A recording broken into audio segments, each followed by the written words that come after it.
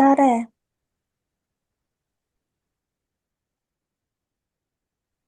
Hello. 1 minute. Okay, ഇനി പറയാനുള്ളത് എല്ലാവരും ശ്രദ്ധിച്ച് കേൾക്കുക. അക്കൗണ്ട്സിന്റെ ഒരു ഫസ്റ്റ് ക്ലാസ് പോലെ ഈ ഒരു സംഭവത്തിനെ കണ്ടാൽ മതി. ഞങ്ങളുടെ ക്ലാസ് അറ്റൻഡ് ചെയ്യുന്ന എല്ലാ ആളുകൾക്കും നമ്മൾ എപ്പോഴും കൊടുക്കുന്ന ഒരു ഇൻസ്ട്രക്ഷൻ വീഡിയോയിൽ തന്നെ ക്ലാസ് അറ്റൻഡ് ചെയ്യുക എന്നുള്ളതാണ്. അപ്പോൾ ഈ ഒരു ബാച്ചിനകത്ത് ഞങ്ങൾ നിങ്ങളോട് പറയുന്നത് വീഡിയോയിൽ തന്നെ നിങ്ങൾ ക്ലാസ് നിർബന്ധമായിട്ടും അറ്റൻഡ് ചെയ്യണം. നമുക്ക് മാക്സിമം ഇതിനകത്ത് അക്കോമഡേറ്റ് ചെയ്യാൻ പറ്റുന്ന ആളുകൾ 100 ആയിരിക്കും. ബാക്കിയൊക്കെ യൂട്യൂബ് സ്ട്രീമിനകത്തേക്കായിരിക്കും വിടുക. അപ്പം ഇതിനകത്ത് എപ്പോഴും ഫില്ലായിരിക്കും. 100 ആളുകൾ ഇങ്ങനെ വന്നുകൊണ്ടേയിരിക്കും. വീഡിയോയിൽ ആരാണോ ഇല്ലാത്തത് അവനെ പിടിച്ച് പുറത്തിടും, അവനെ നേരെ യൂട്യൂബിനകത്തേക്ക് വിടും. അപ്പോൾ വേറെ ആളുകൾ ഇതിനകത്ത് കയറി വരും. അപ്പം ക്ലാസ് മുഴുവനായിട്ടും അറ്റൻഡ് ചെയ്യണം എന്നുണ്ടെങ്കിൽ ഏറ്റവും നല്ലത് നിങ്ങൾ വീഡിയോയിൽ വന്ന് അറ്റൻഡ് ചെയ്യുക എന്നുള്ളതാണ്.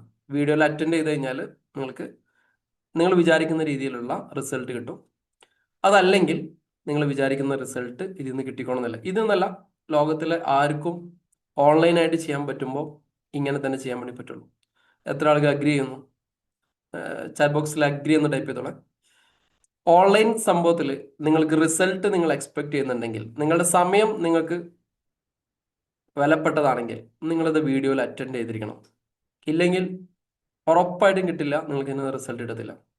ഇതിനേക്കാൾ നല്ല നിങ്ങൾക്ക് റെക്കോർഡിംഗ് സെഷൻസോ മറ്റുള്ള കാര്യങ്ങളോ കാണാം, അല്ലെങ്കിൽ സിനിമ കാണുന്നതായിരിക്കും നല്ലത്. നല്ല റിസൾട്ട് കിട്ടും. ഇതിൽ നിന്ന് ജസ്റ്റ് മാറിയുടെ സമയമാണ്. ടൈം ഈസ് ഈക്വൽ ടു, അല്ലേ? Time is equal to money. പൈസയാണ് എല്ലാം. അതുകൊണ്ട് നിങ്ങൾക്ക് ആ പൈസയിലാണ് സാധനത്തിന് അളക്കുന്നതെങ്കിൽ 100 ആളുകൾക്ക് മാക്സിമം ഇതിനകത്ത് അക്കോമഡേറ്റ് ചെയ്യാൻ പറ്റത്തുള്ളൂ. വീഡിയോയിൽ ഇല്ലാത്ത ഓരോരുത്തരും ഞങ്ങൾ തട്ടിക്കൊണ്ടിരിക്കും. പുറത്തുള്ള ആളുകൾ, ഒരുപാട് ആളുകൾ വെയിറ്റ് ചെയ്യുന്നുണ്ട്. അവർ വീഡിയോയിൽ അറ്റൻഡ് ചെയ്യും. വീഡിയോയിൽ അറ്റൻഡ് ചെയ്യാത്ത ആളുകൾ, ഇപ്പം എനിക്ക് തോന്നുന്നത് ഇപ്പം 100 ആളുകൾ അറ്റൻഡ് ചെയ്യുന്നതിൽ ഒരു 20 ആളുകൾ ഒഴിച്ച് ബാക്കിയൊക്കെ വീഡിയോയിലാണ്. ആ 20 ആളുകൾ ഇതിനകത്ത് ഉണ്ടാവത്തില്ല, ഒരിക്കലും ഉണ്ടാവത്തില്ല. നമുക്ക് സ്റ്റാർട്ട് ചെയ്യാം.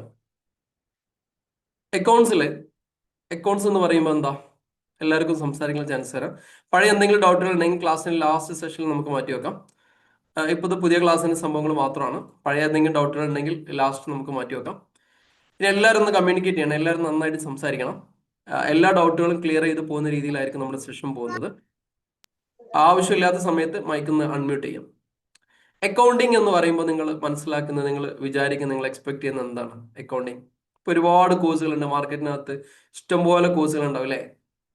ABCD മുതൽ തുടങ്ങിയിട്ട് പല രീതിയിൽ ഉള്ള ഡിപ്ലോമകൾ, അല്ലേ? പല രീതിയിലുള്ള പിന്നെ എന്താ പറയാ, ഡിപ്ലോമേന്റെ മുകളിൽ എന്താ പറയാ, ഡിപ്ലോമേന്റെ മുകളിൽ എന്താ പറയാ, മാസ്റ്റർ ഡിപ്ലോമ, അല്ലേ? ഇങ്ങനെയുള്ള പല രീതിയിലുള്ള കോഴ്സുകൾ മാർക്കറ്റിൽ അവൈലബിൾ ആണ്. ഇതിന്റെ എല്ലാത്തിൻ്റെ ഒരു ഉദ്ദേശം എന്തായിരിക്കും? മൈക്ക് അൺമ്യൂട്ട് ചെയ്യാൻ പെർമിഷൻ ഉണ്ട്. ഇതിന്റെ എല്ലാത്തിന്റെ ഉദ്ദേശം എന്തായിരിക്കും? ഹലോ, ഒന്ന് മൈക്ക് അൺമ്യൂട്ട് ചെയ്ത് സംസാരിച്ചോളൂ. മൈക്ക് അൺമ്യൂട്ട് എന്നുള്ളത് ക്ലിക്ക് ചെയ്താൽ മതി. എല്ലാവർക്കും സംസാരിക്കുന്ന ഗ്യാപ്പ് ഉണ്ട്. എല്ലാത്തിന്റെ ഉദ്ദേശം എന്തായിരിക്കും? പുതിയ ആളുകൾ ഉള്ളതുകൊണ്ടാണ് ഇത് സംസാരിക്കുന്നത്. നോളജിനെ സ്പ്രെഡ് ചെയ്യാം. Very good. പിന്നെ സ്കില്ല് ഡെവലപ്പ് ചെയ്യാം. സ്കില്ല് ഡെവലപ്പ് ചെയ്യാം. Very good. പിന്നെ പൈസ ഉണ്ടാക്കുക. നമ്മൾ ആളാണ്, പൈസ ഉണ്ടാക്കുക. Okay, very good. പിന്നെ new invention and new idea. New invention, new ideas. Okay, ഒരു പ്രസന്ന മാഡത്തിന്റെ ആ ഒപ്പീനിയൻ എനിക്ക് ഭയങ്കര ഇഷ്ടപ്പെട്ടു. ഞാൻ ക്ലാസ്സിന്റെ ഇടയിൽ ഒരു 30-40 പ്രാവശ്യമെങ്കിലും പൈസ പൈസ പൈസ എന്ന് പറയും. സാർ എപ്പോഴും പറയാറുണ്ട്, പൈസയെ കുറിച്ച്. സാറിന്റെ വീഡിയോ ഇങ്ങനെ കുറെ പൈസ കണ്ടാല് സാറിനാണ് പൈസ ഇട്ടാ നിങ്ങൾക്ക് നോളജും കിട്ടും. അതെ അതെ, പൈസ ഉണ്ടാക്കാന്നുള്ള പൈസ ഏറ്റവും ഇമ്പോർട്ടന്റ് ആണ്, അല്ലെ? നമ്മൾ പഠിക്കുന്നത് ഫിനാൻസ് ആണ്. പൈസയാണ്. പൈസ എങ്ങനെ കൈകാര്യം ചെയ്യാന്നുള്ളതാണ് നമ്മൾ പഠിച്ചുകൊണ്ടിരിക്കുന്നത്, അല്ലെ? അക്കൗണ്ട്സ് ചെയ്യാന്നുള്ളതിന്റെ പ്രധാനപ്പെട്ട ഉദ്ദേശം, അക്കൗണ്ട്സിൽ എന്താ ഉള്ളത്?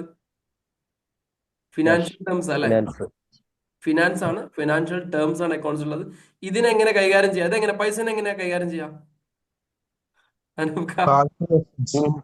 ആദ്യം നമ്മൾ നമ്മുടെ വീട്ടിലെ ഇത് ഫിനാൻഷ്യൽ മാനേജ്മെന്റ് കറക്റ്റ് ആക്കാം. അതിനുശേഷം നമുക്ക് ബാക്കിയുള്ള ചെയ്യാൻ പറ്റും. Very good. ഇതാണ് കറക്റ്റ് ആയിട്ടുള്ള സാധനം.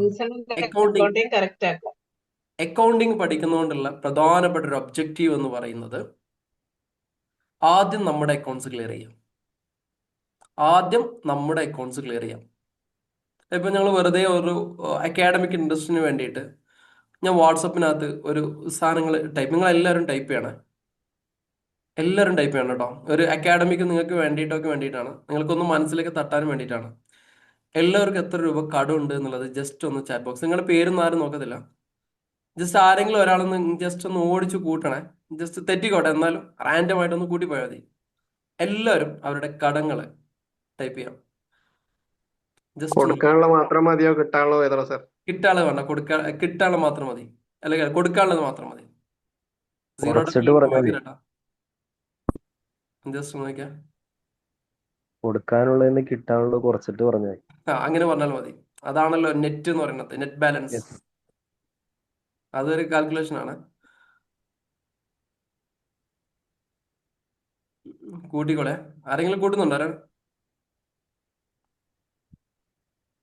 എല്ലാവരും കണക്കൂട്ടി. എല്ലാവരും ടൈപ്പ് ചെയ്യണം. നിങ്ങളെ ഇന്ററാക്റ്റീവ് ആകുമ്പോഴേ ഈ അറൗണ്ട് പ്രശ്നമാണ്. ഞാൻ പറയാട്ടോ ലാസ്റ്റ്. കടയില്ലാത്ത ആൾക്ക് ഇല്ലാന്ന് തന്നെ എഴുതിക്കോളെ. കൊടുക്കാനുള്ള കുറച്ച് ഇങ്ങോട്ടേക്ക് ഉണ്ടാവാണെങ്കിലോ? എങ്ങനെ? കിട്ടാനുള്ളത് കൊടുക്കാനുള്ളതിനേക്കാളും കൂടുതലുണ്ടെങ്കിൽ അപ്പൊ അത് നിങ്ങൾ അവിടെ മിണ്ടാണ്ടിരുന്നാ മതി. അഡ്ജസ്റ്റ് ചെയ്തിട്ട് പറഞ്ഞാൽ മതി. അല്ലെ, അബ്ബാസ്ക്ക് മിണ്ടാണ്ടിരുന്നാ മതി. കടമില്ലാത്ത മനുഷ്യൻ ഭാഗ്യവാൻ. ഓക്കെ, 4 lakh നോ ഡെപ്റ്റ്. ഞാനിവിടുന്ന് ഇങ്ങനെ ഓൾമോസ്റ്റ് കൂട്ടി നോക്കുമ്പോഴേ 2,75,00,000 രൂപ കഴിഞ്ഞു, ഓൾറെഡി ക്ലോസ് ചെയ്തു. ഓക്കെ, 80, 13, 93, എന്താ 3 കോടി. ഇനി മതി. നോക്കേ, ഇനി ഇതിന്റെ സീരിയസ്നെസ് ഒന്ന് ആലോചിച്ച് നോക്കേ. നിങ്ങൾ നിർബന്ധമായിട്ട് അക്കൗണ്ട്സ് പഠിക്കണം, ഫിനാൻഷ്യൽ മാനേജ്മെന്റും പഠിക്കണം. ഞാൻ നിങ്ങളെ പോലത്തെ വലിയ കടക്കാരൻ തന്നെ ആയിരുന്നു കേട്ടോ, വാസ്. ഇപ്പോഴല്ല, ആയിരുന്നു. 86 ലക്ഷം രൂപ കടം. ഞാനൊരു 1.5 കോടി രൂപ ഒക്കെ ഞാൻ കടം കണ്ട ഒരാളാണ്. സിംഗിൾ ഒറ്റയ്ക്ക്. നിങ്ങൾ ഉണ്ടാക്കിയ എല്ലാവരും കൂടെ കൂടിയിട്ട് ഉണ്ടാക്കിയത് 3 കോടിയല്ലേ? ഞാൻ 1.5 കോടി ഒറ്റയ്ക്ക് ഉണ്ടാക്കിയിട്ടുണ്ടായിരുന്നു. അത്രയും പൊടിച്ചിട്ടുണ്ടായിരുന്നു ഞാൻ. അപ്പോൾ ഞാൻ ഫിനാൻഷ്യൽ മാനേജ്മെന്റ് പഠിച്ചു, എങ്ങനെ പൈസ ഉണ്ടാക്കാമെന്ന് പഠിച്ചു, പൈസയെക്കുറിച്ച് നന്നായിട്ട് ചിന്തിച്ചു. നമ്മൾ എന്ത് ചിന്തിക്കുന്നു നമ്മൾ അതായിത്തീരുന്നതാണല്ലോ ലോ പറയുന്നത്. അനൂപ് ഖാന്റെ വൈഫ് നിരന്തരം ഇതിനെക്കുറിച്ച് ക്ലാസ് എടുക്കുന്നതാണ്, ലോ ഓഫ് അട്രാക്ഷൻ.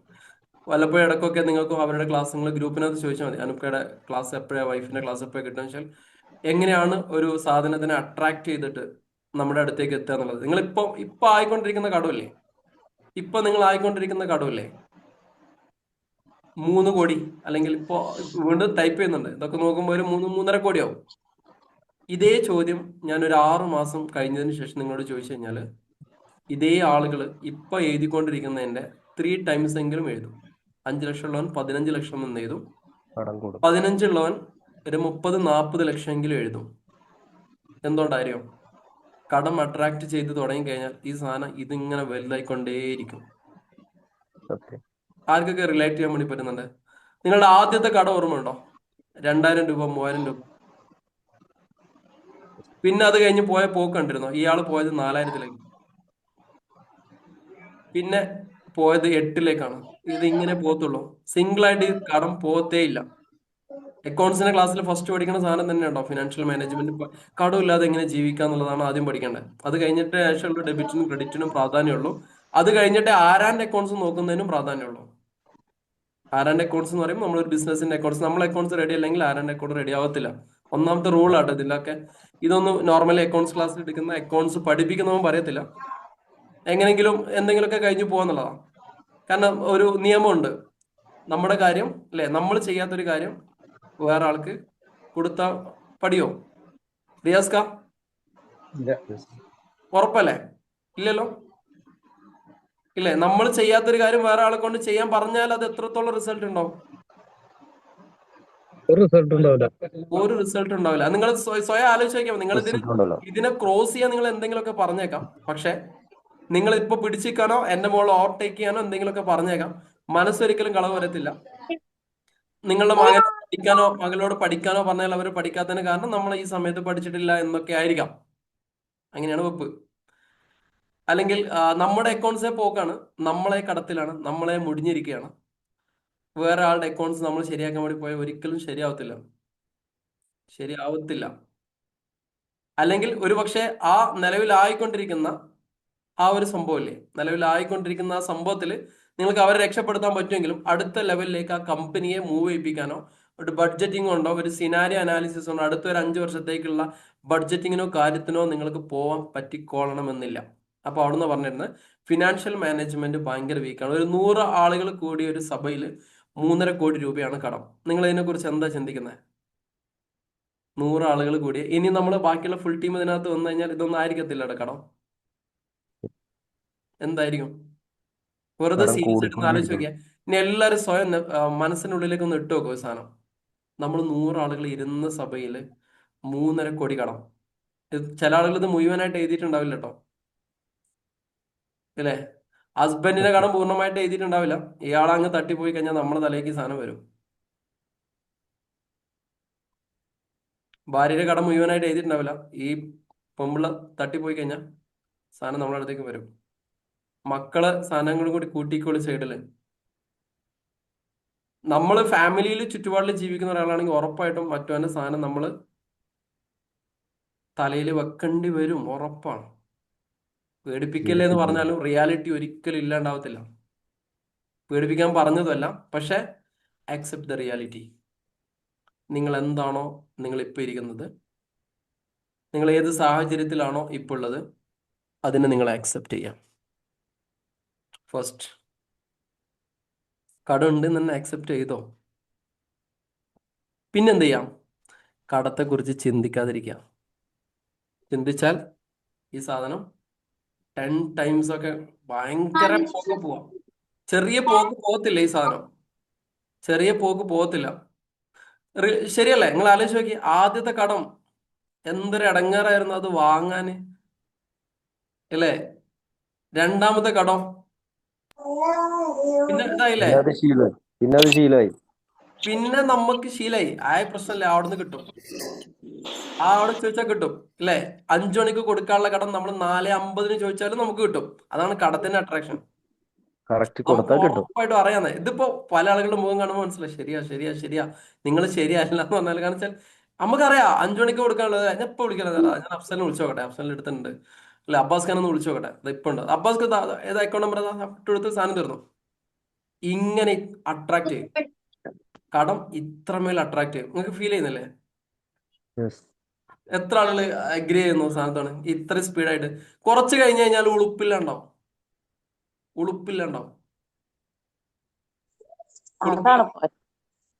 ആ ഒരു സ്റ്റേജ്, ഉളുപ്പില്ലാണ്ടാവുന്ന സ്റ്റേജ്. എവിടെ നിന്ന് വാങ്ങും, കിട്ടിയോടൊന്നും വാങ്ങും, കുടുങ്ങും. ഈ സ്റ്റേജിന്റെ ഒരു എൻഡാണ് വീട്ടിലേക്ക് ആളുകൾ തെരഞ്ഞു വരിക എന്നുള്ളത്. ഇപ്പുറത്ത് വരുമ്പോൾ അപ്പുറത്ത് കൂടെ വിടും, അപ്പുറത്ത് വരുമ്പോൾ ഇപ്പുറത്ത് കൂടെ നാട്ടിലേക്ക് കാണിക്കും, അല്ലേ? കടം, അല്ലേ? കടം എന്ന് പറയുന്നത് പകലിന്റെ എന്താ പറയാ, അല്ലെ? നമ്മൾ നിന്യത, മറ്റേതിന്റെ രാത്രിയുടെ ഉറക്കം കടത്തുന്ന ഒരു സാധനമാണ് ഈ കടം എന്ന് പറഞ്ഞത്. നോക്കാൻ പറ്റത്തില്ല. എനിക്ക് ഭയങ്കരമായിട്ട് ഫീൽ ചെയ്യും. എന്റെ മുഖത്ത് നിന്ന് തന്നെ നിങ്ങൾക്ക് വായിക്കാം, ഞാൻ ഈ ഇടങ്ങേറിന്റെ കൊടി കണ്ട ഒരാളാണ്. കാരണം ഇത് അട്രാക്ട് ചെയ്തു, കുടുങ്ങി. എവിടെന്ന് ആര് ചോദിച്ചാലും തരും, ഇനിയുള്ളൊരു സ്റ്റേജ് കിട്ടാണ്ടാവുന്ന അവസ്ഥ, വിശ്വാസം ഇല്ലാണ്ടാവും, എവിടെന്നും കിട്ടൂല. നമ്മൾ അടുത്ത സുഹൃത്തായി പറഞ്ഞിരിക്കുന്നവനെ അവന്റെ അടുത്ത് പൈസ വെച്ച് കഴിഞ്ഞാൽ തരുന്നില്ല, ഫോൺ എടുക്കാണ്ടാവാം, കണക്ഷൻ പോവാം, കംപ്ലീറ്റ് സുഹൃത്തുക്കൾ നഷ്ടപ്പെടുക. ഈ സ്റ്റേജിക്ക് ഞാൻ എത്തിയിട്ടില്ല കേട്ടോ. കംപ്ലീറ്റ് സുഹൃത്തുക്കൾ നഷ്ടപ്പെടുക. ഈ സ്റ്റേജിലെങ്കിലും നമ്മൾ അതിനെ തിരിച്ചറിഞ്ഞിട്ട് അതിന്റെ മരുന്ന് കൊടുത്തിട്ടില്ലെങ്കിൽ നമ്മളിൽ നിന്ന് മക്കളിലേക്ക് പോകും, മക്കളിൽ നിന്ന് ഭാര്യയിലേക്ക് പോകും, ഭാര്യയിൽ നിന്ന് ഉമ്മാൻ്റെ അടുത്തേക്ക് പോകും. കംപ്ലീറ്റ് ആളുകളിലേക്ക് എന്ത് ചെയ്യും? ഈ സാധനം പോയിക്കൊണ്ടിരിക്കും. ഇതിലേതെങ്കിലും സാഹചര്യത്തിലാണ് നിങ്ങൾ ഇപ്പോഴെങ്കിൽ ഇന്ന് തീരുമാനിച്ചോ, ഈ ക്ലാസ് കഴിയുന്നതിൻ്റെ അല്ലെങ്കിൽ ഒരു 6 മാസത്തിനുള്ളിൽ, പുതിയ ആളുകളാണ്, പുതിയ ബാച്ചാണ്, 6 മാസത്തിനുള്ളിൽ നിങ്ങൾ ഡെപ്റ്റ് ഫ്രീ ആയിരിക്കണം എന്നുള്ളൊരു നിയത്ത് മനസ്സിൽ വെച്ചോ. ഉറപ്പായിട്ടും അതിന് വേണ്ട ടിപ്സും മോട്ടിവേഷൻ ക്ലാസ്സിൻ്റെ ഇടയിൽ കൂടെ ഞാൻ തിരികും. ചെയ്യേണ്ട ആക്ടിവിറ്റി നിങ്ങൾ തന്നെ ചെയ്യണം. തിരിഞ്ഞെന്ന് വിചാരിക്കാണ്. ഇതിന് വേണ്ട പവർ, ചാർജ്, മോട്ടിവേഷൻ ഗ്രൂപ്പിനകത്തും അല്ലാത്തടത്തും എല്ലായിടത്തും നമ്മൾ തരും. ബാക്കി നിങ്ങൾ ചെയ്യണം. ദൈവത്തിൻ്റെ പാട്ട് ദൈവം ചെയ്യും. അധ്യാപകൻ എന്നുള്ള രീതിയിൽ എൻ്റെ ഭാഗത്ത് ഞാൻ ചെയ്യും. സുഹൃത്തുക്കൾ എന്നുള്ള രീതിയിൽ വാട്സപ്പിൽ നിങ്ങൾക്ക് ഗ്രൗണ്ട് സപ്പോർട്ട് കിട്ടും. നിങ്ങളായിട്ട് ചെയ്യേണ്ട കാര്യങ്ങൾ നിങ്ങളായിട്ട് ചെയ്യണം. ഒരു സാധനം ട്രൈ ചെയ്ത് നോക്കുക, റിസൾട്ട് ഇല്ലെങ്കിൽ അടുത്തയിലേക്ക് പോകാം. ഇന്ന് എന്ത് സംഭവം തന്നെ ചെയ്താലും മാർക്കറ്റിൽ നിന്ന് പൈസ കിട്ടും. എന്ത് ചെയ്താലും പൈസ കിട്ടും. എന്ത് ചെയ്താലും പൈസ കിട്ടും ഇല്ലേ? ഞാനിപ്പോൾ 199 രൂപയ്ക്ക് അക്കൗണ്ടിങ് കോഴ്സ് വിറ്റു. 18,000 ആളുകൾ പർച്ചേസ് ചെയ്തു. നിങ്ങൾക്ക് മനസ്സിലാവാൻ വേണ്ടി പറയട്ടോ, 18,000 ആളുകൾ പർച്ചേസ് ചെയ്ത് എത്ര രൂപ കിട്ടിക്കാണോ? വെറുതെ ഇതിനകത്ത് 36 പറ്റിച്ചൊന്നും lakh. നല്ല ചിന്തിക്കണ്ട കേട്ടോ. 36 lakh. അവിടെ ഏതെങ്കിലും ഒരു സ്ഥലത്ത് 1,00,000 രൂപ വാടക കൊടുത്തിട്ട് 10-15 ആ സ്റ്റാഫിനെ നിരത്തിയിരുത്തിയിട്ട് ചെയ്താൽ ഈ 1,00,000 രൂപ ബാക്കിയാവോ? ഞാൻ ഒരു അക്കാഡമിക് ഇൻട്രസ്റ്റിനും കൂടി പറയാട്ടോ, ഇതേപോലെ നിങ്ങൾക്കും പലതും സ്റ്റാർട്ട് ചെയ്യാനുണ്ടെന്നും കൂടി പറഞ്ഞുതരാൻ അല്ലേ? നിലവിൽ സ്ഥാപനം നടത്തുന്ന ആളുകളില്ലേ, ക്ലാസ് എങ്ങനെയാണെന്ന് അറിയാൻ ഇൻസ്റ്റിറ്റ്യൂട്ടിൽ നിന്ന് കയറി നിറങ്ങിയ ആൾക്കാരില്ലേ ഇതിനകത്ത്?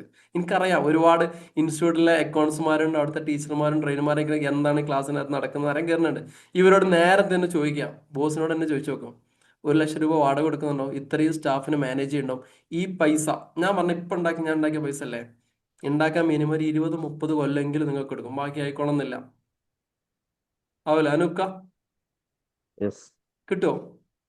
കിട്ടത്തില്ല. സാറിനെ കൊണ്ട് പറ്റും. എന്നെ കൊണ്ട് പറ്റും, ഞാനത് ചെയ്യും. എനിക്കും പറ്റും. കാരണം ഞാൻ ആ സ്റ്റേജിലേക്ക് എത്താത്ത ഒരാളെ സംബന്ധിച്ചിടത്തോളം ബുദ്ധിമുട്ടാന്നേ. സ്ഥാപനം നടത്തുന്ന ആളുകൾ ഇഷ്ടം പോലെ അവരുടെ മുഖം കണ്ടാൽ അറിയാം, പാവം. ശരിയാ. ഇതാണ് ഓൺലൈൻ കാലഘട്ടം. അങ്ങോട്ട് അപ്ഡേറ്റ് ആയിട്ട് ഇപ്പുറത്തേക്ക് ഇങ്ങോട്ടേക്ക് മാറിക്കണം, ഒരുപാട് മാറിക്കണം. നിലവിൽ ഇപ്പം എനിക്കൊരു 100-100ന് മുകളിൽ എംപ്ലോയീസ് ഉണ്ട്. ഇവരൊക്കെ ചെയ്യേണ്ട എല്ലാവരും ഒരു ദിവസം ഒരു 800 രൂപ 900 രൂപ വാങ്ങാത്ത സ്റ്റാഫ് വളരെ കുറവാണ്. എല്ലാവർക്കും കിട്ടുന്നുണ്ട്. ഞാൻ പറഞ്ഞുതരാം, ഒരു രഹസ്യം കൂടി പറഞ്ഞുതരാം. ആട്ടുംകാട്ടം ഇല്ലേ, പേപ്പറിൽ ചുറ്റി വിറ്റാലും പൈസ കിട്ടും. ഞാൻ ഇത്രയും അടിയിലേക്ക് പറഞ്ഞെന്താ അറിയോ? കുടുങ്ങിക്കുന്നവന് ഒന്ന് കയറാൻ വേണ്ടിയിട്ടാണ്. എന്ത് വിറ്റാലും ക്യാഷ് കിട്ടുന്നത്. എനിക്കിനി എൻ്റെ മുമ്പിൽ ഒരു വഴിയില്ല എന്ന് വിചാരിച്ചോ, ഞാൻ എന്ത് ചെയ്യുന്നറിയോ? എൻ്റെ വീടിൻ്റെ തൊട്ട് മുകളിലുള്ള ആ ഒരു പറമ്പ് കളച്ചിട്ട് ഒരു പാക്കറ്റിലേക്ക് ആക്കിയിട്ട് ചുവന്ന മണ്ണെന്ന് പറഞ്ഞാൽ ഞാൻ വെക്കും. അതാണ് കാലഘട്ടം. ഞാൻ പറഞ്ഞു വരുന്നത്, ഇപ്പൊ നിങ്ങൾ ആയിക്കൊണ്ടിരിക്കുന്ന കടം ചുറ്റുപാടുകൾ എന്താ അറിയോ?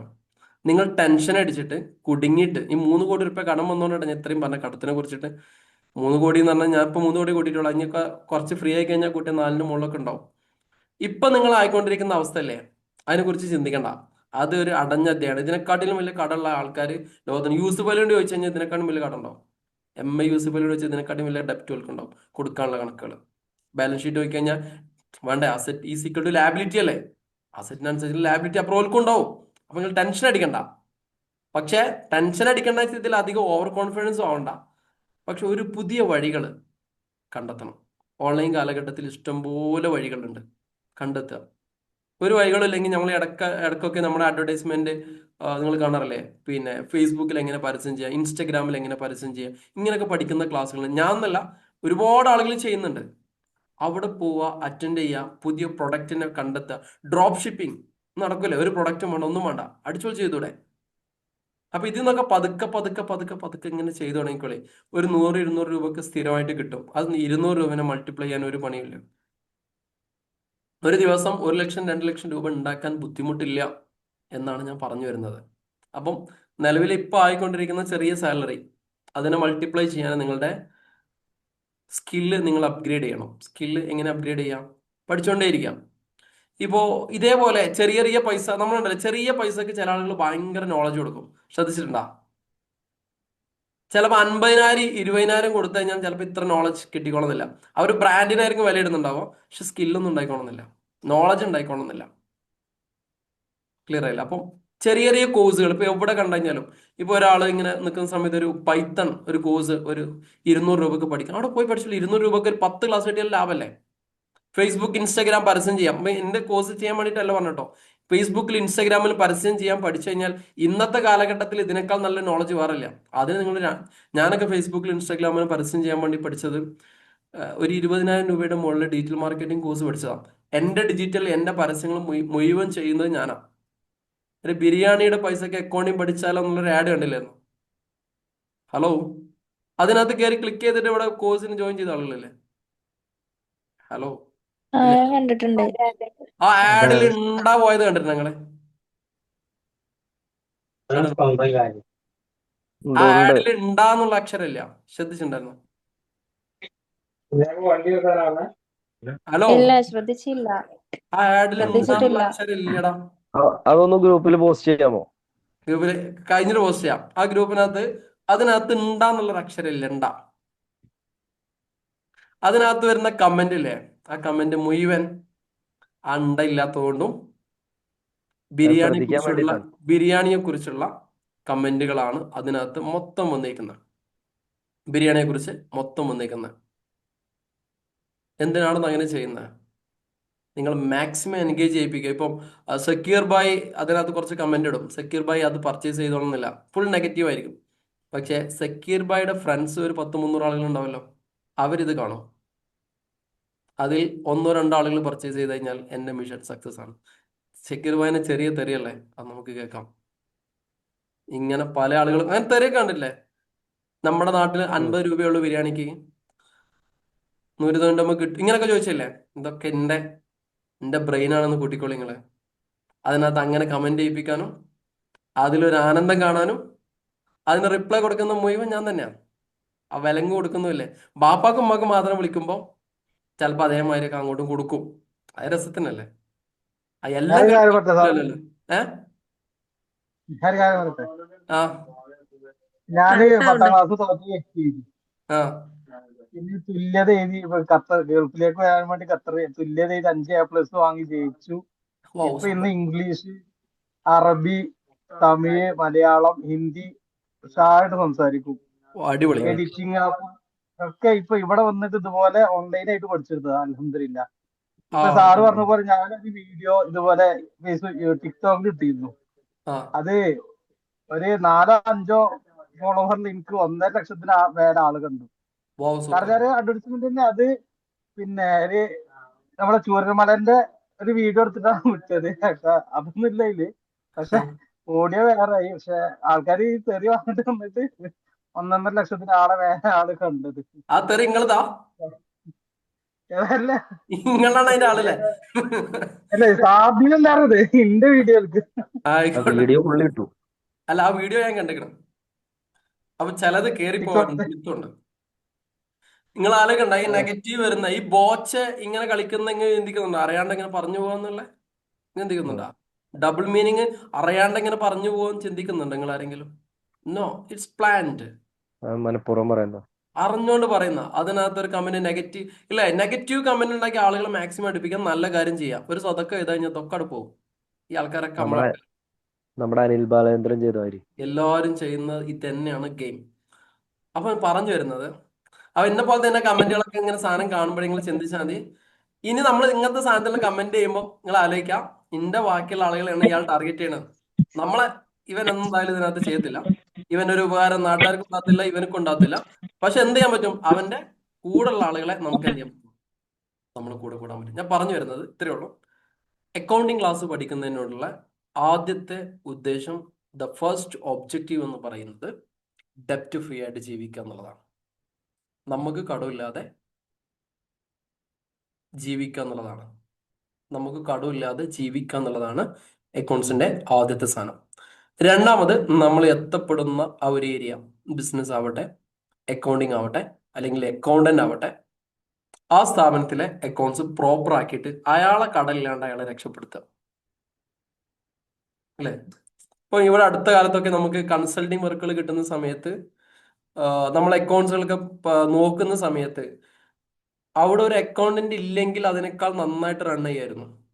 അങ്ങനെ ചിന്തിക്കാറുണ്ട്. ഇപ്പൊ അഫ്സൽക്കാർക്ക് ഒരു ബിസിനസ് ഉണ്ട് ഇവിടെ. അഫ്സൽക്ക് എന്നോട് പറയണം എൻ്റെ അക്കൗണ്ട്സ് ഒന്നും റെഡി അല്ല എന്ന് പറഞ്ഞ് ഞാൻ അഫ്സൽ ഖാന്റെ അടുത്ത് പോയി നോക്കുമ്പോഴേ അവിടെ ഒരു അക്കൗണ്ടന്റ് ഉണ്ടാവും. ആ അക്കൗണ്ടന്റ് ആയിരിക്കും ഈ കോലത്തിൽ അൽക്കുലത്താക്കിയത് ഈ അക്കൗണ്ട്സ്. ഇനി അവനില്ലെങ്കിൽ ഈ അഫ്സൽ ഖാൻ അവിടെയും ഇവിടെയൊക്കെ എഴുതി വെച്ച പേപ്പർ എടുത്തിട്ട് നമുക്കൊരു അടിപൊളി അക്കൗണ്ട്സ് ആക്കായിരുന്നു. പക്ഷെ ഇവൻ അതൊക്കെ കൊണ്ടുപോയിട്ട് ആകെ അങ്ങോട്ട് എന്താക്കി, നമ്മളെ ഭാഷ ഉണ്ടല്ലോ, ചക്കക്കൂട്ടാനാക്കി മാറ്റി. ചക്കക്കൂട്ടാനാക്കി കഴിഞ്ഞാൽ എന്തായാലും പ്രശ്നം എന്താ? മഞ്ഞളും മുളകും ചക്കക്കൂട്ടാൻ, ചക്കന്റെ കുരു ഉണങ്ങിയത് എല്ലാം പാടെ ഇങ്ങോട്ട് ജാമായിട്ട് അതിന് ഇങ്ങോട്ട് കിട്ടിക്കാൻ കഴിയാത്ത രീതിയിൽ എന്ത് ചെയ്യും, ലാസ്റ്റ് നമ്മൾ പറയും ഇതുവരെ കഴിഞ്ഞത് ഇങ്ങനെ പോട്ടെ. ഇതാണ് ലാസ്റ്റ് ഡയലോഗ്.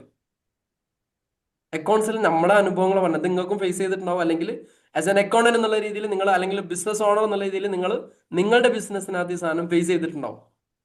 പറയാനുള്ളതാണ്, ഒരു സ്ഥാപനത്തിലെ അക്കൗണ്ട്സും നമ്മൾ കാരണമായിട്ട് കോളാവരുത്. അറിയില്ലെങ്കിൽ അവിടെ നിർത്തിയിട്ട് എനിക്ക് അറിയില്ല ഞാൻ പഠിച്ചു വരാൻ തന്നെ വെച്ച് പോവാം. കോളാക്കരുത്. അത്രയും അടങ്ങാറാണ്. കാരണം എത്രയോ ലക്ഷങ്ങൾ കഷ്ടപ്പെട്ട് അയാൾ ഗൾഫിൽ അവിടെ ഇവിടെയൊക്കെ ഉണ്ടാക്കി കഷ്ടപ്പെട്ട് ഇവിടെ സൂപ്പർ മാർക്കറ്റ് എന്തൊക്കെ എടുത്തിട്ട് അതിന്റെ സ്റ്റോക്കും ഇല്ല, അതിന്റെ പേബിൾസും അറിയില്ല, റിസീവബിൾസും അറിയില്ല. ഇനി അടുത്തൊരു വർഷം എന്താ സാധനം, ഇനി എന്ത് സാധനമാണ് ഇവിടെ കൂടുതൽ വാങ്ങേണ്ട അറിയില്ല, ഏത് സാധനമാണ് ഇവിടെ ഡെഡ് സ്റ്റോക്കായി നിൽക്കുന്ന അറിയില്ല, പേബിൾസ് എത്ര ക്രെഡിറ്റ് പീരീഡിലാണ് നിൽക്കുന്നത് അറിയില്ല.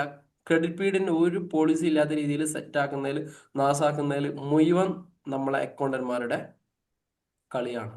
അപ്പം ഒന്ന് നമ്മൾ നന്നാകുക, രണ്ട് നമ്മൾ പോയ സ്ഥാപനം നന്നാകുക, എന്നിട്ട് ഇതൊക്കെ വെച്ചിട്ട് പുതിയൊരു ബിസിനസ് സ്റ്റാർട്ട് ചെയ്യേ, പുതിയൊരു വരുമാന മാർഗം ഉണ്ടാക്കുകയോ ചെയ്യാം. നിലവിൽ നിങ്ങൾ അക്കൗണ്ടന്റ് ആയിട്ട് പോവുകയാണെങ്കിലും പറയാം, ഒരൊറ്റ തൊഴിൽ കൊണ്ട് ഇന്നത്തെ കാലഘട്ടത്തിൽ ജീവിക്കാൻ കഴിയൂല. എഴുതി വെച്ചോളേ. ഫാമിലി ഇല്ലാത്ത ആളുകൾക്ക്, ഫാമിലി ഉള്ള ആളുകൾക്ക് ഇത് പറയുമ്പോൾ മനസ്സിലാവും. ഒരാളുടെ വരുമാനം കൊണ്ട് ഒരു വണ്ടി നീങ്ങൂല ഇന്നത്തെ കാലഘട്ടത്തിൽ. മാർക്കറ്റിലേക്ക് ഒരു 500 രൂപന്റെ പൈസ എടുത്തിട്ട് മാർക്കറ്റിലേക്ക് ഇറങ്ങി കഴിഞ്ഞാൽ പിന്നെ ബാക്കിയില്ല. അങ്ങനല്ലേ ഒമർക്ക? സത്യം. കിട്ടുമോ? ഇല്ല ബാക്കി ഇല്ല, കിട്ടുമോ? ഒന്നും ഉണ്ടാവില്ല. ഇവിടെ ഹസ്ബൻഡിനും വൈഫിനും പഴയ ചിന്താഗതിയൊക്കെ ഉണ്ടെങ്കിൽ മാറ്റി വെച്ചോളി. രണ്ടാക്കും പണിയില്ലെങ്കിൽ, അല്ലെങ്കിൽ മറ്റൊരു സ്രോതസ് ഇല്ലെങ്കിൽ ഉറപ്പായിട്ടും കടത്തിൽ പോകും. അല്ലെങ്കിൽ പിന്നെ നിങ്ങൾക്ക് അതിന് മാത്രം വരുമാനം, ഒരു മാസം 20 ലക്ഷം 30 ലക്ഷം റുപ്യ കിട്ടുന്ന രീതിയിലുള്ള വലിയ ആൾക്കാരാണ്. വീട്ടിലെ ആൾക്കാരൊക്കെ ജോലിക്കൊക്കെ ആൾക്ക് വെക്കാൻ പറ്റുന്ന രീതിയിലുള്ള സാമ്പത്തിക സ്ഥിതിയിലേക്ക് നിങ്ങൾ പോയി കഴിഞ്ഞാൽ നടക്കും. ഇനി ഗൾഫിലേക്ക് കെട്ടിയോളെ കൊണ്ടുപോകുന്ന പരിപാടി ഉണ്ട്. ഗൾഫിൽ കെട്ടിയോൾക്ക് പൈസ ഉണ്ടെങ്കിൽ, അയാൾക്ക് ജോലി ഉണ്ടെങ്കിൽ എന്തെങ്കിലും പരിപാടി ഉണ്ടെങ്കിൽ കൊണ്ടുപോയാൽ മതി. എന്നാൽ ഒരാളെ പൈസ കൊണ്ട് റൂമും പോവും, ഫുഡും പോവും, ബാക്കിയാളെ പൈസ കൊണ്ട് അല്ല ശരി. അഫ്സൽക്ക, അങ്ങനല്ലേ? ഇത് ഇവിടെ നമ്മൾ പറഞ്ഞെടുത്തില്ലെങ്കിൽ മണ്ടി എടുക്കാറ്. ആരംഭത്തിൽ കല്യാണം കഴിഞ്ഞാൽ ആരംഭത്തിൽ ആവേശത്തിൽ കയറി പോവാം, കുടുങ്ങും.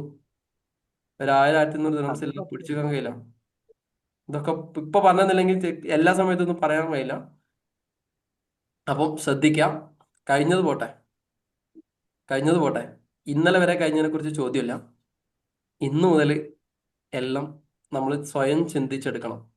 അപ്പം നിലവിലെ പൈസ എത്ര കിട്ടുന്നു എന്നുള്ള അതിനനുസരിച്ച് ജീവിതത്തിനെ പാകപ്പെടുത്താൻ വേണ്ടി ശ്രമിക്കാം.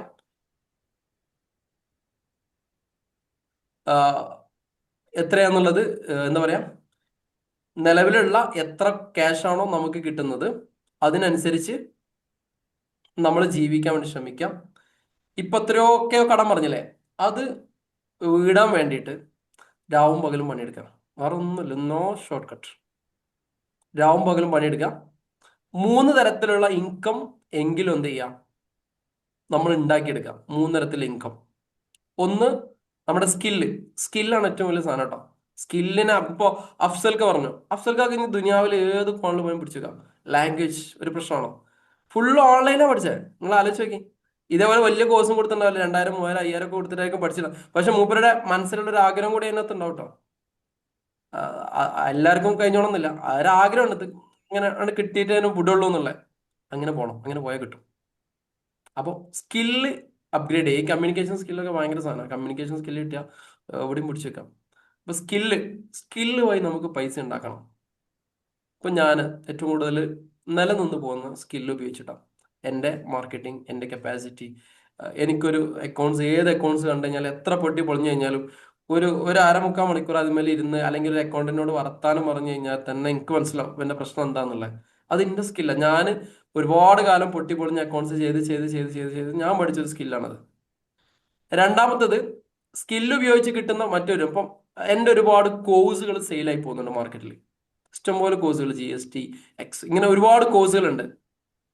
ഇത് ഞാൻ എൻ്റെ സ്കില്ല് അവിടെ എടുത്തിട്ടില്ലെങ്കിലും എനിക്ക് അവിടെ നിന്ന് എന്ത് ചെയ്യും, കിട്ടും. മൂന്നാമത്തെ കാറ്റഗറി, ഇതിൽ നിന്ന് കിട്ടിയ പൈസ ഉപയോഗിച്ചിട്ട് ഞാൻ ഇൻവെസ്റ്റ് ചെയ്തിട്ടുണ്ട്. ഇന്ന് കിട്ടിയ ക്യാഷ് ഉപയോഗിച്ചിട്ട് ഞാൻ ഇൻവെസ്റ്റ് ചെയ്തിട്ട്, അപ്പൊ ഇൻവെസ്റ്റ് എന്ത് ചെയ്യും, റിട്ടേൺ കിട്ടും. അപ്പൊ ഇങ്ങനെ 3 രീതിയിലായിരിക്കും ഇൻകം കിട്ടുക. അപ്പൊ നമ്മൾ ഇവിടെ നിന്ന് കിടന്നുറങ്ങിയാൽ പോലും ഒന്നെങ്കിൽ കോഴ്സ് സെയിൽ ചെയ്തിട്ട് വരുമാനം വരും, അല്ലെങ്കിൽ ഞാൻ ഓൾറെഡി ഇൻവെസ്റ്റ് ചെയ്ത സാധനത്തിൽ നിന്ന് ഇങ്ങോട്ടേക്ക് റിട്ടേൺ വരും. ഈ രീതിയിലേക്കുള്ള ഒരു സംഭവം എന്ത് ചെയ്യണം, നമ്മൾ ഉണ്ടാക്കിയെടുക്കണം. സോ പാസ്റ്റ് ഈസ് പാസ്റ്റ്, കഴിഞ്ഞത് കഴിഞ്ഞു. ഇനി മുതലെങ്കിലും അതിനെക്കുറിച്ച് ചിന്തിക്കാം. നമ്മളെപ്പോഴും പറയാറുള്ളത് 2-3 കാര്യങ്ങളാണ്. നിങ്ങൾക്ക് ചെയ്യാൻ പറ്റുകയാണെന്നല്ല, നമ്മളൊരു 5 AM ക്ലബ്ബ് എന്നൊരു ക്ലബ്ബ് ഉണ്ടായിരുന്നു. അതിനകത്ത് ഈ കാര്യങ്ങളൊക്കെ പ്രാക്ടീസ് ചെയ്യാറുണ്ടായിരുന്നു. ഇനി നിങ്ങൾക്ക് പറയാം. നമുക്ക് ഒന്ന് പറഞ്ഞെടുത്തേ, ഒരു ഐഡിയ കിട്ടുന്നില്ലെങ്കിൽ എന്ത് ചെയ്യണം എന്നുള്ളത്, അത് ഒറ്റ മിനിറ്റിൽ എന്തൊക്കെ ചെയ്യാന്നുള്ളത്. ഒന്ന് നേരത്തെ എഴുന്നേൽക്കുക എന്നുള്ളത് തന്നെയാണ്. അത് കഴിഞ്ഞ അതന്നെ. ക്ലാസ്സിലേക്ക് വരാം. 4:50 എഴുന്നേക്കുക, 4:50 അല്ലെങ്കിൽ 5 മണി. ഞങ്ങൾ 5 AM ക്ലബിൽ എങ്ങനെയായിരുന്നു, അവിടെ മെഡിറ്റേഷൻ ഉണ്ട്, ഗ്രാറ്റിറ്റ്യൂഡ്, ഫോർഗിവ്നെസ്. പിന്നെ സാറ് ഓരോരോ ദിവസവും ഓരോരോ ക്ലാസ്സുകൾ എടുക്കും, എങ്ങനെ നമുക്ക് മണി ഉണ്ടാക്കാം എന്നുള്ളതിനെ പറ്റി. അപ്പോൾ അത് നമുക്ക് നമ്മുടെ സ്കില്ല് ഉപയോഗിച്ചിട്ട് നമുക്ക് ഇതാക്കാം. ഇപ്പം എനിക്കാണെന്നുണ്ടെങ്കിൽ ഇപ്പം സാറ് പറഞ്ഞ കാര്യങ്ങളൊക്കെ തന്നെ, അക്കൗണ്ട്സിൽ എനിക്ക് നല്ലൊരു ഇതുണ്ട്.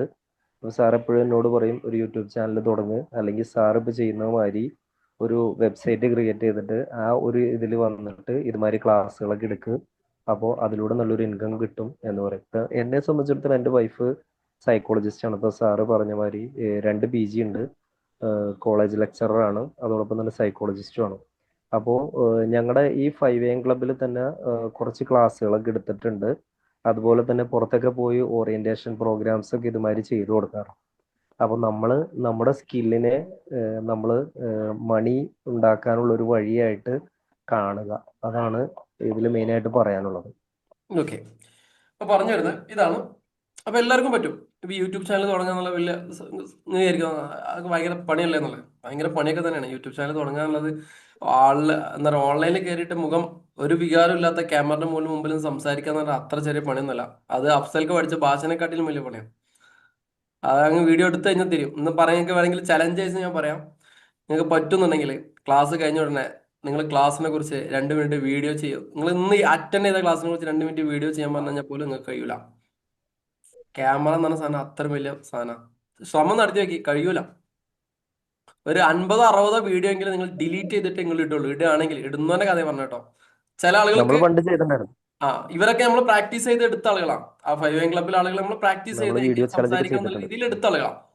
അതായത് 21 days ചാലഞ്ചസ് ഒക്കെ വെച്ചിട്ട് ആ മടിയും പേടിയൊക്കെ മാറ്റിയെടുത്ത. ചലഞ്ച് അതേപോലെ എല്ലാം നമുക്ക് എന്ത് ചെയ്യാൻ പറ്റും, ചെയ്യാൻ വേണ്ടി എന്നെ പറ്റും. വെല്ലുവിളിക്കേണ്ട 2 ചാനലുണ്ട്.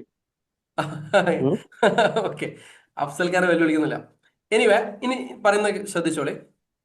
ഇതുവരെ ഒരു ഐഡിയയും ഒരു പ്ലാനും ഇല്ലെങ്കിൽ സ്റ്റക്കാണെന്ന് തോന്നുകയാണെങ്കിൽ, ലൈഫിൽ സ്റ്റക്കാന്ന് തോന്നുകയാണെങ്കിൽ രാവിലെ നേരത്തെ എഴുന്നേറ്റോളി. ഒരു 4:50 നല്ല ടൈമാണ്. 4:50 5 മണിക്ക് എഴുന്നേൽക്കാം. 5 കഴിഞ്ഞിട്ട് സ്ട്രേഞ്ചസ്റ്റ് സീക്രട്ട് എന്ന് പറഞ്ഞൊരു സാധനം ഉണ്ടാവും, യൂട്യൂബിനകത്ത് കിട്ടും. യെസ്, സ്ട്രേഞ്ചസ്റ്റ് സീക്രട്ട്, അത് ജസ്റ്റ് കേൾക്കാം. Strangest secret. ഈ സാധനം ഇംഗ്ലീഷിലുണ്ടാവും, ഇംഗ്ലീഷ് തിരിയാത്തവന് മലയാളത്തിൽ കാണാം. ഈ സാധനം ഒരു കാരണവശാലും മിസ് ചെയ്യാതെ നിങ്ങളൊരു 21 days കേൾക്കുകയാണെങ്കിൽ, നിങ്ങളുടെ ലൈഫിനകത്ത് ഒരു മാറ്റം വന്നിട്ടില്ലെങ്കിൽ നിങ്ങളെ കാര്യം ഞാനേറ്റ്. പക്ഷെ മുടങ്ങില്ല എന്നുള്ളത് ഉറപ്പ് നിങ്ങൾ തരണ്ടേ. ആദ്യം അത് ഒരു കേൾക്കുമ്പോൾ ഒന്നും മനസ്സിലാവില്ല. അതാണ് അതുകൂടി മനസ്സിലാക്കട്ടെ. അത് പറയാൻ വിട്ടുപോയതാ.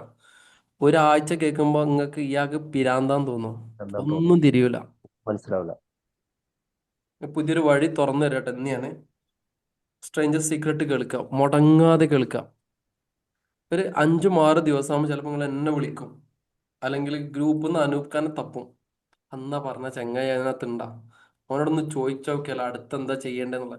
ഈ രീതിയിലേക്ക് നിങ്ങൾ മാറും, ഉറപ്പായിട്ടും മാറും. എന്ത് സ്കില്ലില്ലാത്തവനും തലയിൽ ഓളം വരും. സത്യം. എന്തെങ്കിലും ഇങ്ങനെ ആയാൽ പോരാ, ഇങ്ങനെ ജീവിച്ചാൽ പോരാ, അങ്ങനെ എത്ര വലിയ കടക്കാരനായാലും എന്തായാലും സാധനം വരും. അതിൽ ഐഡിയകൾ ഇങ്ങനെ കറങ്ങി വരും. അതിൽ ഏതെങ്കിലും ഇങ്ങനെ റൗണ്ട് ചെയ്യുന്നതിന് ഒന്നിനാണ് പിടിക്കാം, അതിങ്ങോട്ട് മുമ്പോട്ട് കൊണ്ടുപോകാം. പക്ഷെ അനൂപ്ഖാന്റെ വൈഫൊന്നും ആദ്യം വീഡിയോ ഒന്നും യൂട്യൂബിനകത്ത് ചെയ്യാറില്ലായിരുന്നു. പറഞ്ഞ് മോട്ടിവേഷൻ ചെയ്തപ്പോൾ യൂട്യൂബിനകത്ത് വീഡിയോ അത്യാവശ്യം ആളുകൾ കാണുന്ന രീതിയിലേക്ക് ഒരു പബ്ലിക് സ്പീക്കറായിട്ട് മാറി. അങ്ങനെ ഒരുപാട് ആളുകൾ, ഇവരും നല്ല പിന്നെ ടൈപ്പിംഗ് സ്കില്ലുള്ള ആളുകളുണ്ട്, ഇംഗ്ലീഷ് കമ്മ്യൂണിക്കേഷൻ അടിപൊളിയായിട്ടുണ്ട്, ഓൺലൈനിൽ എഴുത്ത് പഠിപ്പിക്കുന്ന ആൾക്കാരുണ്ട്, പലതരത്തിലുള്ള ആളുകൾ, യോഗ ചെയ്യുന്ന ആളുകളുണ്ട്, മെഡിറ്റേഷൻ. ഇതൊക്കെ പൈസ ഉണ്ടാക്കാൻ വരുന്ന ആളുകളാണ്, പൈസ ഉണ്ടാക്കാൻ വരുന്ന സാധനങ്ങളാണ്.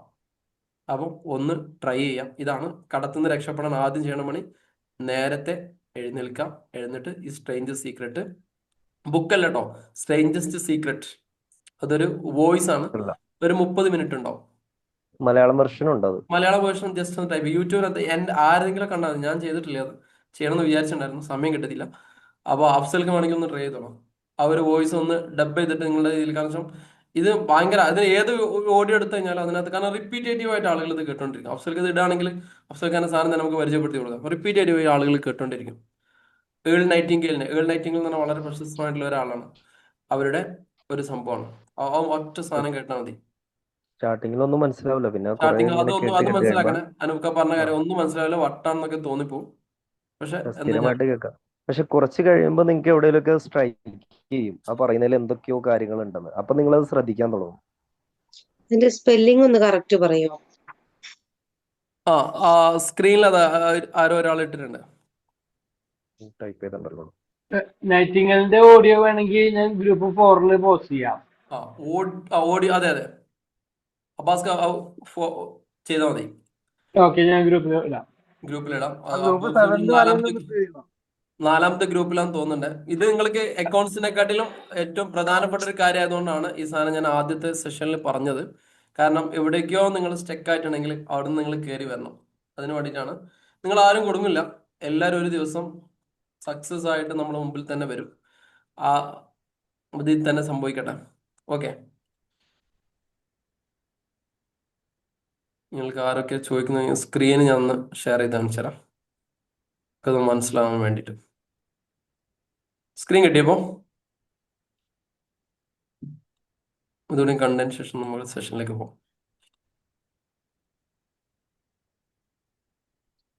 ഇതാണ് ഈ സംഭവം. സ്ക്രീൻ കാണുന്നുണ്ടല്ലോ. ഇതിനകത്ത് ഏതെങ്കിലും കേട്ടാൽ മതി. എനിക്ക് തോന്നുന്നത് ഇത് അത്യാവശ്യം കുഴപ്പമില്ലെന്ന് തോന്നുന്നുണ്ട്. ഇതും കുഴപ്പമില്ല. അത് കഴിഞ്ഞതിന് ശേഷം പതുക്കെ മലയാളത്തിലേക്ക് പോയാൽ മതി.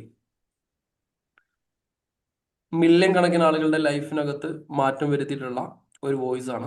മില്യൺ കണക്കിന് ആളുകളുടെ ലൈഫിനകത്ത് മാറ്റം വരുത്തിയുള്ള വോയിസ് ആണ്. അതിൽപ്പെട്ട ഒരു മില്യണിൽ നിങ്ങളും പെടും. ഓക്കെ, അപ്പോൾ ഒന്ന് സാന്ദ്രമായിട്ട് പറഞ്ഞാണ്. അതിങ്ങനെ കണ്ടിന്യൂസ് ആയി കേട്ടുകഴിഞ്ഞാൽ കുറേയൊക്കെ ടെൻഷൻ അങ്ങനെ പോകും. കുറേ വഴികളെ കുറിച്ച് സെർച്ച് ചെയ്യും. ചിലപ്പോൾ ഏതെങ്കിലും ഒരാൾ, പുതിയ പുതിയ ആളുകളൊക്കെ ഇങ്ങനെ പരിചയപ്പെട്ടുകൊണ്ടേയിരിക്കും. കാരണം നിങ്ങൾ അട്രാക്ട് ചെയ്തുകൊണ്ടിരിക്കും. മണി ആയാലും വെൽത്ത് ആയാലും പോസിറ്റീവ് ആയാലും ഈ സാധനങ്ങൾ ഇങ്ങനെ അട്രാക്ട് ചെയ്തുകൊണ്ടേയിരിക്കും. അപ്പോൾ അതുവഴി നിങ്ങൾക്ക് എന്ത് ചെയ്യാൻ പറ്റും? കയറാൻ വേണ്ടി പറ്റും. സോ ചിന്തിക്കാം, ഇനി കടത്തെക്കുറിച്ച് ചിന്തിക്കേ ചെയ്യരുത്. ഫുൾ പൈസ പൈസ. അതുകൊണ്ടാണ് ഞാൻ ഇടയ്ക്ക് പൈസ പൈസ പൈസ, എൻ്റെ മൈൻഡ് സെറ്റ് തന്നെ ഞാൻ മാറ്റിക്കൊണ്ടിരിക്കുക. ക്ലിയർ ആയില്ല? അപ്പോൾ ആ ഭാഗം കഴിഞ്ഞു. അപ്പോൾ അക്കൗണ്ട്സ് പഠിപ്പിക്കുന്നുള്ള ഫസ്റ്റ് ധർമ്മം, കടമില്ലാണ്ട് അടിപൊളിയായിട്ട് ജീവിക്കാം. വേറെ ആളുടെ സ്ഥാപനത്തിനെ കടമില്ലാത്ത രീതിയിൽ മുന്നോട്ട് കൊണ്ടുപോകാം. സ്വന്തമായിട്ട് ഒരു ബിസിനസ്സോ ഒരു വരുമാന മാർഗമോ ഒരു മണി മേക്കിംഗ് മെഷീനായിട്ട് ഈ സംഭവത്തിനെ മാറ്റാം. അക്കൗണ്ട്സിനകത്ത് സാധാരണ ഡെബിറ്റും ക്രെഡിറ്റും കുറേ കാര്യങ്ങളൊക്കെ ഉണ്ടാവും. അതൊക്കെ വളരെ കുറച്ച് പഠിക്കാം. അതാകെ നമുക്ക് പഠിക്കാനുള്ള ഒരു 15 മിനിറ്റോ 10 മിനിറ്റൊക്കെ ഉള്ളൂ. അക്കൗണ്ട്സിൽ അത്രയേ ഉള്ളൂ ഡെബിറ്റും ക്രെഡിറ്റും. അതിനപ്പുറത്തേക്ക് വേറെ കാര്യങ്ങളൊന്നുമില്ല. പിന്നീട് നമുക്കിത് ബിസിനസ്സിൽ എങ്ങനെയാണ് ഇത് അപ്ലൈ ചെയ്യണത്, ബിസിനസ്സിനകത്ത് ഇത് എങ്ങനെയാണ് വരുന്നത്, ഇത് ചെയ്ത് കഴിഞ്ഞാൽ ബിസിനസ്സിന് എങ്ങനെയാണ് ഇതിന്റെ റിസൾട്ടിന് കിട്ടുന്നത്, ഇത് വെച്ചിട്ട് എങ്ങനെ നമുക്ക് ബിസിനസ്സിന്റെ ഫ്യൂച്ചർ എങ്ങനെ നമുക്ക് കണ്ടെത്താൻ വേണ്ടി പറ്റും, അടുത്ത ലെവലിൽ ബിസിനസ് എങ്ങനെയായിരിക്കും പോകുന്നത്, ഇത് ഇങ്ങനെ പോയി കഴിഞ്ഞാൽ എങ്ങനെ, ഇതൊക്കെ നമുക്ക് പ്രെഡിക്റ്റ് ചെയ്യാൻ വേണ്ടി പറ്റുന്ന രീതിയിലുള്ള ഒരു അക്കൗണ്ടന്റ് ആവാം. അതുകൊണ്ടേ കാര്യമുള്ളൂ. പിന്നെ അക്കൗണ്ട്സിൽ ഏറ്റവും വരുന്ന ഒരു ക്വസ്റ്റ്യൻസ് ആണ് സാലറി ഇല്ല. ഇത് എല്ലാവരും കേൾക്കില്ലേ? അക്കൗണ്ട്സിൽ വളരെ കുറച്ച് സാലറി ഉള്ളൂ. കേൾക്കലുണ്ടോ? അത്രല്ലേ ഉള്ളൂ? ഹലോ, നാട്ടിൽ എത്ര സാലറി അക്കൗണ്ട്സിന്?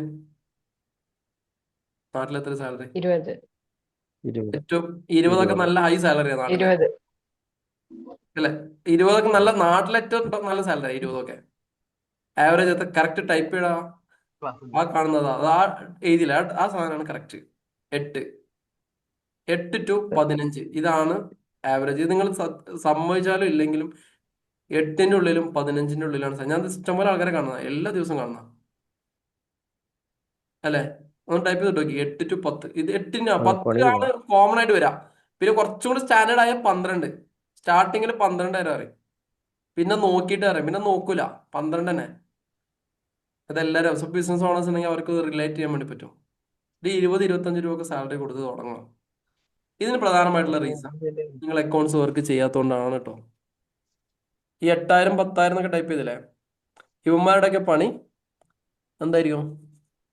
ഡാറ്റ പർച്ചേസ് എൻട്രി അടിക്കാം, ആയിരിക്കും ബില്ലിങ്. പർച്ചേസ് അടിക്കാം, സെയിൽ അടിക്കാം, പർച്ചേസ് റിട്ടേൺ അടിക്കാം, സെയിൽസ് റിട്ടേൺ അടിക്കാം. അവിടുത്തെ ബുക്ക് പേപ്പർ അങ്ങോട്ടേക്ക് എടുത്തേക്കാം, ഇങ്ങോട്ട് എടുത്തേക്കാം, വൈകുന്നേരം ആകുമ്പോൾ വീട്ടിൽ പോവാം. എടാ ഇതിന് 8000 ധാരാളമാണ്, ഇത് ആർക്കും ചെയ്യാം. ശരിയല്ലേ? ഇത് ആർക്കും ചെയ്തൂടെ? ഇതിന് അക്കൗണ്ട്സ് പഠിക്കേണ്ട ആവശ്യമുണ്ടോ? പർച്ചേസ് അടിക്കാൻ അക്കൗണ്ട്സ് പഠിക്കും, ഇംഗ്ലീഷ് അടിച്ചാൽ പോരെ, ബേസിക് ഇംഗ്ലീഷ്, കമ്പ്യൂട്ടർ ടൈപ്പിംഗ്, ഇത് എല്ലാവർക്കും ചെയ്യാൻ വേണ്ടി പറ്റും. അപ്പൊ ഇതിന്റെ അപ്പുറത്തേക്ക് അക്കൗണ്ട്സ് മൊത്തം, അക്കൗണ്ട്സിന്റെ from basic to advance level നമ്മൾ അറിഞ്ഞിരിക്കണം. അതായത് അക്കൗണ്ട്സിനകത്ത് ചെയ്യുന്ന ഏറ്റവും ഇതിന്റെ ബേസ് ലെവലാണ് ഈ ഡാറ്റ എൻട്രി, റെക്കോർഡിംഗ് എന്ന് പറഞ്ഞ ഒരു പാർട്ടാണ് അക്കൗണ്ട്സിന്റെ ഡാറ്റ എൻട്രി എന്നുള്ളത്. ഡാറ്റ എൻട്രി എടുത്തു കഴിഞ്ഞാൽ ഇന്നത്തെ കാലഘട്ടത്തിൽ സിസ്റ്റം നമുക്ക് എല്ലാം തരും. അതായത് നമ്മുടെ സിസ്റ്റത്തിനകത്ത് ഒരു പർച്ചേസ് എൻ്റർ ചെയ്ത് കഴിഞ്ഞാൽ എത്ര പർച്ചേസ് നടന്നു എന്നുള്ള ലെഡ്ജർ റിപ്പോർട്ട് മുതൽ അതിൻ്റെ കംപ്ലീറ്റ് സാധനം, അതിൻ്റെ balance sheet, profit and loss account, fund flow statement, cash flow statement, ratio analysis, fund flow, ഇങ്ങനെ തുടങ്ങിയിട്ടുള്ള കംപ്ലീറ്റ് റിപ്പോർട്ടും ഇന്നത്തെ സിസ്റ്റം തരും. ഇത് ഇന്നത്തെ സിസ്റ്റത്തിന് കഴിയുന്ന പണിയാണ്. നമുക്കിതിൻ്റെ അടുത്ത ലെവലിലേക്ക് പോകണം. ഫോർകാസ്റ്റിംഗ്, ബഡ്ജറ്റിംഗ്, ഇതിൻ്റെ ടാക്സിൻ്റെ കംപ്ലയൻസുകൾ എങ്ങനെയാണ്, GST എങ്ങനെയാണ്. ഇപ്പോൾ GSTൻ്റെ നിയമമൊക്കെ ഇന്ന് മുതൽ മാറി തുടങ്ങി, അറിഞ്ഞില്ലേ? GST ഗുണമാണോ ദോഷമാണോ? ഇപ്പോൾ ചില ആളുകൾക്ക് ഗുണമാണ്, ചില ആൾക്ക് ദോഷമാണ്. അപ്പോൾ പുതിയ അപ്ഡേറ്റുകളൊക്കെ നമ്മളിങ്ങനെ പരമാവധി GSTൻ്റെ പുതിയ കോഴ്സുകളൊക്കെ, പുതിയ സാധനങ്ങൾ ഇങ്ങനെ അപ്ഡേറ്റ് ചെയ്തുകൊണ്ടിരിക്കുക കണ്ടിന്യൂസ്. അതായത് നമ്മൾ മുമ്പ് പഠിപ്പിച്ച GST അല്ല, ഇപ്പോൾ നിയമം മാറി, ആക്ടുകൾ മാറി. കോമ്പൻസേഷൻ ടു ദ സെസ് എന്ന് പുതിയൊരു സെസ്സിൻ്റെ സെഷൻസ് ഒക്കെ ഉണ്ടായിരുന്നു, അതൊക്കെ എടുത്ത് വലിച്ചെറിഞ്ഞു. ഇങ്ങനെ പഠിച്ച കാര്യങ്ങൾ, അതായത് ഒരു മാസം മുമ്പ് ഞാൻ പഠിപ്പിച്ച സാധനങ്ങളിൽ മൊത്തം മാറിക്കണം പുതിയ സാധനത്തിലേക്ക് വരുമ്പോൾ. അപ്പം ടാക്സ് കംപ്ലയൻസുകൾ, അടുത്ത നമ്മുടെ സ്ഥാപനം എങ്ങനെയായിരിക്കണം മുമ്പോട്ടേക്ക് പോകുന്നത്, തുടങ്ങിയിട്ടുള്ള എല്ലാ കാര്യങ്ങളും നമുക്ക് ചെയ്യാൻ വേണ്ടി പറ്റിയാൽ, നമ്മുടെ സ്റ്റോക്കിനെ കുറിച്ച് നമുക്ക് പ്രെഡിക്റ്റ് ചെയ്യാൻ വേണ്ടി പറ്റിക്കഴിഞ്ഞാൽ, സ്റ്റോക്ക് ഔട്ട് ആവാതെ ബിസിനസ്സിനെ നിലനിർത്താൻ പറ്റിക്കഴിഞ്ഞാൽ, എല്ലാ കാര്യങ്ങളും എന്ത് ചെയ്യും? എല്ലാ ആളുകൾക്കും നല്ല അക്കൗണ്ടന്റ് ആവാൻ വേണ്ടി പറ്റും. അതല്ലാതെ ഒരു പർച്ചേസ് എൻട്രി ചെയ്യുക, സെയിൽസ് എൻട്രി ചെയ്യാന്ന് പറഞ്ഞു കഴിഞ്ഞാൽ അത് വലിയ പണിയുള്ള കാര്യമല്ല. അത് ഒരു 10ാം ക്ലാസ്സും ഗുസ്തി ഉള്ളവനും അത്യാവശ്യം ഇംഗ്ലീഷ് വായിക്കാൻ അറിയുന്നവനും കമ്പ്യൂട്ടർ ടൈപ്പ് ചെയ്യാൻ അറിയുന്നവനും ചെയ്യാൻ വേണ്ടി പറ്റും. അവൻ അക്കൗണ്ടന്റ് ആയിക്കഴിഞ്ഞാൽ അവന് 8000 10,000 ധാരാളം പോരെ. റിയാസ്ക എത്ര പോരെ? ആ വർക്കിനൊക്കെ ആ പൈസ പോരെ. പിന്നെ അടുത്ത ലെവലിലേക്ക് നമ്മളെ അക്കൗണ്ട്സിന് കൊണ്ടുപോകണം. നമ്മൾ ഇതിന്റെ റിപ്പോർട്ട് നമ്മൾ എടുക്കണം. റിപ്പോർട്ട് എടുത്തിട്ട് ഒരു 3-4 മാസത്തെ റിപ്പോർട്ട് എടുത്ത് അടുത്ത മാസം ഇങ്ങനെ ആയിരിക്കും സെയില്, അല്ലേ?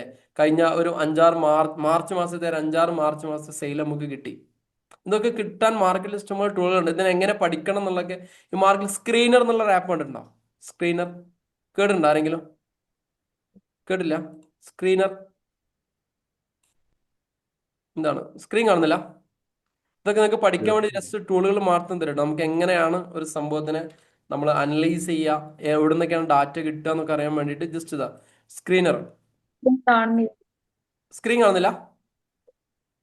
ഹലോ, ആരും കാണുന്നില്ല? കാണുന്നുണ്ട്. ജസ്റ്റ് സ്ക്രീൻ ഒന്ന് ഇങ്ങോട്ടേക്ക് ലെഫ്റ്റിലോ റൈറ്റിലേക്കോ ഒന്ന് സ്വൈപ്പ് ചെയ്ത് നോക്കും. കാണുന്നുണ്ടല്ലോ? അതിലേക്ക് ജസ്റ്റ് ഒന്ന് എക്സിറ്റ് ചെയ്ത് ഒന്ന് കയറിയാൽ മതി. ഓക്കെ, ഞാൻ ജസ്റ്റ് നോക്കാം. ഒരു വോൾട്ടാസ് എന്നുള്ളൊരു കമ്പനി എടുക്കാം, ജസ്റ്റ് നിങ്ങൾക്ക് അനലൈസ് ചെയ്യാൻ, അത് മനസ്സിലാക്കാൻ. നമുക്ക് ലാസ്റ്റ് സെഷനിലൊക്കെ വരുന്നതാണ്, എന്നാലും പറയാം. ഇതൊരു ഈ വോൾട്ടാസ് എന്ന കമ്പനിയുടെ ഒരു 10 കൊല്ലം, അതായത് 2022 മുതൽ കുറച്ചുകൂടി ഇങ്ങോട്ടൊക്കെ കിട്ടുട്ടോ, അവരുടെ സെയിൽസ്, അവരുടെ പ്രോഫിറ്റ് ലോസ്. ഈ കമ്പനിയിൽ നമ്മൾ ഇൻവെസ്റ്റ് ചെയ്യണോ വേണ്ടയോ എന്നൊക്കെ സ്റ്റോക്ക് മാർക്കറ്റിലൊക്കെ ഷെയർ മാർക്കറ്റിലൊക്കെ ഇൻവെസ്റ്റ് ചെയ്യുന്ന ആളുകൾ ഇങ്ങനത്തെ സ്റ്റഡികൾ, ഫണ്ടമെന്റൽ അനാലിസിസ് ഒക്കെ സ്റ്റഡി നടത്തിയിട്ടാണ് അവർ ഇൻവെസ്റ്റ് ചെയ്യാം. അപ്പോൾ നോക്കൂ, 2014 ഇത്രയാണ് ക്യാപിറ്റൽ, ഇങ്ങനെ കണ്ടോ? ഓരോ വർഷം അവരുടെ റിസർവുകൾ, അവരുടെ ബോറോയിങ്സ്, അവരുടെ ഫിക്സഡ് അസറ്റുകൾ എത്രയാണ്, അവരുടെ ഇൻവെസ്റ്റ്മെന്റ് എത്രയാണ്, പിന്നെ ക്യാഷ് ഫ്ലോ സ്റ്റേറ്റ്മെന്റ് എങ്ങനെയാണ്, റേഷ്യോ അനാലിസിസ് എങ്ങനെയാണ് ഇപ്പോൾ വർക്ക് ചെയ്യണത്, അവരുടെ ഷെയർ ഹോൾഡേഴ്സിന്റെ പാറ്റേൺ എങ്ങനെ, എത്ര ഇൻവെസ്റ്റ്മെന്റ് ഇപ്പോൾ അവരുടെ കയ്യിൽ കിടക്കുന്നുണ്ട്, പ്രൊമോട്ടറുടെ കയ്യിൽ എത്ര. ഇത് നമുക്ക് 2022 ഓരോ വർഷം നമുക്കിങ്ങനെ എടുക്കാൻ വേണ്ടി പറ്റും. അതേപോലെ തന്നെ ഇവരുടെ ആനുവൽ റിപ്പോർട്ട്സ്, ഇതൊക്കെ എടുത്തിട്ട് നമുക്ക് പഠിക്കാൻ വേണ്ടി പറ്റണം. നമുക്ക് ഒരാളുടെ റിപ്പോർട്ട് കണ്ടു കഴിഞ്ഞാൽ അപ്പൊ ഇങ്ങനെയാണ്. അപ്പൊ അങ്ങനെ ആവുമ്പോഴേ, ഇപ്പോൾ ഷാജിയേട്ടന് ഒരു ബിസിനസ് ഉണ്ടെന്ന് വിചാരിച്ചോളി, അടുത്തൊരു ബിസിനസ്സിലേക്ക് എക്സ്പാൻഡ് ചെയ്യാൻ വേണ്ടി പോകണം. ഇപ്പൊ അബ്ബാസ് ഖാനെ കാണാൻ വേണ്ടി പോകണം. നമുക്ക് പുതിയൊരു ബിസിനസ് ഐഡിയയും പ്ലാനുകളും പ്രൊജക്റ്റ് ഒക്കെ പറഞ്ഞിട്ട് അപ്പം ഞാൻ നല്ല ആബിൾ ആയിട്ടുള്ള ഒരു അക്കൗണ്ടന്റ് ആണെങ്കിൽ ഷാജിയേട്ടൻ എന്നെ കൊണ്ടുപോകും. എന്നെ കൊണ്ടുപോയിട്ട് എന്താ പറയും, നിങ്ങളൊന്ന് പ്രസന്റ് ചെയ്യുമെന്ന് പറയും. അപ്പം ഞാൻ പറയും, ഇതാ നമ്മളെ പ്രൊജക്ട് ഇത്രയാണ്, 2015-14 കണ്ടോ, ഇന്ന് ഇന്ന ഡാറ്റയാണ്, ഇനി 25-26 നമ്മൾ ഈ രീതിയിലേക്കാണ് വളരാൻ വേണ്ടി പോകുന്നത്, അതിന് വേണ്ടിയിട്ടാണ് നിങ്ങളുടെ ഇൻവെസ്റ്റ്മെന്റ് ചോദിക്കുന്നത്, നിങ്ങൾ കൂടെ നിൽക്കുകയാണെങ്കിൽ ഈ രീതിയിലേക്കുള്ള. അപ്പോൾ ഈ ഒരു ഫിഗേഴ്സ് വെച്ച് പറയുമ്പോൾ ഇങ്ങനെയുള്ള റിപ്പോർട്ട് പ്രസന്റ് ചെയ്യാനുള്ള സ്കില്ലും കൂടി അറിവ് വേണം. അപ്പോൾ അതിന് കുറേ ഡാറ്റകൾ വെച്ച് നമുക്ക് അനലൈസ് ചെയ്യാനും, അതിന് നമ്മൾ ഈ ഷെയർ മാർക്കറ്റിലൊക്കെ അതിന് പറയാം ഫണ്ടമെന്റൽ അനാലിസിസ് എന്നാണ് പറയാം. ഫണ്ടമെന്റൽ അനാലിസിസ്, ഫണ്ടമെന്റലി സ്ട്രോങ് ആണോ കമ്പനി നോക്കുക. ഇതിനൊക്കെ വേണ്ടിയിട്ടാണ് ഞാൻ സ്ക്രീനർ ആപ്പ് ഉപയോഗിക്കുക. ഞങ്ങൾക്ക് എങ്ങനെയാണ് ഇത് ഇവിടുന്ന് കിട്ടുക എന്നുള്ളത്, നമുക്ക് ഒരുവിധ കമ്പനികളുടെ ഡീറ്റെയിൽ ഒക്കെ സ്ക്രീനർ ആപ്പിൽ നിന്ന് കിട്ടും, പബ്ലിക് ലിമിറ്റഡ് കമ്പനീൻ്റെ സ്ക്രീനർ ആപ്പിൽ നിന്ന് കിട്ടും. അപ്പോൾ അത് വെച്ചിട്ട് ബേസിക്കലി ചെറിയ ചെറിയ പഠനങ്ങളൊക്കെ നമ്മൾ നടത്തുക. പിന്നീട് നമുക്ക് കിട്ടുന്ന ഇൻസൈറ്റ് ഉപയോഗിച്ചിട്ട് നമ്മൾ അനലൈസ് ചെയ്യുക. പിന്നെ നമ്മളെ മണ്ട വർക്ക് ചെയ്തുകൊണ്ടിരിക്കും, അപ്പോൾ ഇതിനൊക്കെ വേണ്ടിയിട്ടാണ് ഞാൻ ആ സാധനങ്ങൾ പറഞ്ഞിരുന്നത്. അപ്പം അക്കൗണ്ടന്റ് എന്നുള്ള രീതിയിൽ നിങ്ങളിപ്പം ആയിക്കൊണ്ടിരിക്കുന്ന ചെറിയ അക്കൗണ്ടന്റ് അല്ല, അതിന്ന് അടുത്ത ലെവലിലേക്കുള്ള ഒരു അക്കൗണ്ടന്റിലേക്ക് നിങ്ങൾ മാറണമെങ്കിൽ ഇതുവരെ നിങ്ങൾ പഠിച്ചുകൊണ്ടിരിക്കുന്ന കുറേ സാധനങ്ങൾ, അക്കൗണ്ട്സിൽ പല കോഴ്സുകളും പല സാധനങ്ങളും നിങ്ങൾ അവിടെ ഇവിടെ നിന്നൊക്കെ ചെയ്തിട്ടുണ്ടാവും. ആ സാധനങ്ങളൊക്കെ ഒന്നും നമുക്ക് റിലേറ്റ് ചെയ്യാൻ വേണ്ടി പറ്റൂല. ചിലപ്പോൾ ഞാൻ വേറെ റൂട്ടിൽ കൂടെ ആയിരിക്കും എൻ്റെ വണ്ടി പോകുന്നുണ്ടാവുക. നിങ്ങൾ ജസ്റ്റ് എന്നെ ഫോളോ ചെയ്താൽ മതി, നിങ്ങൾ പറഞ്ഞ എൻഡ് സാധനത്തിലേക്ക് നിങ്ങൾ എത്തും. ചിലപ്പോൾ അവിടെ ഇങ്ങനെ ആയിരുന്നല്ലോ പഠിച്ചിരുന്നത്, ഇവിടെ ഇങ്ങനെ ആയിരുന്നല്ലോ പഠിച്ചിരുന്ന ഈ സാധനം, പഴയ സാധനം ഇങ്ങോട്ടേക്ക് റീസ്റ്റോർ ചെയ്ത് വരും. അത് നിങ്ങൾ മെയിൻ ആക്കണ്ട. പുതുതായിട്ട് തന്നെ ഒരു നോട്ട് എഴുതിയിട്ട് പുതിയ സിസ്റ്റത്തിൽ കൂടെ പോയി നോക്കുക. പോകുന്ന വൈകൊരു 5-6 ക്ലാസ് കിട്ടുമ്പോൾ നിങ്ങൾക്ക് ഈ റൂട്ട് ശരിയാണെന്ന് തോന്നുന്നുണ്ട്, ഇല്ലെങ്കിൽ പഴയ റൂട്ട് തന്നെ പിടിച്ചോളേ. പഴയ റൂട്ട് പിടിക്കേണ്ടി വരില്ല, ഇതിൽ തന്നെ നിങ്ങൾക്ക് സെറ്റ് ആവും. അക്കൗണ്ട്സിന് കുറച്ച് ബേസിക് ആയിട്ടുള്ള കാര്യങ്ങളുള്ളൂ. ആ ബേസിക് ആയിട്ടുള്ള ടേംസും കാര്യങ്ങളും നന്നായിട്ട് തറവായിട്ട് മനസ്സിലാക്കി പഠിച്ചു കഴിഞ്ഞാൽ പിന്നീട് നമുക്ക് അക്കൗണ്ട്സ് ഒരിക്കലും എന്ത് ചെയ്യില്ല, കീറാൻ വേണ്ടിയിട്ട് മാറത്തില്ല. വളരെ സിമ്പിൾ ആയിട്ട് പഠിക്കാൻ വേണ്ടി പറ്റും.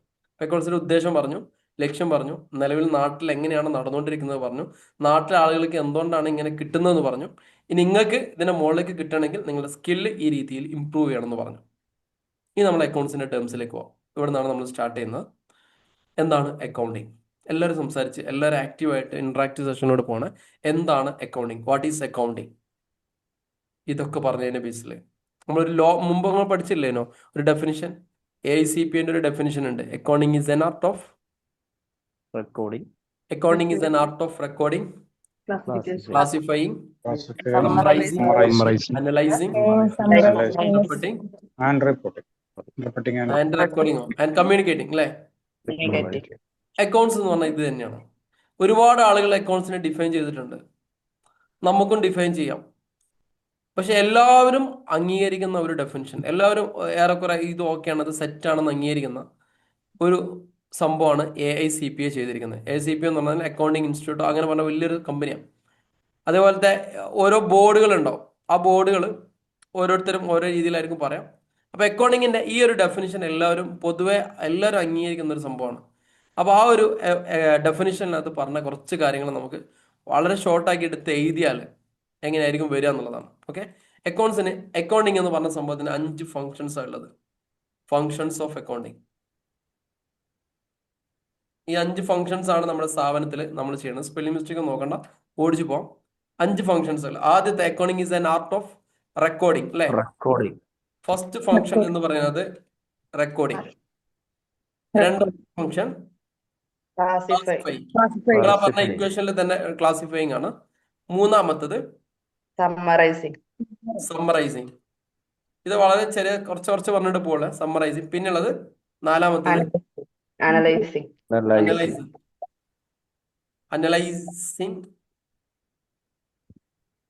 ഇന്റർപ്രറ്റിംഗ്. സ്പെല്ലിംഗ് മിസ്റ്റേക്ക് ഉണ്ട്, നോക്കണ്ട. അഞ്ചാമത്തത് കമ്മ്യൂണിക്കേറ്റിംഗ്. ഇതാണ് അക്കൗണ്ട്സിന്റെ 5 പ്രധാനപ്പെട്ട സ്പെല്ലിങ്ങൾ. നോക്കണ്ടേ, നിങ്ങളതായ രീതിയിൽ ടൈപ്പ് ചെയ്യുമ്പോൾ സ്പീഡായി പോകുന്നു. Accounting is an art of recording, classifying, summarising, analysing, interpreting, communicating. പിന്നെ അങ്ങനെ പോയിട്ട് ദർ ഓഫ് എന്നിട്ടാണ് ഈ ഒരു ഇക്വേഷൻ അവസാനിക്കുക, അല്ലെങ്കിൽ ഈ ഒരു ഡെഫിനിഷൻ അവസാനിക്കുക. ഈ പറയുന്ന 5 കാര്യങ്ങൾ, ഈ ഫങ്ഷൻസ് ഓഫ് അക്കൗണ്ടിങ്, ഈ പറയുന്ന 5 കാര്യങ്ങളിൽ ഒരു ആർട്ട് പോലെ, ഒരു കല പോലെ സംഭവം ചെയ്തിട്ടില്ലെങ്കിൽ അക്കൗണ്ട്സ് പ്രോപ്പർ ആവത്തില്ല. അതുകൊണ്ടാണ് അക്കൗണ്ടിങ് ഈസ് എൻ ആർട്ട് എന്ന് പറയുന്നത്. Accounting is an art. Art എന്ന് പറയുമ്പോൾ ഒരു കലയാണ്. അക്കൗണ്ടിങ് ഇസ് ആൻ ആർട്ട് എന്ന് പറഞ്ഞാൽ അക്കൗണ്ടിങ് ഒരു കലയാണ്. ഈ കല ആവണം എന്നുണ്ടെങ്കിൽ റെക്കോർഡിങ്, ക്ലാസിഫൈങ്, സമ്മറി, ഈ പറയുന്ന 5 ഫങ്ഷൻസ് വൃത്തിയിൽ ചെയ്താലേ, അല്ലെങ്കിൽ ഈ പറയുന്ന ലോകത്ത് എല്ലായിടത്തും അപ്രൂവ് ചെയ്യുന്ന രീതിയിൽ, അപ്രൂവ് പറയുമ്പോൾ എല്ലായിടത്തും അപ്രൂവ് ചെയ്യണമെങ്കിൽ അതിന് ഒരു സെർട്ടൻ റൂൾസ് ആൻഡ് റെഗുലേഷൻസ് ഉണ്ടാവും. സോ അതുകൊണ്ടാണ് അക്കൗണ്ടിങ് ഇസ് എ സയൻസ് എന്ന് കൂടി പറയുന്നത്. അക്കൗണ്ടിങ് ഇസ് എ സയൻസ് എന്ന് കൂടി പറയും. എന്താ സയൻസ് എന്ന് പറയുമ്പോൾ എന്താ? സയൻസ് എന്ന് പറഞ്ഞാൽ ശാസ്ത്രം. ശാസ്ത്രം. ശാസ്ത്രം എന്താ? ശാസ്ത്രത്തിന് എപ്പോഴും എന്താ? ബാക്ക്ഡ് ബൈ എവിഡൻസ് ഉണ്ടാവും. കണ്ടുപിടുത്തം. സെറ്റ് ഓഫ് റൂൾസ് ആൻഡ് കണ്ടുപിടുത്തം. റെഗുലേഷൻസ് ഉണ്ടാവും അല്ലെ? വെറുതെ പറയില്ല. ഇപ്പൊ ഒരു ആപ്പിള് താഴത്തേക്ക് അയാളെ തലയിലേക്ക് വീഴണമെന്നുണ്ടെങ്കിൽ ഒരു നിയമമുണ്ട്. എന്താ? മുകളിൽ നിന്നിട്ട് ഏത് സാധനം അടിയിലേക്ക് വീഴണം? എവിടെ വീഴണം? ഇന്ത്യയിൽ വീണമെന്നാണോ? താഴെ വീണു. ഭൂമിയിൽ. ഭൂമിയിൽ വീണോ? ഭൂമിയിൽ. മുകളിൽ അങ്ങനെയല്ല അല്ലേ? മുകളിൽ അങ്ങനെ അല്ലാത്തോണ്ടാണ് മുമ്പ് മുകളില് ബഹിരാകാശത്ത് 2 കൊടി വെച്ചപ്പോ ആളുകൾ ചോദിച്ചില്ലേ എന്തുകൊണ്ടാ പാറുന്നതെന്ന് ചോദിച്ചില്ലേ? എന്തുകൊണ്ടാ കൊടി അവിടെ നിൽക്കുന്നതെന്ന് ചോദിച്ചില്ലേ? അങ്ങനെ ചോദിച്ചില്ലേ? അങ്ങനെ ചോദിച്ചായിരുന്നോ? അങ്ങനെ ചോദ്യമുണ്ട്. ബഹിരാകാശത്ത് എന്തുകൊണ്ടാണ് ആ കൊടി കുത്തിവെക്കപ്പെട്ട നിലയിൽ കാണുന്നത്? അങ്ങനെ നിൽക്കാൻ പാടില്ലല്ലോ. അങ്ങനല്ലേ ഈ നിയമപ്രകാരം? അങ്ങനെയുള്ള ചോദ്യങ്ങൾ വന്നതുകൊണ്ടാ ഈ സയൻസ് ഉള്ളതുകൊണ്ടാ. അപ്പൊ മുകളിൽ ഒരു ആപ്പിൾ ഇടുമ്പോൾ താഴത്തേക്ക് ഇടണം. താഴത്തേക്ക് വീഴണം എന്നുള്ള ഭൂഗുരുത്വാകർഷണ നിയമമുണ്ട്. മുകളിലിട്ട സാധനങ്ങൾ അടിക്കത്തണം എന്നുള്ളത്. അപ്പൊ എന്തുകൊണ്ടാ ആ നിയമ അടിസ്ഥാനത്തിലാണ് അത്. ആപ്പിള് വീണാൽ അങ്ങനെ തന്നെയാണ്, പന്ത് വീണാൽ അങ്ങനെ തന്നെയാണ്, ആൾക്കാർ വീണാൽ അങ്ങനെ തന്നെയാണ്, പക്ഷി വീണാലും അങ്ങനെ തന്നെയാണ്. അക്കൗണ്ട്സിനും അല്ലെ മഴ എല്ലാം അങ്ങനെ തന്നെയാണ്. അപ്പൊ ആ ഒരു നിയമ അടിസ്ഥാനത്തിലാണ് ഈ സാധനം വരുന്നത്. അതുപോലെ അക്കൗണ്ട്സിന്റെ റൂൾസ് ആൻഡ് റെഗുലേഷൻസ് ഉണ്ട്. ആ റൂൾസ് ആൻഡ് റെഗുലേഷൻസ് ഇന്ത്യയിലും അമേരിക്കയിലും തായ്ലൻഡിലും മലേഷ്യയിലും എല്ലായിടത്തും ഒരേ റൂൾസ് ആണ്. ചുരുക്കി പറഞ്ഞു കഴിഞ്ഞാൽ നിങ്ങളുടെ അക്കൗണ്ട്സ് നിങ്ങൾ ഇവിടുന്ന് ചെയ്ത് കഴിഞ്ഞാൽ തായ്ലൻഡുകാരനും അത് മനസ്സിലാവണം, UK-കാരനും മനസ്സിലാവണം, ചൈനക്കാരനും മനസ്സിലാവണം. ഇനി നിങ്ങളെ സാധനം ഒരു പേപ്പറിൽ അവിടെ ഇവിടെ എഴുതിയിട്ട് ഇത് ഈസ് ആൻ ആർട്ട് എന്ന് പറഞ്ഞു കഴിഞ്ഞാൽ ഒരിക്കലും നടക്കത്തില്ല. അതുകൊണ്ടല്ലേ ഒരു സ്റ്റാൻഡേർഡ് ഉണ്ടാക്കുന്ന ആ സ്റ്റാൻഡേർഡിന്റെ ഉള്ളിൽ പോകണം അല്ലേ? എല്ലാം സ്റ്റാൻഡേർഡിന്റെ ഉള്ളിൽ പോകണം. ഇപ്പൊ ഐഫോണിന്റെ ചാർജർ മാറ്റിക്കൊണ്ടിരിക്കുക. എന്തുകൊണ്ടാ? ഒരു സ്റ്റാൻഡേർഡ് ഉണ്ടാക്കാൻ പോകും മൊത്തത്തിൽ യൂണീക്കായിട്ട് അല്ലേ? ഇല്ലെങ്കിൽ എന്താ? സപ്പോർട്ട് ചെയ്യില്ല, ഐഫോണിന്റെ മറ്റേ സാധനം സപ്പോർട്ട്. ഇപ്പൊ എല്ലാം ഒരേ ഇതിൽ ഇപ്പൊ ഇതൊരു set of rules and regulations എല്ലായിടത്തും അംഗീകരിക്കുന്ന, എല്ലാവർക്കും എവിടെയും കൊണ്ടുനടക്കാൻ പറ്റുന്ന രീതിയിലുള്ള അക്കൗണ്ട്സ്. അപ്പൊ അക്കൗണ്ട് ഈസ് ആൻ ആർട്ട് ആവണമെന്നെങ്കിൽ ഈ പറയുന്ന കാര്യങ്ങൾ റെക്കോർഡിംഗ് ആയാലും ക്ലാസിഫൈ ആയാലും ഇത് എല്ലായിടത്തും ലോകത്ത് എല്ലായിടത്തും അംഗീകരിച്ച ഒരു ഫോർമാറ്റ് ഉണ്ട്. ആ ഫോർമാറ്റിനകത്ത് ചെയ്യണം. അപ്പൊ അതാണ് നമ്മൾ എന്ത് ചെയ്യണം? ഈ ഒരു ആദ്യത്തെ സെഷനിലൊക്കെ കുറച്ച് കാര്യങ്ങൾ നമ്മൾ പഠിക്കുക. ഈ ആർട്ട് എങ്ങനെയായിരിക്കണം പോകുന്നത്. അതേപോലെ സയൻസ്, അതിന് set of rules and regulations ഉണ്ട്. ലോകത്ത് എല്ലായിടത്തും ക്രെഡിറ്റ് ചെയ്യുന്നത് ഒരേപോലെയാണ്, ലോകത്ത് എല്ലായിടത്തും ഡെബിറ്റ് ചെയ്യുന്നത് ഒരേപോലെയാണ്. അപ്പൊ ആ ഒരു ആർട്ട് നമ്മൾ, അത് accounting is an art of recording. ഇനി നമ്മളൊരു ബിസിനസ് സിനാരിയോയിലേക്ക് എടുക്കാം. നിങ്ങളൊരു ഹൈപ്പർ മാർക്കറ്റിലെ ഒരു അക്കൗണ്ടന്റ് ആണ് എന്ന് വിചാരിക്കാം. നിങ്ങൾക്ക് മനസ്സിലാവാൻ വേണ്ടിയിട്ട് നിങ്ങളൊരു ഹൈപ്പർ മാർക്കറ്റിലെ ഒരു അക്കൗണ്ടന്റ് ആണ് എന്ന് വിചാരിക്കാം.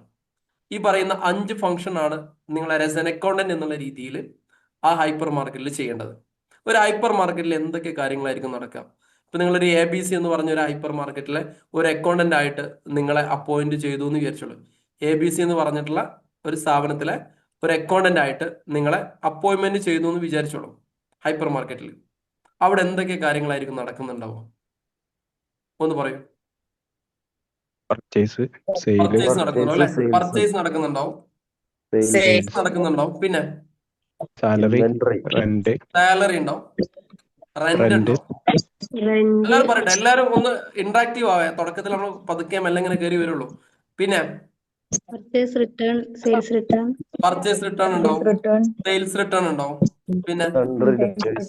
സൺഡ്രി ഡെപ്റ്റേഴ്സ് ഉണ്ടാവും, സൺഡ്രി ക്രെഡിറ്റേഴ്സ്. ഇതൊന്നും തിരിയാത്ത ആൾക്കാർ അന്നോട്ട് ഇങ്ങനെ കണ്ടട്ടാ. ഇതൊക്കെ നോർമലി എല്ലാ ബിസിനസ്സിലും ഈ റിട്ടേണോ ഡെബിറ്റ് ക്രെഡിറ്റ് എന്നൊന്നും നിങ്ങൾ ചിന്തിക്കണ്ട. അത് Stock in hand. ചെറിയ ചെറിയ സാധനങ്ങളാണ്. അപ്പൊ ഇത്രയുള്ള എല്ലാരും മ്യൂട്ട് ചെയ്യാം, ശ്രദ്ധിച്ചോളെ. ക്യാപിറ്റൽ ഉണ്ടാവും. എല്ലാം ഉണ്ടാവും. അപ്പം ആ ഒരു സ്ഥാപനത്തില് നിങ്ങൾ നിങ്ങൾ ആയിക്കൊണ്ടിരിക്കുന്ന ആ സ്ഥാപനത്തിൽ പർച്ചേസ് ഉണ്ടാവും, സെയിൽസ് ഉണ്ടാവും, റിട്ടേൺ ഉണ്ടാവും, എക്സ്പെൻസ് ഉണ്ടാവും, ഇൻകം ഉണ്ടാവും, കമ്മീഷൻ വരുന്നുണ്ടാവും, ഇതെല്ലാം ഉണ്ടാവും. ഈ പറഞ്ഞ കാര്യങ്ങളൊക്കെ സിസ്റ്റമാറ്റിക്കലി നിങ്ങൾ എന്ത് ചെയ്യണം? റെക്കോർഡ് ചെയ്യണം. ഈ റെക്കോർഡ് ചെയ്യുന്നിടത്ത് പാളിക്കഴിഞ്ഞാല് മൊത്തത്തിൽ ക്ലിയർ ആയില്ലേ? അക്കൗണ്ട്സിന് ഇത്രേ ഉള്ളൂ. ആദ്യത്തെ സ്റ്റേജില്ലേ, ഈ ആദ്യത്തെ സ്റ്റേജിൽ ഡാറ്റ എൻട്രി ഓപ്പറേറ്ററെ കൊണ്ടുപോയി എല്ലാ സ്ഥാപനക്കാരും ചെയ്യും. ഇവിടെ നിന്നാണ് തെറ്റുകൾ തുടങ്ങുന്നത്. കുറെ ബിസിനസ് ഓണേഴ്സിന്റെ അടുത്ത് തെറ്റ്, ഈ വിവരമില്ലാത്ത ആൾക്കാരെ ഞാൻ അവരെ ആ അർത്ഥത്തിൽ ഉദ്ദേശിക്കല്ല കേട്ടോ. ഒന്നും അറിയാത്ത SLC-ക്കാരെ കൊണ്ടുപോയിട്ട് ഇവിടെ കൊണ്ടിടും. റെക്കോർഡിംഗ് പൊസിഷൻ ആൾ അത്ര പണിയല്ലേ ഉള്ളൂ പറയും. അല്ലെങ്കിൽ അക്കൗണ്ടിന് ഒന്ന് ഇതാക്കൂലേ, അല്ലെങ്കിൽ അക്കൗണ്ടിന് വേറെ കുറെ ഡ്യൂട്ടി തലയിൽ കൊടുക്കും. കുറച്ചല്ല പണിയുള്ളൂ, ആകെ എന്താ ഇപ്പോൾ ചെയ്യാനുള്ളത്. എന്നിട്ട് എന്ത് ചെയ്യും? സ്റ്റോക്കിന് അവിടെയും കൊണ്ടുപോയി ഇവനെ ഇരുത്തും. ആ കടയിലെ ആളില്ലാത്ത സമയത്ത് കൗണ്ടറിൽ ഇവനെ കൊണ്ടുപോയി ഇരുത്തും. ഒരാൾക്ക് അനുഭവം ഉണ്ടാവും കേട്ടോ. കൗണ്ടറിൽ കൊണ്ടുപോയി ഇരുത്തും. വേറെ എന്തെങ്കിലും സാധനം അപ്പുറത്ത് വാങ്ങാൻ വേണ്ടി പോയി അവിടെയും കൊണ്ടുപോയി, എന്നിട്ട് അതും നടക്കൂല ഇതും നടക്കൂല. ലാസ്റ്റ് പറയും ആകെ എത്ര പണിയല്ലേ ഉള്ളൂ എനിക്ക് എന്ന് പറഞ്ഞിട്ട് അക്കൗണ്ട്സ് മൊത്തത്തിൽ എന്ത് ചെയ്യും? കൊള്ളാം. അപ്പം റെക്കോർഡ് ചെയ്യുന്നിടത്ത് കുറെ ആളുകൾക്ക് റിലേറ്റഡ് ആയിരിക്കും ഇങ്ങനെ സംഭവിക്കുന്നുണ്ട് എന്നുള്ള എല്ലാ പണി ഏൽപ്പിക്കും. എന്നിട്ട് എന്താ അറിയും? നമ്മളെ പണി അവിടെ തീരത്തില്ല. അപ്പൊ സ്ഥാപനം നമ്മൾ ചൂസ് ചെയ്യുന്ന സമയത്ത് ഈ ലോക്കൽ സ്ഥാപനത്തിൽ ആദ്യം എന്ത് ചെയ്യരുത്? തലയിടാൻ പോകരുത്. പൈസ കുറച്ച് കുറഞ്ഞാലും കുറച്ച് സ്റ്റാൻഡേർഡ് ഉള്ള സ്ഥാപനത്തിൽ പോയിക്കോളി. അത്യാവശ്യം ഉണ്ടല്ലോ കുറച്ചൊക്കെ ഒരു എന്താ പറയാ, പൈസ കൂടുതൽ എവിടുന്ന് കിട്ടും? എവിടുന്ന് കിട്ടാ? പച്ചക്കറി കടയിൽ നിന്ന് കൂടുതൽ പൈസ കിട്ടും. ഒരു ദിവസം 800-900 കിട്ടും. പക്ഷെ അതിനേക്കാൾ നല്ലത് ഒരു 5000 രൂപ കിട്ടിയിട്ട് നല്ല നല്ല കമ്പനികൾ ഉണ്ടാവില്ല. ഇപ്പൊ ABC, പിന്നെ VKC, ഇങ്ങനെയുള്ള വലിയ വലിയ കമ്പനികളിൽ സ്റ്റീൽസ്, ഇവർക്കൊരു സിസ്റ്റം ഉണ്ടാവും. ആ സിസ്റ്റം വഴി ആയിരിക്കും പ്രവർത്തിക്കുന്നുണ്ടാവുക. അങ്ങനെ കമ്പനിക്ക് ആയിരിക്കും നമുക്കൊരു ഐഡിയ കിട്ടും, ഇങ്ങനെയൊക്കെ ചെയ്യണം. അപ്പൊ നമുക്ക് അവിടെ ആ പണി മാത്രമേ ഉണ്ടാവുള്ളൂ. മറ്റേത് നമ്മൾ സാധനം പൊന്തിച്ചു കൊടുക്കരുത്. നമ്മൾ സാധനം ലോഡ് ചെയ്യുന്നത്, നമ്മൾ അൺലോഡ് ചെയ്യുന്നത്, നമ്മൾ എല്ലാ പണിയും നമ്മൾ ലാസ്റ്റ് ഒരു ചോദ്യമാണ്, എൻ്റെ പണി തീർന്നിട്ടുണ്ടാവില്ല, നമ്മളെ പണി തീർന്നിട്ടുണ്ടാവില്ല. മുസക്കലില്ല മൊത്തത്തില് എല്ലാ പണി ലാസ്റ്റ്. സത്യത്തിൽ കമ്പനികളും നിങ്ങളെ കമ്പനിയാണോ? ഇവിടെ മനസ്സിലായി ഞാൻ മഞ്ചേരിങ്ങാടിയില് നിങ്ങൾ മഞ്ചേരിയാ? പച്ചക്കറിക്കടയില്. അതെ. ഏലേനു അത് KM വരും സ്റ്റാൻഡില്. അപ്പൊ പറയാം പൈസ കിട്ടും. 1000-1500 രൂപ ഡെയിലി കിട്ടിയെന്ന് വരും. പക്ഷെ അക്കൗണ്ട് നമ്മൾ കാര്യങ്ങളൊന്നും പ്രോപ്പർ ആയിക്കോണം. എല്ലാ കാര്യങ്ങളും എല്ലാം ചെയ്ത് കഴിഞ്ഞാൽ സുഖം ഉണ്ടായിക്കോണമെന്നില്ല. അപ്പൊ ഞാൻ പറഞ്ഞിരുന്നത് റെക്കോർഡിങ് ഇപ്പൊ നമ്മളൊരു ഹൈപ്പർ മാർക്കറ്റിൽ അക്കൗണ്ടന്റ് ആണ്. നിങ്ങൾ എല്ലാവരും ഹൈപ്പർ മാർക്കറ്റിൽ അക്കൗണ്ടന്റ് ആണ്. ഒരു അക്കൗണ്ടന്റ് ആയിട്ട് നിങ്ങൾക്ക് ഇതേപോലത്തെ ഒരു ചെയർ വന്നു, ഇതേപോലത്തെ ഒരു അന്തരീക്ഷം തന്നു, നിങ്ങൾക്ക് ഒരു കമ്പ്യൂട്ടർ വന്നു, എല്ലാം തന്നു. ഇതിനകത്ത് കുറെ പേപ്പറുകൾ വരിക, പർച്ചേസ് വരുന്നു, സെയിൽ വരുന്നു, പിന്നെ റിട്ടേൺ വരുന്നു, ഡെബിറ്റ് വരുന്നു, ക്രെഡിറ്റ് വരുന്നു, പേയ്മെന്റ്, എക്സ്പെൻസ്, ഇതെല്ലാം തന്നെ സെൻട്രലൈസ്ഡ് ആയിട്ട് നിങ്ങളാണ് ഇത് ചെയ്യേണ്ടതെന്ന് വിചാരിച്ചോ.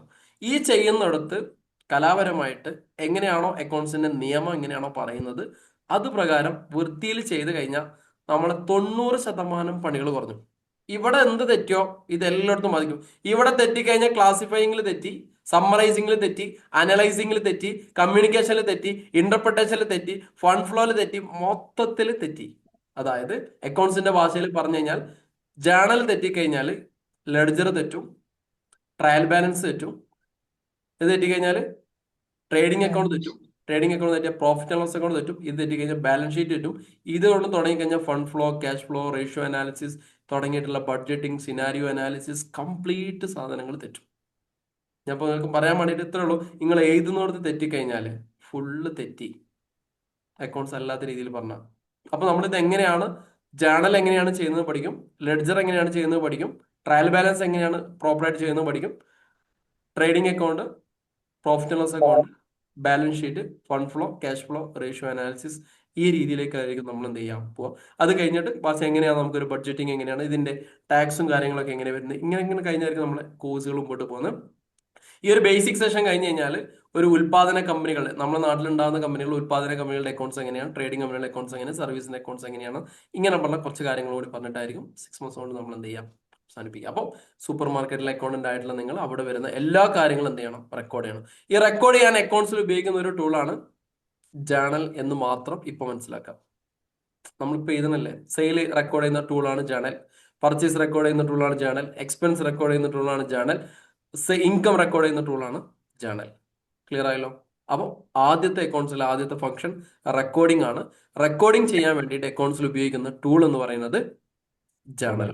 ഇനി അതിനുള്ളിൽ ജേണൽ എൻട്രി, ജേണൽ ബുക്ക്, അതിന്റെ ഫ്ലോ, ആ സാധനങ്ങളൊക്കെ നമ്മൾ പുസ്തകത്തിൽ എഴുതുന്ന കുറച്ച് കാര്യങ്ങൾ നമ്മൾ പഠിക്കട്ടോ. നമ്മൾ ഏത് ലാംഗ്വേജ് പഠിക്കുകയാണെങ്കിലും എന്ത് പഠിക്കുകയാണെങ്കിലും അതിന്റെ ആ ABCD പഠിക്കണ്ടേ. അറബി പഠിക്കുകയാണെങ്കിൽ അലിഫ് ബാഗ് താഗ് എന്ന് പറഞ്ഞ പോലെ ഇതിനകത്ത് കുറച്ച് എഴുതേണ്ട കുറച്ച് കാര്യങ്ങൾ നമ്മൾ അക്കൗണ്ട്സിന്റെ സാധനങ്ങൾ പഠിക്കും. കാരണം നിങ്ങൾ അക്കാഡമിക്കലി നിങ്ങൾ പഠിച്ച സാധനങ്ങളാണ്, പക്ഷെ ആ കോൺസെപ്റ്റ് നമ്മൾ ക്ലിയർ ആക്കിയിട്ടായിരിക്കും നിങ്ങളെ പഠിപ്പിക്കുന്നുണ്ടാവും. അക്കാഡമിക്കലി നിങ്ങൾ അന്ന് ജയിക്കാൻ വേണ്ടി കുറെ സാധനങ്ങൾ പഠിച്ചിട്ടുണ്ടാവും അല്ലെ. അതിൽ പഠിച്ച സാധനമാണ് accounting is an art of recording classify എന്താണെന്ന് കൂടി തിരിഞ്ഞിട്ടില്ല. എന്നാലും നമ്മൾ പഠിച്ചു. പക്ഷെ ആ സാധനം നമ്മൾ കോൺസെപ്റ്റ് ക്ലിയർ ആക്കിയിട്ട് എന്ത് ചെയ്യാം, പതുക്കെ മുമ്പോട്ടേക്ക് പോകാം. റെക്കോർഡിംഗ് എന്ന സംഭവം കിട്ടിയില്ലേ? സൂപ്പർ മാർക്കറ്റിലെ ഹൈപ്പർ മാർക്കറ്റിലെ അക്കൗണ്ടന്റ് ആണ് നിങ്ങൾ.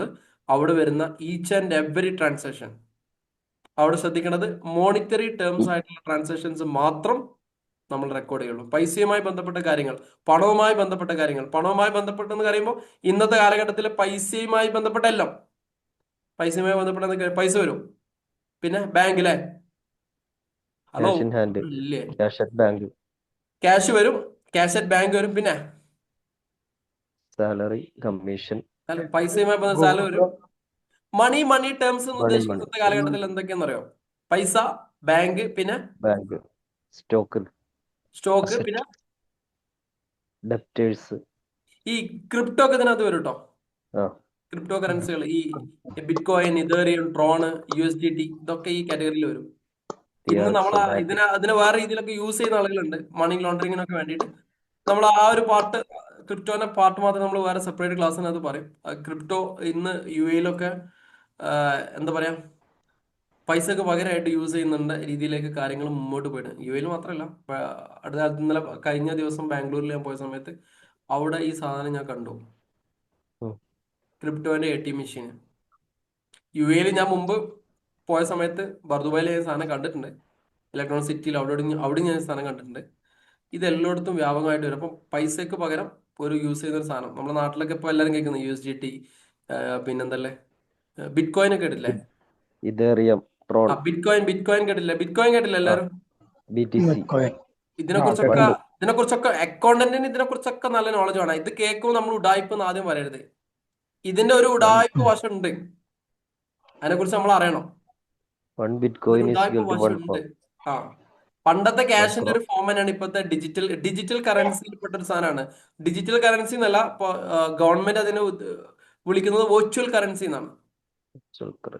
വെർച്വൽ കറൻസിയിൽ ഈ ക്രിപ്റ്റോ ലീഗൽ ആണോ എന്ന് വെച്ചാൽ ഇന്ത്യയിൽ ലീഗലാണ്, ലീഗൽ ടെൻഡർ അല്ല.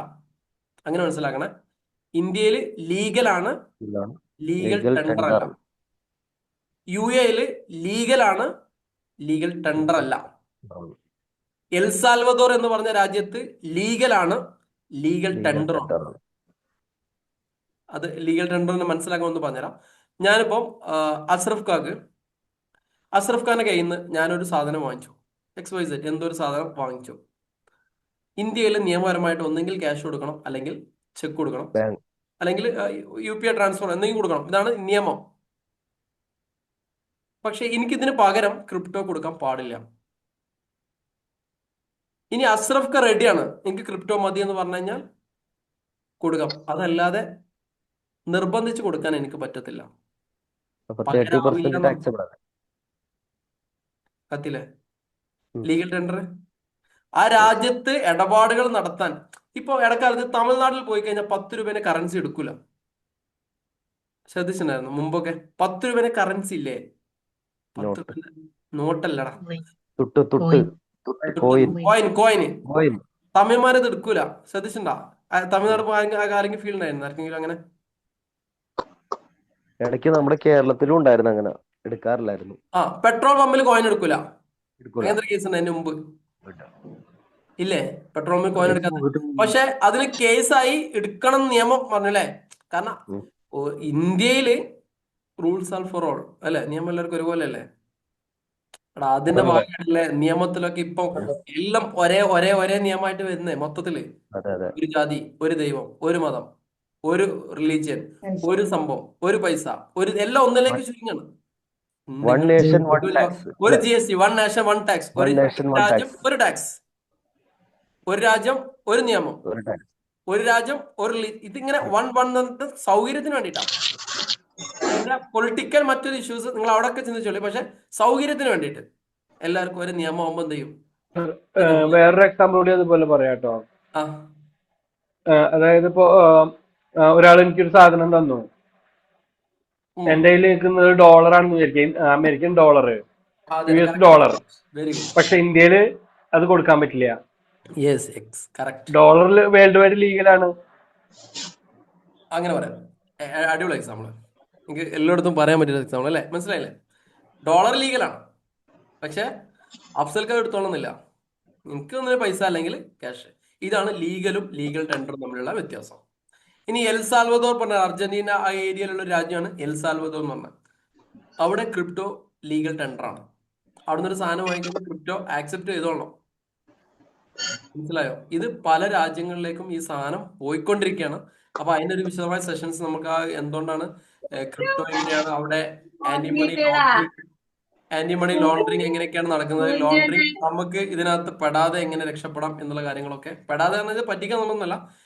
ക്രിപ്റ്റോ എന്നുള്ളത് ഏറ്റവും നല്ലൊരു എന്താ പറയാ ഭയങ്കര ഹൈ റിട്ടേൺ തരുന്ന ഹൈ റിസ്ക് ആയിട്ടുള്ള ഒരു ഇൻവെസ്റ്റ്മെന്റ് ആണ് ക്രിപ്റ്റോ എന്ന് പറയുന്നത്. ചെറിയൊരു എക്സാമ്പിൾ പറഞ്ഞുതരാം. 2010 ഞാൻ ബിറ്റ് കോയിനെ കുറിച്ച് ഞാൻ കേൾക്കുന്ന സമയത്ത്, ഞാൻ അന്ന് ഉടായ്പ എന്ന് പറഞ്ഞ് നടക്കുന്ന കാലഘട്ടത്തിൽ ബിറ്റ് കോയിന്റെ വില 70 പൈസയായിരുന്നു. 1 BTC = 70 പൈസ. ഇന്ന് ഞാനിപ്പോൾ നിങ്ങളോട് സംസാരിക്കുമ്പോൾ 1 കോടി രൂപയുടെ മുകളിലാണ് 1 BTC എന്ന് പറഞ്ഞിരിക്കുന്നത്. ഞാൻ പറയുന്ന സാധനങ്ങൾ ഗൂഗിൾ ചെയ്ത് നോക്കിയാൽ മനസ്സിലാവേ. അതായത് അന്ന് 10 രൂപക്ക് ഞാനിത് വാങ്ങിയിട്ടുണ്ടെങ്കിൽ എൻ്റെ കയ്യിൽ എത്ര ഉണ്ടാവും? ഒരു 10-12 ഉണ്ടാവില്ലേ? ഉണ്ടാവും. ഇന്ന് അതിന്റെ വില 1 BTC = 1 CR ആണ്. കഴിഞ്ഞ അനൂപ്ക നമ്മളൊക്കെ സംസാരിക്കുന്ന സമയത്ത് 23 ലക്ഷം 30 ലക്ഷം രൂപേന്റെ അടുത്തുള്ളൂ. എത്ര സംഭവങ്ങളാണ്. അപ്പം ഈ ഒരു മേഖലയിൽ ഇൻവെസ്റ്റ് ചെയ്യുന്ന സമയത്ത്, ഈ ഒരു മേഖലയിൽ ബാക്കിയുള്ള എന്തെങ്കിലുമൊക്കെ ചെയ്യുന്ന സമയത്ത് നമുക്ക് എന്ത് ചെയ്യണം? നല്ല ബോധ്യമാണ്. അക്കൗണ്ട്സ് പഠിക്കുമ്പോൾ ഇതൊക്കെ നല്ല ബോധ്യമാണ്. നമ്മുടെ ചുറ്റുപാടത്തുള്ള ആളുകൾ എന്തൊക്കെയാണ് ചെയ്യണമെന്നുള്ളതും സാമ്പത്തിക ഇടപാട് നടത്തുന്നത്. പിന്നെ ഇതൊക്കെ ചെയ്യുമ്പോൾ ലീഗൽ ആയതുകൊണ്ട് തന്നെ ഇതിന്റെ നിയമവശങ്ങളും കൂടി അറിഞ്ഞിരിക്കണം. ലീഗൽ ടെൻഡർ അല്ല എന്നുള്ളൂ. നിയമവശങ്ങൾ എന്ന് പറയുമ്പോൾ നമ്മൾ ട്രാൻസ്ഫർ ചെയ്യുന്ന ഓരോ കറൻസിയുടെ മുകളിലും 1%, ഓരോ കറൻസി എന്നല്ല, എത്രയാണോ ചെയ്യുന്നത് ആ ട്രാൻസ്ഫർ ചെയ്യുന്ന ഓരോന്നിനും 1% TDS അപ്ലിക്കബിൾ ആണ്. 10 ലക്ഷം രൂപ എന്ന അതിൻ്റെ 1% TDS അപ്ലിക്കബിൾ ആണ് ഇന്ത്യയിൽ. പ്രോഫിറ്റിന്റെ 30% ഫ്ലാറ്റ് ടാക്സും അടക്കണം. ഇന്ത്യയിൽ നിർബന്ധമാണ്. ആ ഒരൊറ്റ പോയിന്റ് മാത്രം മനസ്സിലാക്കിയത് എങ്ങനെ ചെയ്യാം, എങ്ങനെ ഇടപാട് നടത്താം എന്നുള്ള കാര്യങ്ങൾ നമുക്ക് വിശദമായിട്ട് ഒരു സെഷൻ നമുക്ക് ഉൾപ്പെടുത്തി പറയാം. പക്ഷെ ഒരു കാര്യം മനസ്സിലാക്കാം, ബിറ്റ് കോയിനും കറൻസികളൊന്നും വേറെ ആളുടെ കയ്യിൽ നിന്ന് വാങ്ങുന്ന സംഭവമേ അല്ല. ഇപ്പോൾ നിങ്ങളുടെ മുമ്പിൽ ഒരുപാട് ഇൻവെസ്റ്റ്മെന്റ് ഓപ്പർച്യൂണിറ്റി വരും. ഇതെടുത്താൽ ഇത്ര പെർസെൻറ്റേജ് കിട്ടും, ഇത്ര ഷെയർ ഡെയിലി കിട്ടും, അങ്ങനെ ക്രിപ്റ്റോ അങ്ങനെ വലുതായി വരും, അങ്ങനെയൊക്കെ ചിന്തിക്കുന്ന ആളുകളുണ്ട്. അത് സ്കാമാണ്. ചിന്തിക്കേണ്ടത് വെറുതെ ഒരാളും പൈസ തരത്തില്ല. ലാഭം മാത്രമുള്ള ബിസിനസ് ലോകത്ത് ഒന്നുമില്ല. അത് മാത്രം, ആ ഒരൊറ്റ ബേസിക് മാത്രം അതിനകത്ത് ചിന്തിച്ചാൽ മതി. ലാഭം മാത്രമാണ് ഒരാൾ പറയണമെങ്കിൽ അങ്ങനെ ഒരു ബിസിനസ് ഇല്ല. അല്ലേ? കറക്റ്റ് അല്ലേ? അതിന് ഡിഫറെന്റ് ഒപ്പീനിയൻ ഉണ്ടോ? ലാഭം മാത്രമുള്ള ബിസിനസ്, കൊറോണ വന്നാൽ എല്ലാം നിൽക്കും. ആൾക്കാർ സാധനം വാങ്ങിയില്ലെങ്കിൽ മൊത്തം നിൽക്കും. ആ ബിസിനസിന്റെ റൂളാണ്. ഡിജിറ്റൽ കറൻസി, ഡിജിറ്റൽ കറൻസി ആണെന്ന്, ഇൻടാഞ്ചിബിൾ അസറ്റ്. അപ്പം നമ്മൾ പഠിക്കുമ്പോൾ അസറ്റുകളെ കുറിച്ച് ക്ലാസിഫിക്കേഷൻ പറയുമ്പോൾ ഇൻടാഞ്ചിബിൾ അസറ്റിനെ കുറിച്ച് പറയും. We can't touch and see, നമുക്ക് കാണാനും തൊടാനും കഴിയാത്ത അസറ്റുകൾ, അതിൽപ്പെട്ടൊരു അസറ്റാണ് ക്രിപ്റ്റോ കറൻസി. തൽക്കാലം അങ്ങനെ മനസ്സിലാക്കാം. വിശദമായിട്ട് അതിൻ്റെ ഉള്ളിൽ എന്താണ് വർക്ക് ചെയ്യുന്നത്, ബ്ലോക്ക് ചെയിൻ ടെക്നോളജി എങ്ങനെയാണ് വർക്ക് ചെയ്യുന്നത്, സ്മാർട്ട് കോൺട്രാക്ട് എങ്ങനെയാണ് വർക്ക് ചെയ്യുന്നത്, അതിൽ എങ്ങനെയാണ് സേഫ് ആയിട്ട് എങ്ങനെയാണ് ഈ ഇടപാടുകൾ വരുന്നത്, അവിടെ എങ്ങനെയാണ് അതിൻ്റെ ഡിമാൻഡ് ആൻഡ് സപ്ലൈ വർക്ക് ചെയ്യുന്നത്, അതൊക്കെ പഴയ +2 ഡിമാൻഡ് ആൻഡ് സപ്ലൈ എന്നുള്ള എക്കണോമിക്സിലെ ടോപ്പിക്കാണ്. അതും കൂടി ഇന്റഗ്രേറ്റ് ചെയ്ത് നമുക്ക് പഠിക്കാം. മറ്റൊരു ടോപ്പിക്കിൽ കുറച്ചും കൂടി ഹയർ സാധനമാണ്, നമുക്ക് പോകുന്ന വഴിക്ക് പഠിക്കാം. ഇപ്പൊ തൽക്കാലം മനസ്സിലാക്കാം, ലാഭം മാത്രമുള്ള ഒരു ബിസിനസ് മാത്രമല്ല, ക്രിപ്റ്റോ കറൻസിക്കോ മറ്റു സാധനത്തിനോ വേറെ ആളുടെ കയ്യിൽ കൊടുത്തിട്ട് ശതമാനമായിട്ട് വരുന്ന സാധനമല്ല. നമ്മുടെ ക്യാഷ് കൊടുക്കുന്നു, എക്സ്ചേഞ്ചിൽ പോകുന്നു, ഡയറക്റ്റ് പർച്ചേസ് ചെയ്യുന്നു, നമുക്ക് എപ്പോഴാണോ ആവശ്യം അപ്പോൾ നമ്മൾ വിൽക്കുന്നു, അവിടുന്ന് പൈസ കിട്ടുന്നു. ഇതല്ലാതെ ആളെ ചേർത്തി ആളെ കൂടുമ്പോൾ നമുക്ക് വരുന്ന പൈസ, അങ്ങനെ വരുന്ന പൈസ ഇതാവട്ടെ, ലോകത്ത് ഏത് പൈസ ആവട്ടെ, അതിന് അധിക കാലം ഉണ്ടാവില്ല, സ്കാം ആയിരിക്കും. പറഞ്ഞു ഒരു കാര്യം പറയട്ടെ. ഇതിനു മുമ്പ് ഒരു 3-4-5 വർഷം മുമ്പേ കുറച്ച് ആളുകൾ കുടുങ്ങിയിട്ട് ഇതേപോലെ തന്നെ നമ്മുടെ ഫ്രണ്ട് ഇങ്ങനെ പെട്ടെന്ന് സാമ്പത്തിക ബുദ്ധിമുട്ട് ഉണ്ടെങ്കിൽ പെട്ടെന്ന് തന്നെ നല്ല പ്രോഫിറ്റ് ഉണ്ടാക്കാൻ പറ്റിയൊരു സംഭവമാണ് ബിറ്റ് കോയിൻ എന്നൊക്കെ പറഞ്ഞിട്ട് ഒരു ഹോട്ടലിലൊക്കെ വെച്ച് ഒരു മീറ്റിംഗ് ഒക്കെ വിളിക്കലും അങ്ങനെ പരിചയപ്പെടുത്തി. പിന്നെ നിരന്തരമായിട്ട് ബാക്കി കൂടെ കോൾ ചെയ്യലായിരുന്നു, വരാൻ അറ്റൻഡ് ചെയ്യാൻ പറഞ്ഞിട്ട് ഇങ്ങനെ സംഭവമാണെന്ന് പറഞ്ഞു. ഞാൻ പിന്നെ പയ്യനാട് വിട്ടു വന്നു. ഇതത് സ്കാമല്ല ശരിക്കും. സ്കാമാണ്. അങ്ങനെ പൈസ ഉണ്ടാവില്ല. നമ്മളെന്താ പറയാ, ഈ കുടുങ്ങിയ സമയത്തെ ഓരോരോ പഹയന്മാരുടെ വർത്താനം കേട്ടിട്ട് നമ്മൾ ആ വലിയ ഹോളും വലിയ മീറ്റിങ്ങും ഇൻസൈഡൊക്കെ ആക്കിയിട്ട് കാണുമ്പോൾ വലിയ വലിയ സാധനങ്ങൾ കാണുമ്പോൾ നമ്മൾ വലിയ വലിയ സ്വപ്നത്തിലേക്ക് പോകും. ആ പറയാണ്ട് പൈസ ഒക്കെ പോകും. അപ്പൊ വരുന്ന നമുക്ക് വരുന്ന ഹിന്ദു ധർമ്മം ഇത്രേ വണ്ടികളൊക്കെ ഉള്ളൂ. ഓഡിയോ നമ്മളെ മുമ്പിലായി ബെൻസ് ഒക്കെ ആയിരിക്കും. ഓഡിയൻസ് ആയി വന്നിരിക്കുന്ന ആളുകളോട് കാര്യം പറഞ്ഞു കൊടുക്കാം. പിന്നെ അവർ ചെയ്യുകയാണെങ്കിൽ ലക്കും ദീനക്കും വലിയ തീ എന്നുള്ള രീതിയിൽ വിടലാം. നല്ലതെന്നുള്ളതൊക്കെ പറഞ്ഞു കൊടുക്കും. നമ്മൾ ധർമ്മം എന്നുള്ള രീതിയിൽ അക്കൗണ്ട്സ് ആണ് പഠിപ്പിക്കുന്നത് എന്നുള്ള രീതിയിൽ ആ സാധനങ്ങളൊക്കെ പറഞ്ഞു കൊടുക്കും. ഇത് അക്കൗണ്ട്സിന്റെ പാർട്ടാണ്. ഇപ്പൊ യു എയിൽ ഒരു കമ്പനി ഞാൻ കൺസൾട്ട് ചെയ്യുന്നുണ്ട്. ഇത് എന്തുകൊണ്ട് ഇത്ര ഇമ്പോർട്ടന്റ് ഉണ്ട് എന്നുള്ളത്, അവരുടെ ക്യാപിറ്റൽ എന്ന് പറഞ്ഞത് 3 ബിറ്റ്കോയിൻ ആണ്. ഞാൻ അവരുടെ കമ്പനി കൺസൾട്ട് ചെയ്യുന്നത് ഞാനാണ്. 3 ബിറ്റ്കോയിൻ ക്രിപ്റ്റോ ആണ് അന്ന് ക്രിപ്റ്റോന്റെ വില. എനിക്ക് തോന്നുന്നു 50 ലക്ഷം രൂപയാണെന്ന് തോന്നുന്നുണ്ട്. 50 ലക്ഷം രൂപയായിരുന്നു അന്ന് ഒരു ബിറ്റ്കോയിന്റെ വില. 3 ബിറ്റ്കോയിൻ എടുത്തിട്ടാണ് അവർ ബിസിനസ് സ്റ്റാർട്ട് ചെയ്യുന്നത്. That means 1.5 CR. 1.5 CR. ഇപ്പൊ ഇന്ന് ആ കമ്പനി അതിന്റെ വാല്യുവേഷൻ എടുക്കുകയാണെങ്കിൽ അവർ ആ സാധനം വിൽക്കാതെ അവർ വിറ്റിട്ട് കുറെ സാധനങ്ങളൊക്കെ വാങ്ങിട്ടോ. ഇന്ന് ആ കമ്പനിയിൽ അങ്ങനെ തന്നെ കിടക്കുകയാണെങ്കിൽ ആ കമ്പനിയുടെ ടോട്ടൽ വാല്യുവേഷൻ 3 CR മുകളിൽ ക്യാപിറ്റൽ മാത്രം ഉണ്ടാവുകയാണ്. പക്ഷെ അവര് ഗുഡ്സുകൾ വാങ്ങി, സാധനങ്ങളൊക്കെ വാങ്ങി. അപ്പം നമ്മൾ പഠിച്ച cash account up to capital മാത്രമല്ല എവിടെ വരിക, ക്രിപ്റ്റോ അക്കൗണ്ട്സിൽ വരിക. കറൻസി. കാരണം ക്രിപ്റ്റോ കറൻസി ഇന്നത്തെ ഒരു ബുക്കിനകത്തും ഇല്ല. +2 ഇല്ല, SLC ഇല്ല, ഇൻസ്റ്റിറ്റ്യൂട്ടുകളും പഠിപ്പിക്കുന്നില്ല. കാരണം അവർക്ക് ഇങ്ങനത്തെ സിനാരിയോ വന്നിട്ടില്ല. എനിക്കിത് പഠിപ്പിക്കേണ്ടി വരുന്നത് ഞാൻ തന്നെ കൺസൾട്ട് ചെയ്യുന്ന കമ്പനിയിൽ ഇങ്ങനെ ഒരു സിനാരിയോ വന്നതുകൊണ്ടാണ്. ഇല്ലെങ്കിൽ ഞാൻ ഇതിനെക്കുറിച്ച് ഇത്രയും ഡീറ്റെയിൽ സ്റ്റഡിയിലേക്ക് പോകില്ല. അപ്പോൾ ഇതാണ്. അപ്പോൾ അക്കൗണ്ട്സിനകത്ത് നിങ്ങൾ ഒരു ഹൈപ്പർ മാർക്കറ്റിൽ അക്കൗണ്ടന്റ് ആണെങ്കിൽ അവിടെ വരുന്ന എല്ലാ കാര്യങ്ങളും, ഇപ്പൊ പല കമ്പനികളും ക്രിപ്റ്റോ ആക്സെപ്റ്റ് ചെയ്യാൻ തുടങ്ങിയതോടുകൂടി ഇതൊക്കെ നമ്മൾ റെക്കോർഡ് ചെയ്യേണ്ട ഒരു കാലഘട്ടത്തിലേക്കാണ് ഇപ്പം പോക്ക് പോകുന്നത്. ഒന്നുകൂടി ആകുമ്പോൾ AI ഇന്റഗ്രേഷനും കൂടി കയറുമ്പോൾ നമുക്ക് ഒന്നുകൂടി AI അത്ര പെട്ടെന്ന് അക്കൗണ്ട്സിനെ ബാധിക്കുമെന്ന് എനിക്ക് തോന്നുന്നില്ല. പക്ഷെ ബാധിച്ചൂടെ ഇല്ല. ബാക്കി എല്ലാ മേഖലയിലും ബാധിച്ചില്ലേ. ChatGPT, ഗൂഗിൾ ജെമിനി എന്നൊക്കെ പറഞ്ഞ പോലെ ഇതിനകത്ത് വേറെ എന്തെങ്കിലുമൊക്കെ സംഭവങ്ങൾ വന്നുകൂടായില്ല. ചെറിയൊരു ലൈറ്റ് വേർഷൻ നമുക്ക് സോഹോ ബുക്സിനകത്തൊക്കെ കാണുന്നുണ്ട്. പക്ഷെ അതൊരു അൾട്ടിമേറ്റ് സാധനം എന്നൊന്നും പറയാൻ നമുക്ക് പറ്റത്തില്ല. എന്തായാലും ഒരു ഹ്യൂമൻ ഇന്ററാക്ഷൻ അവിടെ വേണ്ടി വരുന്നതാണ് ഞാൻ പ്രതീക്ഷിക്കുന്നത്. പക്ഷെ ഇതിന് മുകളിലൊക്കെ കയറിപ്പോ. അപ്പൊ റെക്കോർഡ് ചെയ്യാം. അപ്പൊ റെക്കോർഡ് ചെയ്യാൻ അക്കൗണ്ട്സിൽ ഉപയോഗിക്കുന്ന ടൂള് ഏതായിരുന്നു? ജേണൽ. ഇനി നമ്മൾ വൺസ് ഒരു സാധനം റെക്കോർഡ് ചെയ്തു. ഇപ്പോ എന്റെ സ്ഥാപനത്തിൽ ഒരുപാട് സാധനങ്ങൾ ഉണ്ടെന്ന് വിചാരിച്ചോളെ. ഞാൻ സ്ക്രീൻ ഒന്നുകൂടി ചെയ്യാം. പർച്ചേസ് വന്നു, സെയിൽ വന്നു, എക്സ്പെൻസ് വന്നു, ഇൻകം വന്നു, ഒരുപാട് സാധനങ്ങൾ വന്നു. ഇപ്പൊ നമ്മളിതൊരു സ്ഥാപനത്തിന്റെ ഒരു ഇതാണെന്ന് വിചാരിച്ചോളൂ. സ്ക്രീൻ കാണുന്നുണ്ടല്ലോ അല്ലെ? സ്ക്രീൻ കാണുന്നുണ്ടല്ലോ അല്ലെ? ഓക്കെ. ഇവിടെ നോക്കേ, നല്ല ശ്രദ്ധിച്ചോളെ. അടിപൊളിയായിട്ട് നമുക്ക് അടിച്ചു പൊളിച്ച് ക്ലാസ് എടുത്ത് പോവാം. ഇത് നമ്മളൊരു സ്ഥാപനത്തിന്റെ നമ്മൾ ഹൈപ്പർ മാർക്കറ്റ്, ആവശ്യമില്ലാത്ത മൈക്ക് മ്യൂട്ട് ചെയ്തോളെ. ഹൈപ്പർ മാർക്കറ്റ് ആണെന്ന് വിചാരിച്ചോളൂ. ഇതിനകത്ത് ഒരുപാട് സാധനങ്ങളുണ്ട്. ഫുള്ള് ഞാൻ ഇതിനുള്ളിൽ ഈ ഒരു പുസ്തകത്തിനുള്ളിൽ ഇങ്ങനെ റെക്കോർഡ് ചെയ്തു.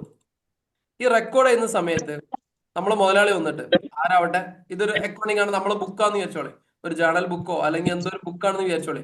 ഈ ബുക്കിനകത്ത് നമ്മളെ പർച്ചേസും സെയിലും എക്സ്പെൻസും ഇൻകം എല്ലാ കാര്യങ്ങളും എഴുതി. എല്ലാ കാര്യങ്ങളും എഴുതിയിട്ട്, ആരാ സ്ക്രീനിൽ ഇറങ്ങുന്നത്? എല്ലാ കാര്യങ്ങളും എഴുതിയിട്ട് നോക്കണേ. എല്ലാ കാര്യങ്ങളും നമ്മൾ എഴുതി. ഇതിൽ നിന്ന് മുതലാളി ഒന്ന് ചോദിക്കുകയാണ്, ഇന്ന് എത്ര രൂപയുടെ കച്ചവടം നടന്നു എന്ന് ചോദിച്ചു കഴിഞ്ഞാല് നമുക്ക് എങ്ങനെ കിട്ടാം? ഇഷ്ടം പോലെ അല്ലേ? പർച്ചേസ് ഉണ്ട്, സെയിൽ ഉണ്ട്, എക്സ്പെൻസ് ഉണ്ട്, ഇൻകം ഉണ്ട്, അവിടെ ഇവിടെയൊക്കെ നിറഞ്ഞു കിടക്കാം. ഇങ്ങനെ ഇങ്ങനെ ഇങ്ങനെ കിടക്കാം. കിട്ടുമോ? അപ്പൊ എന്ത് ചെയ്യണം? സെയിൽ എത്ര ഉണ്ടെന്ന് വെച്ചാൽ എങ്ങനെയാ? സെയിലിനെ മാത്രം നമ്മൾ വേറെ എടുക്കണം അല്ലെ? ഇപ്പൊ ഉദാഹരണം, സെയിൽ ഇത് മാത്രമാണ് സെയിലെങ്കിൽ ഇതിനെ മാത്രം എന്ത് ചെയ്യണം? വേറെ എടുക്കണം. ഇനി പർച്ചേസ് ഉണ്ട് എത്ര ഉണ്ടെന്ന് ചോദിച്ചു കഴിഞ്ഞാലോ, പർച്ചേസിന് മാത്രം നമ്മൾ വേറെ എടുത്ത് എഴുതണം. ഇതിനെയാണ് നമ്മൾ അക്കൗണ്ട്സിൽ ക്ലാസിഫൈയിങ് എന്ന് പറയാം. തരംതിരിച്ച് എഴുതാം. എഴുതരുത്, തരംതിരിച്ച് എഴുതാം. തരംതിരിച്ച് എഴുതിയാലേ നമുക്ക് എന്തിട്ടുള്ളൂ? റിസൾട്ട് ഇട്ടത്. അതായത് ഇത് പർച്ചേസ് ആണ്, ഇത് സെയിലാണ്, ഇന്ന സാധനം ഇന്നതാണ്. ഇങ്ങനെ എന്ത് ചെയ്യണം? തരംതിരിച്ച് എഴുതണം. ഇതിനെയാണ് നമ്മൾ ക്ലാസിഫൈ എന്ന അക്കൗണ്ട്സിൽ പറയാം. ക്ലാസിഫൈ ചെയ്യാൻ അക്കൗണ്ട്സിൽ ഉപയോഗിക്കുന്ന ടൂളാണ് ലെഡ്ജർ. അത് നമ്മൾ എല്ലാ കാര്യങ്ങളും എഴുതി അത് എഴുതാൻ വേണ്ടി ഉപയോഗിക്കുന്ന ടൂള് ജേണലാണ്. രണ്ടാമത്തെ ടൂള് ഈ എഴുതി വെച്ച സാധനത്തിന് ഒരു കൂട്ടി വെക്കുക, അറിയില്ലേ? വൃത്തിയാക്കി വെക്കുക. ഓരോന്നിനും മാറ്റി മാറ്റി വെക്കുക. സെയിൽ വേറെ, പർച്ചേസ് വേറെ, എക്സ്പെൻസ് വേറെ, ഇൻകം വേറെ, എല്ലാം വേറെ വേറെ എഴുതി വെക്കുന്നതിനെയാണ് നമ്മൾ ക്ലാസിഫൈ എന്ന് പറയാം. ക്ലാസിഫൈ ചെയ്യാൻ വേണ്ടിയിട്ട് അക്കൗണ്ട്സിൽ യൂസ് ചെയ്യുന്ന ടേമാണ് ലെഡ്ജർ. സെറ്റ് അല്ലേ? ഓക്കെ അല്ലേ? റെഡി അല്ലേ? ഓക്കെ. ഇനി അങ്ങനെ മുതലാളി ചോദിച്ചു. ഇപ്പൊ അഫ്സൽക്കാണ് നമ്മളെ മുതലാളി എന്ന് ചോദിച്ചോളേ. മുതലാളി വന്നിട്ട് സെയിൽ ഇത്ര ഉണ്ട്, പർച്ചേസ് ഇത്ര ഉണ്ട്, എക്സ്പെൻസ് ഇത്ര ഉണ്ട്, ഇങ്ങനെ അല്ലേ? ഇതെല്ലാം കുറേ പേപ്പറിലായിരിക്കും നടക്കണ്ടാവുക, കുറേ സാധനത്തിൽ. ഇതിനെല്ലാത്തിനെയും ഒറ്റ പേപ്പറിലാക്കി ഇന്ന് സെയില്, പർച്ചേസ്, എക്സ്പെൻസ്, ഇൻകം മൊത്തത്തിൽ ഒറ്റ സിംഗിൾ പേപ്പറാക്കി എഴുതുന്നതിനെയാണ് നമ്മൾ എന്ത് വിളിക്കുക? സമ്മറൈസ്. ഷോർട്ടാക്കി വെക്കുക. സമ്മ ചെയ്യാം, സമ്മ ചെയ്യാം. ഇത് കുറേ അല്ലേ, നമ്മൾ ഇപ്പൊ ഒരു ഹൈപ്പർ മാർക്കറ്റിനെ സംബന്ധിച്ചിടത്തോളം എന്തൊക്കെയാ ട്രാൻസാക്ഷൻസ് ഉണ്ടാവും. ഇതൊക്കെ ഒരു മുതലാളി വന്ന് ചോദിക്കുമ്പോൾ ഒരു 10-25 പേജ്, ഇന്നത്തെ പരിപാടി എന്താണെന്ന് വെച്ച് കഴിഞ്ഞാൽ ആ 10-25 പേജാണ് കൊടുത്തു കഴിഞ്ഞാൽ ഇങ്ങനെ ഇരുന്ന് കഴിഞ്ഞാൽ ഇപ്പൊ ഒന്നും തിരിയോ? ഒന്നും തിരിയത്തില്ല. അപ്പൊ അതിനെ ഷോർട്ട് ചെയ്ത് ക്രിസ്പ് ആക്കിയിട്ട് എഴുതുന്ന ആ ഒരു സെറ്റപ്പിനെയാണ് നമ്മൾ സമ്മറൈസിങ് എന്ന് പറയാം. സമ്മറൈസ് ചെയ്യാൻ വേണ്ടിയിട്ട് അക്കൗണ്ട്സിൽ ഉപയോഗിക്കുന്ന ടൂളാണ് ട്രയൽ ബാലൻസ്. അപ്പം ആദ്യം നമ്മൾ റെക്കോർഡ് ചെയ്തു, റെക്കോർഡ് ചെയ്തതിനെ നമ്മൾ ക്ലാസിഫൈ ചെയ്തു, ക്ലാസിഫൈ ചെയ്ത സാധനത്തിനെ നമുക്ക് അനുയോജ്യമായ രീതിയിൽ നമ്മൾ ക്ലാസിഫൈ ചെയ്ത് വെച്ചു. ക്ലാസിഫൈ ചെയ്ത സാധനത്തിനെ നമ്മൾ ഒറ്റ പേജിൽ ചുരുക്കിയിട്ട് എഴുതുന്നതിനെയാണ് നമ്മൾ സമ്മറൈസ് എന്ന് പറയാം. അപ്പം ആദ്യം ജേണലാണ്, പിന്നെ അതിനെ നമ്മൾ ലെഡ്ജറാക്കി, ലെഡ്ജറിന് നമ്മൾ എന്താക്കി? Trial balance. അപ്പൊ ഇങ്ങനെ ട്രയൽ ബാലൻസ് നോക്കിക്കഴിഞ്ഞാൽ മനസ്സിലാവും, ആ ശരി, എക്സ്പെൻസ് ഇത്ര, പർച്ചേസ് ഇത്ര, സെയിൽ ഇത്ര, ഇന്ന സാധനം ഇത്ര, ഇന്ന സാധനം ഇത്ര, ഇന്ന കാര്യങ്ങളൊക്കെ നമ്മൾ ഷോർട്ടാക്കി കിട്ടി. അങ്ങനെ ഒറ്റ പേജിനകത്ത് ഈ സാധനം കിട്ടിക്കഴിഞ്ഞാൽ നമുക്ക് ചിന്തിക്കാലോ, ഇത്ര എക്സ്പെൻസ് ഉണ്ട്, ഇത്ര സെയിൽ ഉണ്ട്, അതുകൊണ്ട് ഇത്ര ലാഭം, അതുകൊണ്ട് ഇത്ര നഷ്ടം എന്ന് നമുക്ക് ചിന്തിക്കാൻ കഴിയൂലേ? കഴിയൂലേ? അല്ലേ? അതിനെയാണ് നമ്മൾ വിളിക്കുക അനലൈസിങ് ആൻഡ് ഇന്റർപ്രറ്റിംഗ്. അനലൈസ് ചെയ്യും, നമുക്ക് കിട്ടിയ ഡാറ്റ ചിന്തിക്കൂലേ? ഒരു 10 ആൾക്കാർ ഒരേ സ്ഥലത്തേക്ക്, അല്ലെങ്കിൽ ഒരു 10 ആൾക്കാർ ഇങ്ങനെ ഓടി വരുന്നുണ്ട്, നമ്മൾ ഓടൂലേ? എടാ ഓടൂലേ? നമ്മളിവിടെ ഇങ്ങനെ ഒറ്റയ്ക്ക് നിൽക്കുകയാണ്, അതിൽ പെട്ടെന്ന് വന്നിട്ട് ഒരു 10 ആൾക്കാർ ഓടി വരുന്നത്, നമ്മൾ അനലൈസിങ് എന്താ? നമ്മളിങ്ങനെ നോക്കോ, ആയിക്കോട്ടെ എന്താണ് സാധനം വരുന്നത് നോക്കിയിട്ട് ഓടാൻ ചിന്തിക്കോ? ഓടും. എന്താ നമ്മളെ മണ്ട അനലൈസ് ചെയ്യുക. കാരണം ആ സാഹചര്യം, ആ സിനാരിയോ വെച്ചാൽ, അതേപോലെ ഒരു കമ്പനിന്റെ മൊത്തം എക്സ്പെൻസ്, ഇൻകം, സെയിൽ, ഫുള്ള് സാധനം മുമ്പിൽ വെച്ചിട്ട് നമ്മൾ അനലൈസ് ചെയ്യണം. അനലൈസ് ചെയ്യാൻ വേണ്ടിയിട്ട് അക്കൗണ്ട്സിൽ ഉപയോഗിക്കുന്ന ടൂളാണ് ട്രേഡിംഗ് അക്കൗണ്ട് എന്ന് പറയുന്നത്. ട്രേഡിംഗ് അനലൈസ് ചെയ്യാം. അപ്പൊ ഈ പരിപാടിയിൽ നിന്ന് ആ വരുന്നത് പൂച്ചയാണോ, നായയാണോ, ആനയാണോ എന്നുള്ളത് നമ്മൾ നോക്കി ഏറെക്കുറെ മനസ്സിലാവും. പിന്നെ ഉറപ്പ് വരുത്തും, കുറെ നേരം ഓടിയിട്ട് വെറുതെ ഓടിയതാടാ, അല്ലെങ്കിൽ അതേനി തന്നല്ലേ, ഈ ഉറപ്പ് വരുത്താൻ വേണ്ടി അക്കൗണ്ട്സിലെ. അപ്പൊ നമ്മളൊരു ഇന്റർപ്രിട്ടേഷനിലെത്തും. ഓ ശരി, ഇങ്ങനെയാണ്, ശരിക്കും കമ്പനി ഇത്ര നഷ്ടത്തിലാണ്, കമ്പനി ഇത്ര ലാഭത്തിലാണ്, ഒരു ഇന്റർപ്രിട്ടേഷനിലെത്തും. ആ ഇന്റർപ്രിട്ടേഷന് വേണ്ടി അക്കൗണ്ട്സിൽ ഉപയോഗിക്കുന്ന ടൂളാണ് profit and loss account. Clear ആയില്ലേ? അപ്പം നമ്മൾ ഒരു സാധനം എഴുതി വെച്ചു, എഴുതിയ സാധനത്തിന് സിസ്റ്റമാറ്റിക് ആയിട്ട് ഒരു ഓർഡർ ആക്കി ക്ലാസിഫൈ ചെയ്ത് വെച്ചു. മീൻസ് ജേർണൽ ടു ലെഡ്ജർ വന്നു. അതിന് നിങ്ങളുടെ പോസ്റ്റിംഗ് എന്നൊക്കെ ഞാൻ പറയാം, നമുക്ക് വിശദമായിട്ട് ആ ക്ലാസ്സിൽ പറയാം. വന്നതിന് ശേഷം നമ്മൾ വളരെ ഷോർട്ട് ആക്കിയിട്ട് സമ്മറൈസ് ചെയ്ത് ഒറ്റ പേജ് ആക്കി മാറ്റി. ഈ സമ്മറൈസ് ചെയ്ത സാധനത്തിനെ നമ്മൾ അനലൈസ് ചെയ്തു. അനലൈസ് ചെയ്ത സാധനത്തിന് നമ്മൾ ഒരു ഇന്റർപ്രിട്ടേഷനിലെത്തി. ശരി, ബിസിനസ് ലോസ് ആണ്, അല്ലെങ്കിൽ മുതലാളിനോട് പറയാം പരിപാടി നിർത്തിക്കളി, കൈമൊന്ന് പോയിക്കണമെന്ന് പറയാം. ഇത് പറയാൻ അക്കൗണ്ടന്റിന് പറ്റിയിട്ടില്ലെങ്കിൽ ഈ സാധു കുത്തുവാളെടുക്കും. മനസ്സിലായില്ലേ? ഒരു അക്കൗണ്ടന്റ് മുതലാളിയോട് കൃത്യമായിട്ട് പറഞ്ഞു കൊടുത്തിട്ടില്ലെങ്കിൽ മുതലാളിക്ക് ഇത് അറിയില്ലല്ലോ. അയാൾ കുറെ പൈസ കുറെ കൊണ്ടിടുന്നു, കുറെ അങ്ങോട്ടാക്കുന്നു, ഇങ്ങോട്ടാക്കുന്നു. ഇന്ന് പൈസ ഇല്ലാന്ന് പറയുമ്പോൾ അവിടുന്ന് റോൾ ചെയ്യും. ഇല്ലേ? അഫ്സൽക്ക് ഇന്ന് പൈസ ഇല്ലെങ്കിൽ റിയാസ് ഖാനെ വിളിക്കും, കുറച്ച് പൈസ അങ്ങോട്ടേക്ക് ഇടും. റിയാസ് ഖാനെ പൈസ ഇന്ന് കൊടുക്കുമ്പോൾ ഷക്കീർ ഖാൻ എടുത്തുകൊണ്ട് വേറെ വാങ്ങും. ഇതിങ്ങനെ റോളിംഗ് ആയിരിക്കും. ഈ വിവരം ആരറിയിക്കണം? കറക്റ്റായിട്ട് അക്കൗണ്ട്സ് പ്രോപ്പർ ആണെങ്കിൽ കറക്റ്റായിട്ട് കിട്ടും. കൈമന്ന് പോയിക്കണം എന്നുള്ളത് കറക്റ്റ് വിവരം കിട്ടും അക്കൗണ്ട്സ് ഒരു. കാരണം എന്താ, മുതലാളി അറിയുന്നതിന് മുമ്പേ ബിസിനസ് പൊട്ടുന്ന വിവരം അറിയുന്ന ആളെ അക്കൗണ്ടന്റാ, അറിയില്ലേ? അല്ലേ? ബിസിനസ് പൊട്ടുക എന്നുള്ളത് മുതലാളി അറിയുന്നതിനെക്കാട്ടിൽ ഒരു 5 മിനിറ്റ് മുമ്പെങ്കിലും ആരറിയും? അക്കൗണ്ടന്റ് അറിയും. ഏത് സ്ഥാപനത്തിലും അക്കൗണ്ടന്റ് തെറിക്കാൻ 2-3 റീസൺ. ഒന്ന്, സാലറി കുറവായിരിക്കും. 2, അവൻക്കറിയാം ഇതധികം ഈ പരിപാടി മുമ്പോട്ട് പോയില്ല, അടുത്ത നോക്കിയില്ലെങ്കിൽ. അല്ലാതെ ഈ സാലറി എടുക്കുന്ന നേരത്തെ തലവേദന പിടിച്ചിട്ട് ഞാൻ എന്റെ പെണ്ണുങ്ങളെ പണ്ടം വിറ്റിട്ട് നിങ്ങൾക്ക് സാലറി ആയിരുന്നു, നിങ്ങളൊന്ന് ശ്രദ്ധിക്കുന്നൊന്നും പറഞ്ഞൊന്നും കാര്യമില്ല. അക്കൗണ്ടന്റ് പോയില്ലെങ്കിൽ 2 അക്കൗണ്ടന്റ് പോയ സ്ഥാപനങ്ങളൊക്കെ നമ്മൾ നല്ലോണം ശ്രദ്ധിക്കണം. ഒന്നെങ്കിൽ അവിടെ അക്കൗണ്ട് പ്രോപ്പർ ആയിരിക്കില്ല, ഇല്ലെങ്കിൽ ആ സാധനം തീരുമാനം ആവാനായിരിക്കണം. ഒക്കെ റിലേറ്റബിൾ ആയിരിക്കട്ടെ. അതൊക്കെ പല ആളുകളുടെ ലൈഫിനകത്ത് എക്സ്പീരിയൻസ് ചെയ്താൽ. ഞാനിങ്ങനെ കുറെ ഞാൻ എന്റെ മെയിൻ ഏരിയ ഈ പൊട്ടിപ്പൊളിഞ്ഞ സാധനങ്ങൾ റെഡിയാക്കുക എന്നുള്ളത്. അതുകൊണ്ടാണ് ഞാൻ ഈ എക്സ്പീരിയൻസ് കൂടുതൽ ഷെയർ ചെയ്യുന്നത്. അപ്പോൾ അക്കൗണ്ട്സ് മുതലാളി, അപ്പം എപ്പോഴും അക്കൗണ്ടന്റിനോട് മുതലാളിക്ക് എപ്പോഴും ഒരു ഫേവർ ഉണ്ടാവും. അവിടെ ഹൈറാക്കി ഒക്കെ തെറ്റിക്കും. നമ്മൾ എല്ലായിടത്തും പറയാറുണ്ട് ഞാൻ, അല്ലേ? അവിടെ ഒരു സിഇഒ ഉണ്ടെങ്കിലും JM ഉണ്ടെങ്കിലും ഏത് മാനേജർ ഉണ്ടെങ്കിലും പേഴ്സണലി ആയിട്ട് മുതലാളി വിളിക്കുന്ന ഒരാളെ കൊണ്ടുണ്ടായിരിക്കും. എന്തായിടാ, പൈസ ഉണ്ടോ, എടുക്കാനില്ലേ, കിട്ടണില്ലേ, ഇല്ലേ? ഒരു ഹൈറാക്കി ഒക്കെ തെറ്റിക്കും അവിടെ. കാരണം പൈസ, പണം പണം പൈസയാണ് മുഖ്യം. അല്ല, അപ്പൊ ഞാൻ പറഞ്ഞു വരുന്നത് അക്കൗണ്ട്സ് ഇത് പ്രോപ്പർ ആയിരിക്കണം. അപ്പം അക്കൗണ്ടിന് എന്തൊക്കെ ചെയ്യണം, ഏതൊക്കെ ഫങ്ഷൻസ് ചെയ്യേണ്ടത്? റെക്കോർഡ് ചെയ്യണം, ക്ലാസിഫൈ ചെയ്യണം, സമ്മറൈസ് ചെയ്യണം, അനലൈസ് ചെയ്യണം, ഇന്റർപ്രിറ്റ് ചെയ്യണം.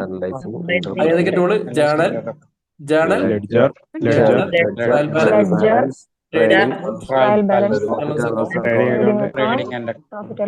ഇനി സംഭവം കിട്ടി.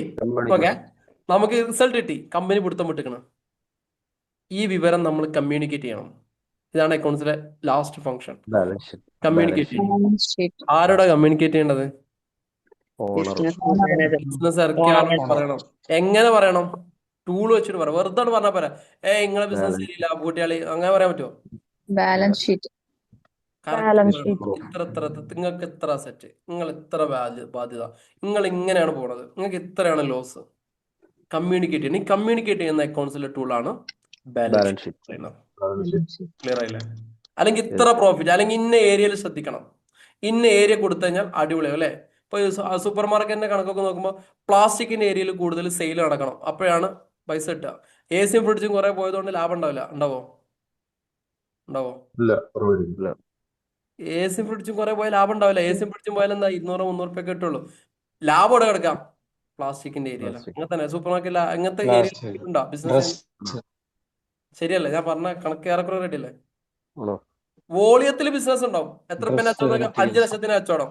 പക്ഷെ AC-യും ഫ്രിഡ്ജ് ആണെങ്കിൽ അതിന് 10,000 രൂപ ലാഭം ഉണ്ടാവുള്ളൂ. പക്ഷെ ഈ 5 ലക്ഷത്തിന്റെ കച്ചവടം പ്ലാസ്റ്റിക് ഏരിയയിൽ നടന്നു കഴിഞ്ഞാല് 2.5 ലക്ഷം രൂപ ലാഭം, 3 ലക്ഷം രൂപ ലാഭമായിരിക്കും. അപ്പൊ ഇങ്ങനെയുള്ള ഫോർകാസ്റ്റിങ്ങും പ്രൊജക്ഷൻസും സ്റ്റോക്കിന്റെ വാല്യുവേഷനും ആർക്ക് ചെയ്യാൻ കഴിയണം? അക്കൗണ്ടന്റിന് ചെയ്യാൻ വേണ്ടി പറ്റണം. അവിടെയാണ് നമ്മൾ റിസൾട്ട് എടുക്കുന്നത്. അപ്പൊ ആസ് എൻ അക്കൗണ്ടന്റ് എന്നുള്ള രീതിയിൽ നിങ്ങൾ ഒരു ഹൈപ്പർ മാർക്കറ്റിൽ അക്കൗണ്ടന്റ് ആയിട്ട് ഇപ്പൊ നിൽക്കുകയാണ്. നിങ്ങൾ ഈ 5 ഫംഗ്ഷനും ഭംഗിയായിട്ട് വൃത്തിയായിട്ട് ചെയ്തു കഴിഞ്ഞാൽ നിങ്ങളൊരു അടിപൊളി അക്കൗണ്ടന്റ് ആയിരിക്കും. ഇല്ലെങ്കിൽ നിങ്ങൾക്ക് ഈ പണി നടക്കൂല, അങ്ങനെ തന്നെ പറയാം. അപ്പൊ എന്ത് ചെയ്യണം?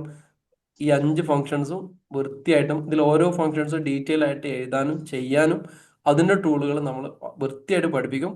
നന്നായിട്ട് നോട്ട് ചെയ്താൽ എന്തെങ്കിലും ചെയ്യാൻ പറയുന്ന ടാസ്കുകൾ ഉണ്ടെങ്കിൽ ടാസ്ക് ചെയ്യുക. അക്കൗണ്ട്സിന് അടുത്ത ക്ലാസ്സിലൊക്കെ അക്കൗണ്ട്സിന്റെ കോൺസെപ്റ്റ്സുള്ള വരാം. അത് ഈ വീക്കിൽ തന്നെ ഉണ്ടാവും. പരമാവധി നമ്മൾ മറ്റേ ടീമിനൊപ്പം നിങ്ങൾ എത്തിക്കാൻ കഴിയുമോ ശ്രമം നടത്തുക. 2 ക്ലാസ് 3 ക്ലാസ് ഒക്കെ വെച്ചിട്ട്. അപ്പൊ പരമാവധി ഏതെങ്കിലും സെഷൻ അറ്റൻഡ് ചെയ്യാൻ പറ്റില്ലെങ്കിൽ പിറ്റേന്ന് എന്ത് ചെയ്യുക, എടുത്തിട്ട് ഒന്ന് ചെയ്യാൻ വേണ്ടി ശ്രമിക്കുക. അപ്പൊ എന്തൊക്കെയാ ചെയ്യേണ്ടത്? Recording, classifying, summarising, analysing, interpreting, communicating. Journal, ledger, trial balance, trading account, profit and loss account and balance sheet. നമ്മൾ നാട്ടിലിപ്പോ trading, profit and loss account ഒറ്റ വേർഡിലാണ് പറഞ്ഞു പോവാം. ഇനി ഇതിനകത്ത് ഇത് എങ്ങനെ റെക്കോർഡ് ചെയ്യണം, ഇനി നമ്മൾ പഠിക്കാൻ വേണ്ടി പോകുന്നത് എങ്ങനെ റെക്കോർഡ് ചെയ്യണം. എനിക്ക് പറഞ്ഞ ഈ ഒരു മോഡലിലേക്ക് എങ്ങനെയാണ് റെക്കോർഡ് ചെയ്യേണ്ടത്, എങ്ങനെയാണ് അതിന്റെ ഉള്ളിലെ കാര്യങ്ങൾ എഴുതേണ്ടത്, എന്തൊക്കെയാണ് റെക്കോർഡ് ചെയ്യേണ്ടത്, എന്തൊക്കെ ടേംസ് ആണ് റെക്കോർഡ് ചെയ്യേണ്ടത്. അവിടെയാണ് നമ്മൾ അക്കൗണ്ട്സിൽ ഓരോ capital, drawings, purchase, sales, income, expense, പിന്നെ ഗ്രൂപ്പ് ഓഫ് അക്കൗണ്ട്സ്, പിന്നെ സബ് ഗ്രൂപ്പുകൾ, ഈ സാധനങ്ങളൊക്കെ വളരെ ഭംഗിയായിട്ട് പഠിക്കണം. പഠിച്ചു കഴിഞ്ഞാൽ സെറ്റാ, പിന്നെ ഒന്നും നോക്കാനില്ല. ഈ ബേസിക് 5-6 ക്ലാസ് സെറ്റ്, ആ ഫൗണ്ടേഷൻ ക്ലിയർ ആയി കഴിഞ്ഞാൽ പിന്നെ അതിന് മുകളിൽ എന്ത് താങ്ങി അടുത്ത് പോവാം. ബേസിക്കലി പൊട്ടിക്കഴിഞ്ഞാൽ ഈ പറഞ്ഞ കാര്യങ്ങളൊക്കെ റെഡി ആണോ? ഇത്രയും പറഞ്ഞ കാര്യങ്ങൾ സെറ്റ് ആണോ? എന്തെങ്കിലും ഡൗട്ട് ഉണ്ടോ? ക്ലാസ് മനസ്സിലാവുണ്ടോ? വെറുതെ ഇന്ന മൂപ്പിച്ച് ഏറ്റവും വേണ്ടിട്ട് ആ ഒന്നും പറയണ്ടല്ലോ. സമയം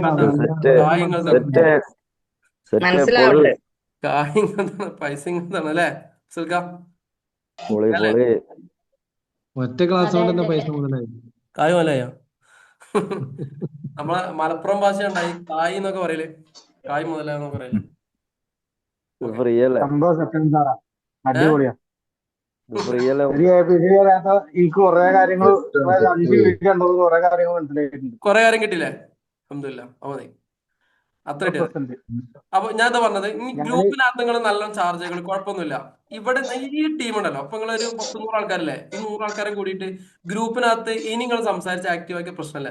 നമ്മൾ വെറുതെ മസിൽ പിടിച്ചിരിക്കുമ്പോഴാണ് മൊത്തത്തിൽ കൊള്ളാണ്. ഇപ്പൊ നമ്മൾ സംസാരിക്കുന്നതിന്റെ ഇടയിൽ ഇപ്പൊ അഫ്സലിക്ക് ഇങ്ങനെ പറയുന്നതിന്റെ ഇടയിൽ അഫ്സലിന് നല്ലൊരു ബിസിനസ് ഓപ്പർച്യൂണിറ്റി വരികയാണ്. വേറെ എന്തൊക്കെ വരും അങ്ങനെ നോക്കണ്ട. അപ്പൊ നിങ്ങൾ നോക്കിയാലേ എന്താ വെച്ചാല് അപ്പൊ അതിന്റെ ഇടയിൽ അഫ്സൽ ഖാന്റെ ഒരു ബിസിനസ് ആശയം ഇങ്ങനെ മനസ്സിൽ വരികയാണ്. അപ്പൊ അതിന്റെ ഇടയിൽ ഇങ്ങനെ പറയുന്നതിന്റെ ഇടയിൽ അപ്പായിരിക്കും എന്താ ചെയ്യാ, ഉമ്മർക്കാർക്ക് ഒരു ഐഡിയ ഇട്ടാ ഇയാളെ കൊള്ളല്ലോ, ഇയാളുടെ സാധനം സെറ്റ് കൊടുത്തത്. അപ്പൊ ചിലപ്പോ ആ ഒരൊറ്റ സംസാരത്തിലായിരിക്കും അപ്പുറത്ത് ഒരു 1 million ഓർഡർ ഇങ്ങോട്ടേക്ക് വരുന്നില്ലേ. ഇതൊക്കെ കണക്ഷൻസ് കിട്ടുന്ന, നമ്മൾ ഒറ്റയ്ക്ക് സിംഗിളായി ജീവിച്ചാലും ഇവിടെ ലോകം നടക്കില്ല. അപ്പൊ സംസാരിക്കുമ്പോ ഇപ്പൊ ഞാനും ഉമ്മർക്ക് ഞാൻ നല്ല കണക്ഷൻസാ. ഞാൻ ഉമ്മർക്കാൻ എന്ത് വിളിക്കും, മൂപ്പര് ഇനി വിളിക്കും, അല്ലെങ്കിൽ വിളിക്കുകയാണെങ്കിൽ നമ്മൾ മണിക്കൂറുകളോളം സംസാരിക്കും. അങ്ങനെ എല്ലാവരും കണക്ഷൻസ് എപ്പോൾ ഉണ്ടാവില്ല. ഞാൻ അനൂക്ക് സംസാരിക്കുകയാണെങ്കിൽ ചിലപ്പോൾ എപ്പോഴെങ്കിലും വിളിക്കുള്ളൂ. വിളിക്കുമ്പോൾ 2 മണിക്കൂറൊക്കെ പോയത് അറിയില്ല. 2 മണിക്കൂറൊക്കെ സംസാരിക്കും. ഞാൻ അങ്ങനെ ഒരു മിനിറ്റിൽ കൂടുതൽ ആരോടും സംസാരിക്കാറില്ല. പക്ഷെ അതിനുള്ള പുതിയ ആശയങ്ങൾ, പുതിയ കാര്യങ്ങൾ, അല്ലെങ്കിൽ പുതിയ സംഭവങ്ങളൊക്കെ നമുക്ക് ഇങ്ങനെ ബോണ്ട് വരുന്നത് അങ്ങനെയാണ്. അപ്പൊ ഞാൻ പറഞ്ഞ എല്ലാം സംസാരിക്കണം. നമുക്ക് ആവശ്യമില്ലാത്ത കാര്യങ്ങളൊക്കെ ഒഴിവാക്കാം. ഇപ്പൊ അതിനകത്ത് ഒരു ഗുഡ് മോർണിംഗ് ഗുഡ് ആഫ്റ്റർനൂൺ എന്നൊക്കെ ഉണ്ട്. അതെല്ലാം വായിക്കണമെന്നൊന്നുമില്ലല്ലോ. അതിങ്ങനെ നിലത്ത് ആ താഴത്തിൽ ആരോ ക്ലിക്ക് ചെയ്താൽ ഫുൾ അടിക്കൂലേ. എന്നാൽ നമ്മൾ അവിടുന്ന് കോൺവെർസേഷൻ സ്റ്റാർട്ട് ചെയ്യാം. അല്ലെങ്കിൽ ഇത് ഫുള്ള് വായിക്കാൻ നിന്ന് കഴിഞ്ഞാല് ഉറക്കം ഉണ്ടാവില്ല. പിന്നെ രാത്രി കിടക്കുമ്പോൾ മ്യൂട്ട് ചെയ്യാം. രാത്രി കിടക്കുമ്പോൾ മ്യൂട്ട് ചെയ്യാം. കാരണം ഇതിനകത്ത് UAE സൗദിയിലുള്ള കുറെ ആൾക്കാരുണ്ട്. ഈ പായന്മാർക്ക് ഉറക്കം ഉണ്ടാവില്ല. അപ്പൊ എന്താ ചെയ്യും, നാട്ടിൽ പോയത്തലായ നമ്മള് ആ സാധനം കേൾക്കാൻ തന്നാൽ നമ്മുടെ സുബയും ഊറൊക്കെ പോകും. അവിടെ വേഗം കടന്നുറങ്ങാൻ രാത്രി കിടക്കാം. ഒരു പണിയില്ല. ഒരു പിന്നെ രാവിലെ നല്ല കടന്നുറങ്ങൂലേ. അന്ന് ആ സാധനം നമുക്ക് വേറെ പ്രശ്നമായിരിക്കും. പറഞ്ഞാട്ടാ അങ്ങനെ ഓഫായി ഞാൻ അങ്ങനെ കിടക്കല്. ഞാൻ 10 മണിയായി മ്യൂട്ട് ചെയ്തിട്ട് ഒരു ഇതും വേണ്ട, അങ്ങനെ കടന്നാൽ മതി. ഓക്കെ, പറഞ്ഞു വരുന്നത്. അപ്പം ഈ അക്കൗണ്ട്സിലെ ഈ 5 ഫങ്ഷൻസും നമ്മൾ എന്ത് ചെയ്യണം, വൃത്തിയിൽ എങ്ങനെയാണ് ഇതിൽ ഓരോന്നും ഇപ്പൊ ജേണൽ എങ്ങനെ ചെയ്യണം, ഓരോന്നും എന്ത് ചെയ്യണം, നമ്മൾ പഠിച്ചു കൃത്യമായിട്ട് പറഞ്ഞു തരണം. ഓക്കെ, ഇനി അക്കൗണ്ട്സിലെ ടേംസ് യൂസ് ചെയ്യുന്ന ഓരോ ടേംസുകൾ ഇപ്പൊ അതൊക്കെ ഇങ്ങനെ 10 മണി വരെ സെഷൻ ഉണ്ടാവും കേട്ടോ. അതിൽ നമുക്ക് ഓരോ സാധനങ്ങൾ പറഞ്ഞു പോകും. 10 മണി വരെ എടുത്തുകൂടാ, കുഴപ്പമില്ലല്ലോ. Terms used in accounts. അക്കൗണ്ട്സിൽ എന്തൊക്കെ ടേമുകളാണ് ഉപയോഗിക്കാം എന്നുള്ളത്, അതിനെക്കുറിച്ച് ഡീറ്റെയിൽ ആയിട്ടുള്ള സാധനം നമ്മൾ പഠിക്കാൻ വേണ്ടി പോകുന്നത്. ക്യാപിറ്റൽ കേട്ടിട്ടുണ്ടോ ആരെങ്കിലും? Capital investment. പിന്നെ വേറെ അർത്ഥതോ? മൂലധനം. അടിപൊളി. പിന്നെ മലയാളം അതാണ് അതിനർത്ഥം. മൂലധനം എന്ന് പറഞ്ഞൊരു ബുക്കില്ലടാ, ദ ക്യാപിറ്റൽ എന്ന് പറഞ്ഞൊരു ബുക്കില്ലേ, ആരൊക്കെ?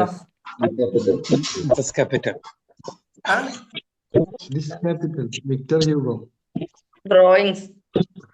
ഡ്രോയിങ്സാ അല്ലേ? ക്യാപിറ്റൽ മൂലധനം അല്ലേ? മൂലധനം എന്താ ശരിക്കും ക്യാപിറ്റൽ? ഒരു ബിസിനസിന്റെ സിനാരിയോയില് ക്യാപിറ്റൽ എന്ന് പറഞ്ഞാൽ എന്താ? ബിസിനസ് ആരംഭിക്കാൻ വേണ്ടി, ബിസിനസ് നടത്താൻ ആഗ്രഹിക്കുന്നവർ ആദ്യമായി കൊണ്ടുവരുന്നത് പൈസ. ആരംഭിക്കാൻ വേണ്ടിയിട്ട്, ബിസിനസ് സ്റ്റാർട്ട് ചെയ്യാൻ വേണ്ടിയിട്ട് ബിസിനസ്സിലേക്ക് വാങ്ങിയ സാധനങ്ങൾ, അതിന്റെ ഓണർമാർ എടുക്കുന്ന പൈസ. The person who owes money into the business is called capital.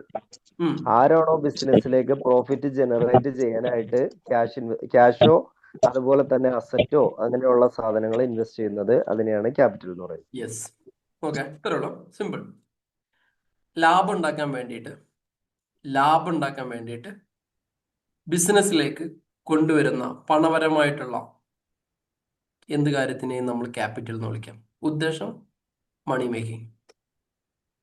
സാമൂഹ്യ സേവനത്തിന് വേറെ പരിപാടി ഉണ്ട്, ഇതല്ല. സാമൂഹ്യ സേവനം ചെയ്യുന്ന ബിസിനസ് രണ്ടും വേറെ പാർട്ടാണ്. Business 100% making money. ഇതിനകത്ത് ബാക്കിയുള്ള സാധനങ്ങളൊക്കെ ആളുകളെ പറ്റിക്കരുത്, മറ്റുള്ള സാധനങ്ങളൊക്കെ അല്ലേ. ഇപ്പൊ സെക്കൻഡ് പാർട്ടിലേക്കൊക്കെ പോകും. എത്തിക്സ്. അതുകൊണ്ടാണ് ബിസിനസ് എത്തിക്സ് എന്നുകൊണ്ട് മറ്റൊരു ടോപ്പിക് വരുന്നത്. ഇതിനകത്ത് മാക്സിമം ഉണ്ടാക്കാം. എങ്ങനെ ഉണ്ടാക്കാം? ചെലവ് കുറച്ചിട്ട് അങ്ങോട്ട് ഉണ്ടാക്കാം. അതിനെ കുറിച്ച് മാത്രമേ പറയണത്. കുറച്ച് കണ്ണു ചോരയില്ലാത്ത വർത്തനൊക്കെ പറയും. ഞാൻ ബിസിനസ് 100% ബിസിനസ്സാണ് പറയാം.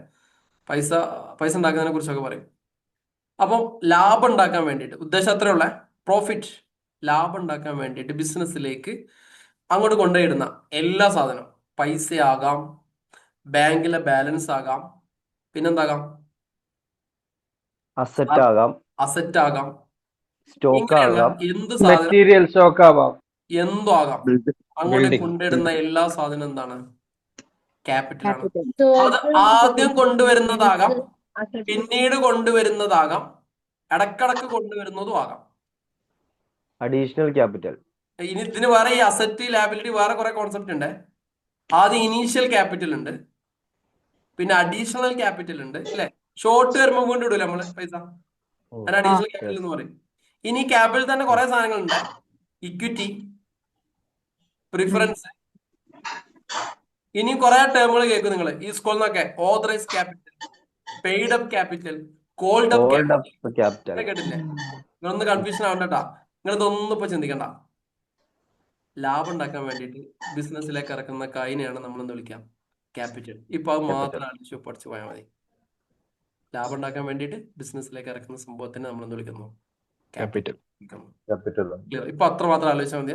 പിന്നെ പെയ്ഡ് അപ്പ് ക്യാപിറ്റൽ എന്താണ്, ഹോൾഡ് അപ്പ് ക്യാപിറ്റൽ എന്താ, ഈ സാധനങ്ങളൊക്കെ ഒരു ഷെയറോ ലിസ്റ്റിംഗ് ക്യാപിറ്റൽ, പബ്ലിക് ലിമിറ്റഡ് കമ്പനീന്റെ ഇൻവെസ്റ്റ്മെന്റിൽ അല്ലെങ്കിൽ പ്രൈവറ്റ് ലിമിറ്റഡ്, അങ്ങനെ എന്തെങ്കിലും ടേമൊക്കെ നമ്മൾ സംസാരിക്കുന്നതിനിടയിലൊക്കെ നമുക്ക് പറഞ്ഞു പോകാം. ഇപ്പൊ നിങ്ങൾക്ക് ഈ ഒരു സാധനം മാത്രം മനസ്സിലാക്കാം.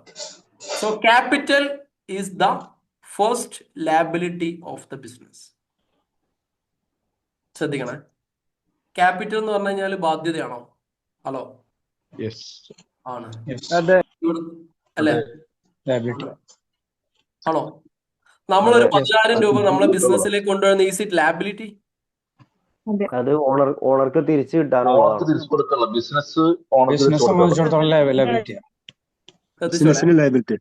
ആയിക്കോട്ടെ. ഇത് കുറെ ആളുകൾക്ക് സംശയമുള്ള കാര്യങ്ങളാണ്. ഫസ്റ്റ്, മിക്കവാറും പുതിയ ഈ ഒരു മേഖലയിലേക്ക് പുതുതായിട്ട് കാലെടുത്ത് വെക്കുന്ന മറ്റു ബാക്ക്ഗ്രൗണ്ടിലുള്ള ആളുകൾക്ക്, കൊമേഴ്സുകാർക്ക് ഇത് പ്രശ്നം ഉണ്ടാവില്ല. കൊമേഴ്സുകാർക്കും പ്രശ്നമില്ലാത്ത ആളുകൾ ഉണ്ടാവും. എന്നാലും നോക്കേ, ഇത് നമ്മളൊരു ബിസിനസ് ആണെന്ന് വിചാരിച്ചോളൂ. മനസ്സിലാക്കാൻ വേണ്ടി പറയാം. സി ദിസ് ബിസിനസ്, ഇത് ഞാനാണെന്ന് വിചാരിച്ചോളൂ. ഇത് ഞാനാണെന്ന് വിചാരിക്കാം. ഇത് ബിസിനസ് ആണെന്ന് വിചാരിക്കാം. മൈക്കും കിട്ടിയതോളെ വീട്ടിലെ കഥകൾ നാട്ടുകാർ മുഴുവൻ അറിയും. നിങ്ങൾക്കാണ് കേരളത്തിലെ എല്ലാ ജില്ലക്കാരും ക്ലാസ്സിൽ അറ്റൻഡ് ചെയ്യുന്നുണ്ടെന്നാണ്. നിങ്ങളെ വീട്ടിൽ നിന്ന് ഒച്ചുണ്ടാക്കി കഴിഞ്ഞാല് പ്രൈം ടൈം ന്യൂസ് ആയിട്ട് കേരളത്തിൽ മുഴുവനോടും. കേരളത്തിലെ എല്ലാ ജില്ലക്കാരും ഇതിനകത്തുണ്ട്. ശ്രദ്ധിച്ചോളെ, മൈക്ക് മ്യൂട്ടാക്കാം. അപ്പൊ ഇതൊരു ബിസിനസ് ആണ്. ബിസിനസ് ഈ ഒരു പറഞ്ഞ വ്യക്തി ബിസിനസ്സിനകത്തേക്ക് ഒരു 10 lakh rupees ഇൻവെസ്റ്റ് ചെയ്യുന്നു. 10 lakh rupees ബിസിനസ്സിലേക്ക് ഇൻവെസ്റ്റ് ചെയ്യുന്നു. ഇതാണ് ഉദ്ദേശിക്കുന്നത് കേട്ടോ. ക്യാപിറ്റൽ എന്ന് പറയുമ്പോൾ ലാഭം ഉണ്ടാക്കാൻ വേണ്ടിയിട്ട് ഈ ബിസിനസ്സിലേക്ക് 10 lakh ഇൻവെസ്റ്റ് ചെയ്യുന്നു. അതിനർത്ഥം എന്താ? കുറച്ച് കഴിഞ്ഞ് ലാഭം ഉണ്ടാക്കിയിട്ട് ഈ 10 ലക്ഷം രൂപയും കൊടുക്കണം. ലാഭം return back to the business owner. So അതുകൊണ്ട് ഈ ഒരു എമൗണ്ട് ബിസിനസിനെ സംബന്ധിച്ചിടത്തോളം ലാബിലിറ്റി ആണ് ബിസിനസ്. അപ്പൊ നമ്മൾ എപ്പോഴും ശ്രദ്ധിക്കേണ്ടത്, അക്കൗണ്ട്സ് നമ്മൾ ചെയ്യുമ്പോൾ അവിടെ ഒരു ഓണർ എന്ന് പറഞ്ഞൊരു ആളുണ്ടാവും, ബിസിനസ് എന്ന് പറഞ്ഞ വേറൊരു സംഭവം ഉണ്ടാവും. ഇതിനെ രണ്ടിനും രണ്ടായിട്ട് വേണം നമ്മൾ കാണാൻ വേണ്ടിയിട്ട്. ഓണർ വേറെ, ബിസിനസ് വേറെ. അതിന് അക്കൗണ്ട്സിൽ ഒരു കോൺസെപ്റ്റ് തന്നെ ഉണ്ട്, സെപ്പറേറ്റ് ലീഗൽ എൻറ്റിറ്റി എന്ന് പറഞ്ഞ കോൺസെപ്റ്റ്, എൻറ്റിറ്റി കോൺസെപ്റ്റ്. ബിസിനസ് വേറെ, ആള് വേറെ. ഇതപ്പോ ഷാജിയേട്ടന്റെ സ്ഥാപനത്തിലാണ് വർക്ക് ചെയ്യുന്നുണ്ടെങ്കിൽ ഷാജിയേട്ടന്റെ അക്കൗണ്ട്സ് വേറെ, ബിസിനസിന്റെ അക്കൗണ്ട്സ് വേറെ. ഷാജിയേട്ടൻ എന്നോട് ചോദിക്കണം ഒരു 10,000 രൂപ തരം എന്ന് പറഞ്ഞാൽ ഞാൻ തരൂല അറിയും. ബിസിനസ് വേറെ, ഷാജിയേട്ടന്റെ കാര്യം തന്നെയായിരിക്കും ബിസിനസ് അവിടെ സ്റ്റാർട്ട് ചെയ്തിട്ടുണ്ടാവുക. ബിസിനസ് വൺസ് സ്റ്റാർട്ടഡ്, ബിസിനസ് വേറെ, ഷാജിയേട്ടൻ വേറെ ആയിട്ട് കാണും. അങ്ങനെ ട്രീറ്റ് ചെയ്യാത്ത എല്ലാ ബിസിനസ്സുകളും പരാജയപ്പെടും കേട്ടോ. നമ്മളെ വീട്ടിലെ സൽക്കാരത്തിന് ബിസിനസ്സിന് പൈസ എടുത്താൽ ബിസിനസ് പൊട്ടും. അതിന് വേറെ പൈസ കാണണം. കത്തിൽ തിരിയണില്ലേ? അങ്ങനെ തന്നെയാണ് എടുക്കല്. അത് എടുക്കൽ തന്നെയാണോ? കൗണ്ടറിൽ എന്താ കായില്ലാതെ കൊണ്ടുപോയാലോ? അങ്ങനെ കൊണ്ടുപോയാൽ ബിസിനസ് കൊടുത്തും വിടും അല്ലെ? 10 റുപ്യന്റെ ഒരു സാധനം 20 രൂപയ്ക്ക് വിറ്റ് എത്ര ലാഭം? 100%. എടാ 10 റുപ്യന്റെ എല്ലാരും പറയുക അത്ഭുതം. 10 രൂപ പറയാൻ കഴിയാത്ത ആൾക്കാർ കമന്റ് അടിച്ചോളെ. 10 രൂപന്റെ സാധനം 20 രൂപക്ക് വിറ്റു. ഈ ഒരു കപ്പ് 10 രൂപന്റെ സാധനം 20 രൂപക്ക് വിറ്റു. എത്ര രൂപ ലാഭം? പെണ്ണുങ്ങളാണ് കേട്ടാ. അതാണ്ടാ, ഞാനും വൈഫാണ്. 10 രൂപ. ഈ 10 രൂപ കീശയിലിട്ടിട്ട് വീട്ടിലേക്ക് കൊണ്ടുപോയി ചെലവെടുത്തിയാൽ മീൻ വാങ്ങിയാലോ? ബിസിനസ് പൊട്ടും. കാരണം ഈ 10 രൂപ ഗ്രോസ് പ്രോഫിറ്റ് ആണ്, യഥാർത്ഥ ലാഭമല്ല. ഇനി ഈ പൈസന്ന് കറണ്ട് ബില്ല് അടക്കണം, വാടക കൊടുക്കണം. ഇത് കഴിഞ്ഞിട്ട് ലാസ്റ്റ് കിട്ടുന്ന പ്രോഫിറ്റ്, അതിനാണ് നെറ്റ് പ്രോഫിറ്റ് എന്ന് പറയാം. ഈ നെറ്റ് പ്രോഫിറ്റ് നമ്മൾ ഉപയോഗിക്കാം. നമ്മൾ വിശദമായിട്ട് ട്രേഡിംഗ് അക്കൗണ്ടും പ്രോഫിറ്റ് ആൻഡ് ലോസ് അക്കൗണ്ടും പഠിക്കുന്ന സമയത്ത് പഠിക്കും. രണ്ടും വേറെ വേറെ ആയിട്ടാണ് നമ്മൾ പഠിക്കേണ്ടത്. അതായത് ബിസിനസ്സിനകത്ത് ഈ പ്രോഫിറ്റ് എന്ന് കാണിക്കുന്ന അധിക സാധനങ്ങളും യഥാർത്ഥ പ്രോഫിറ്റ് ആയിക്കോണമെന്നില്ല. അത് ബുക്കിലെ പ്രോഫിറ്റ് ആയിരിക്കും, യഥാർത്ഥത്തിൽ ആ സാധനത്തിന് ഉണ്ടാവില്ല. അപ്പൊ ഗ്രോസ് പ്രോഫിറ്റും നെറ്റ് പ്രോഫിറ്റും രണ്ടും ഡിഫറെന്റ് ആണ്. എല്ലാവരും ഗ്രോസ് പ്രോഫിറ്റേ പറയുള്ളൂ, ടേൺ ഓവറെ കൂടുതൽ പറയുള്ളൂ. എത്ര റുപ്യന്റെ കച്ചവടം ഉണ്ട് വെച്ച് കഴിഞ്ഞാല് 10 ലക്ഷത്തിന്റെ കച്ചവടം, ലാഭം 1000 റുപ്യ ഉണ്ടാവില്ല. നെറ്റ് പ്രോഫിറ്റ് ആണ് പറഞ്ഞത്. അപ്പൊ അവിടെയാണ് നമ്മൾ ഈ CMA ഒക്കെ പഠിക്കുന്ന വീട്ടിലറിയില്ല, CMA കാരുണ്ടോ അതിനകത്ത് ആരെങ്കിലും? CMA ഉണ്ടോ? US CA അല്ല, ഇന്ത്യൻ CMA പഠിക്കുന്ന ആരെങ്കിലും ഉണ്ടോ? ഇല്ല. ഇന്ത്യൻ CMA ആരുമില്ല? മോശം. ആരുമില്ല? ഒരാള് ഒരാള് കമന്റ് ചെയ്തോ? ഇല്ലാന്ന് പറയാതിരിക്കാൻ വേണ്ടിട്ടായിരിക്കും വരുന്നത്.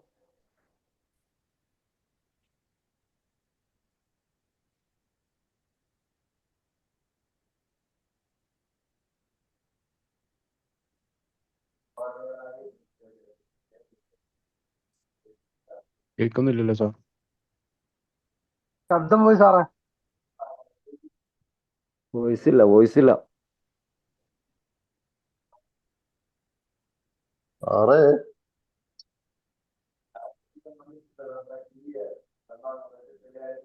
കേൾക്കുന്നില്ല.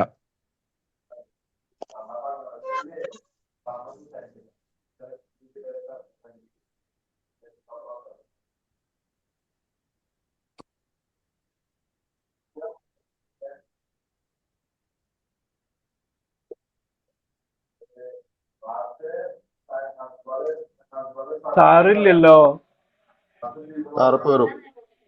എങ്ങോട്ടാ പോയേ?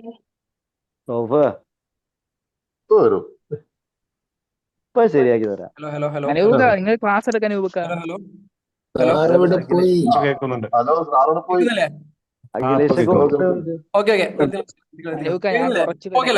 ഞാന് ഫ്രണ്ടിന്റെ ഒരു മാരേജ് ആണ് അടുത്ത സൺഡേ. അപ്പൊ അതിന്റെ ഡ്രസ് എടുക്കലും കാര്യങ്ങളൊക്കെ ആയിട്ട് കുറച്ച് പുറത്ത് നിൽക്കുക. ഓക്കെ, എടുത്തോളി. ഡ്രസ് എടുക്കൽ നടക്കട്ടെ.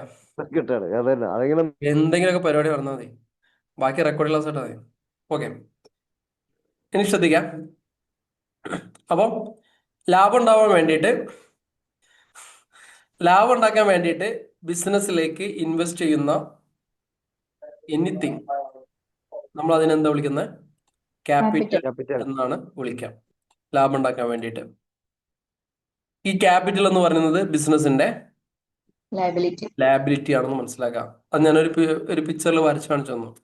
നമ്മൾ വേറെ ആളിലേക്ക് ഇൻവെസ്റ്റ് ചെയ്യുന്നു, ആ സാധനം എടുക്കുന്നു, ലയബിലിറ്റി. ഇനി എല്ലാ ക്യാപിറ്റലും ലയബിലിറ്റി കോൺസെപ്റ്റിൽ വരത്തില്ല കേട്ടോ. പ്രൊപ്പറേറ്റർഷിപ്പിൻ്റെത് വേറെ രീതിയിലാണ് ട്രീറ്റ് ചെയ്യണത്, കമ്പനികളുടെ അക്കൗണ്ട്സ് വേറെ രീതിയിലാണ് ട്രീറ്റ് ചെയ്യണത്, അല്ലേ? ഒരാൾ ഒറ്റയ്ക്ക് ചെയ്യുന്ന ബിസിനസ്സിൽ വേറെ അങ്ങോട്ടും ഇങ്ങോട്ടും ആക്കേണ്ട ആവശ്യമില്ല. അതിൽ തന്നെ ലാബിലിറ്റി അൺലിമിറ്റഡ് എന്ന് പറഞ്ഞ കോൺസെപ്റ്റുകളൊക്കെ വരുന്നുണ്ട്. LLP കമ്പനികളുടെ കാര്യത്തിൽ ഉള്ള അക്കൗണ്ട്സ് അങ്ങനെ പഠിച്ചാൽ മതി. ഇപ്പം ഒന്നായിട്ട് കൺഫ്യൂഷൻ ആണ്. ഇപ്പൊ നിങ്ങൾ ക്യാപിറ്റൽ എന്നുള്ള സാധനം അതിനകത്തേക്ക് ഇടുന്ന സാധനമാണെന്ന് മനസ്സിലാക്കുക. അത് തുടക്കത്തിലിട്ടാലും നടുവിലിട്ടാലും ഇടയിലിട്ടാലും പുട്ടിനിടുന്ന പോലെ ഇട്ട് കഴിഞ്ഞാലും അത് ക്യാപിറ്റലാണ്.